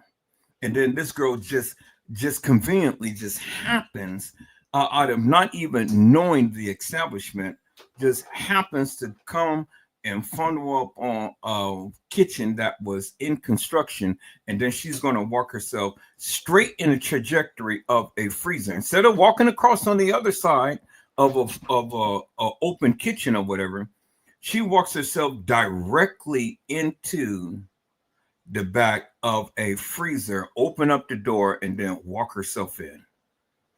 I mean, think about that for one moment, just on its face value. Set aside for all of the stuff that the people were saying, oh, well, somebody's leading her and this and that and the other. I just want you to think about that on its face value. It doesn't make no sense, peoples.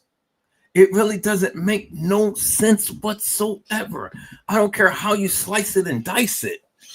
Because if you say that she did that on her own accord, well, then you're saying is that she is responsible for her own death because she decided that she wanted to go and take a trip to a freezer and cool down. That's what you're saying. That is exactly what you're saying. If you say Kanika walked herself into that freezer and you believe that video madness, peoples, what you're saying is that this girl walked herself into her own death. And when the case of the other young lady, people, you know, out of all of the places to come to the establishment, how in God's name would she ever know that they had water towers up on the top of the roof to just go and open up a door and stuff and then just dive on in? Really, people? Really? I mean, you know, just think about that just for face value for a moment. Think about the feat that she had to go through, even if she was just getting off hinge and she wasn't on her medicine and she was hallucinating things. How could she have known that the tanks that was up on the roof? What, did she see a schematic? You know, I mean, come on now, man. You know, it's just, oh my God, it's crazy. Sometimes I just sit here just in amazement, sitting back here listening to all of these people who proclaim that they have the proof to the truth, but yet the narrative is that this girl walked the halls of that establishment, walked herself into a kitchen, and then you got another girl who was going off and she had some mental issues and whatnot, and then they put her into a private room. I mean, people, see, that was the red flag right there. I don't care how much noise this girl was putting on and things and stuff, or what she was doing. You never leave people with mental illness alone. You never do. Now, I would have bought the notion that, okay, well, you know, maybe she, you know, got caught and trapped in the elevator or, you know, in the stairwell or something like that and stuff, but not no unsecured area, peoples, to where only the people of maintenance could have been able to get to. See, that's a breach of contract right there. She finds herself they find herself in a tank. Well, how did she get in the tank in the first place? How did she open up the door to jump in the tank in the first place? If that happened, the place wasn't secure. So yeah, the family got a major lawsuit. Whether they tried to deem the child crazy or whatever, still these areas is supposed to be locked and under lock and key. Do you understand what I'm saying? Well, in the case of Kanika, the kitchen was supposed to be locked, was supposed to be secure. But unfortunately, like woo, you know, this girl just happens to just find her way to that particular kitchen and then walk herself into a freezer. Come on, people. I don't buy that for I don't buy that at all. I don't buy that at all, people. I mean, that is crazy thinking. You can't get me to think that this girl walked herself into a freezer and laid down and died. You can't get me to think that, people. And all of the theories that the people come up with and stuff, they can't even back up their claim, which is amazing to me. And then this girl being found in a tank, a water tank, and people taking showers and drinking. Oh my God, people, I can't. Oh, I'm getting sick. I can't. Yeah. Oh, my stomach is hurting. Oh my God. Reality set in, people. The people was drinking her stuff. Her decomposing body, and they're drinking. Oh, goodness. All right, people. So I'm closing on this live. Before I ever get to that point, I got to really just try to get my mind and wrap my mind off a certain aspect of them not drinking that water. I should have never heard that. I'm going to have nightmares and I'm going to get sick.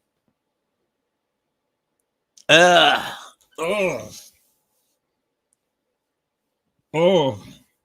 See, I can't help it, people. I'm a visual, I visualize things and stuff, and it's just in my mind. I can't get rid of that.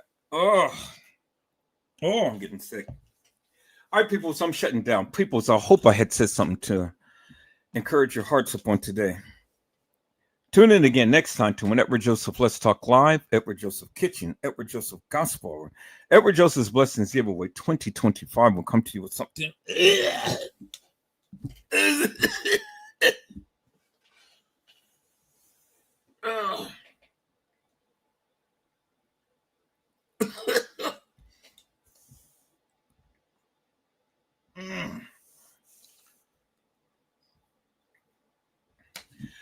I gotta go, peoples. I'm sick.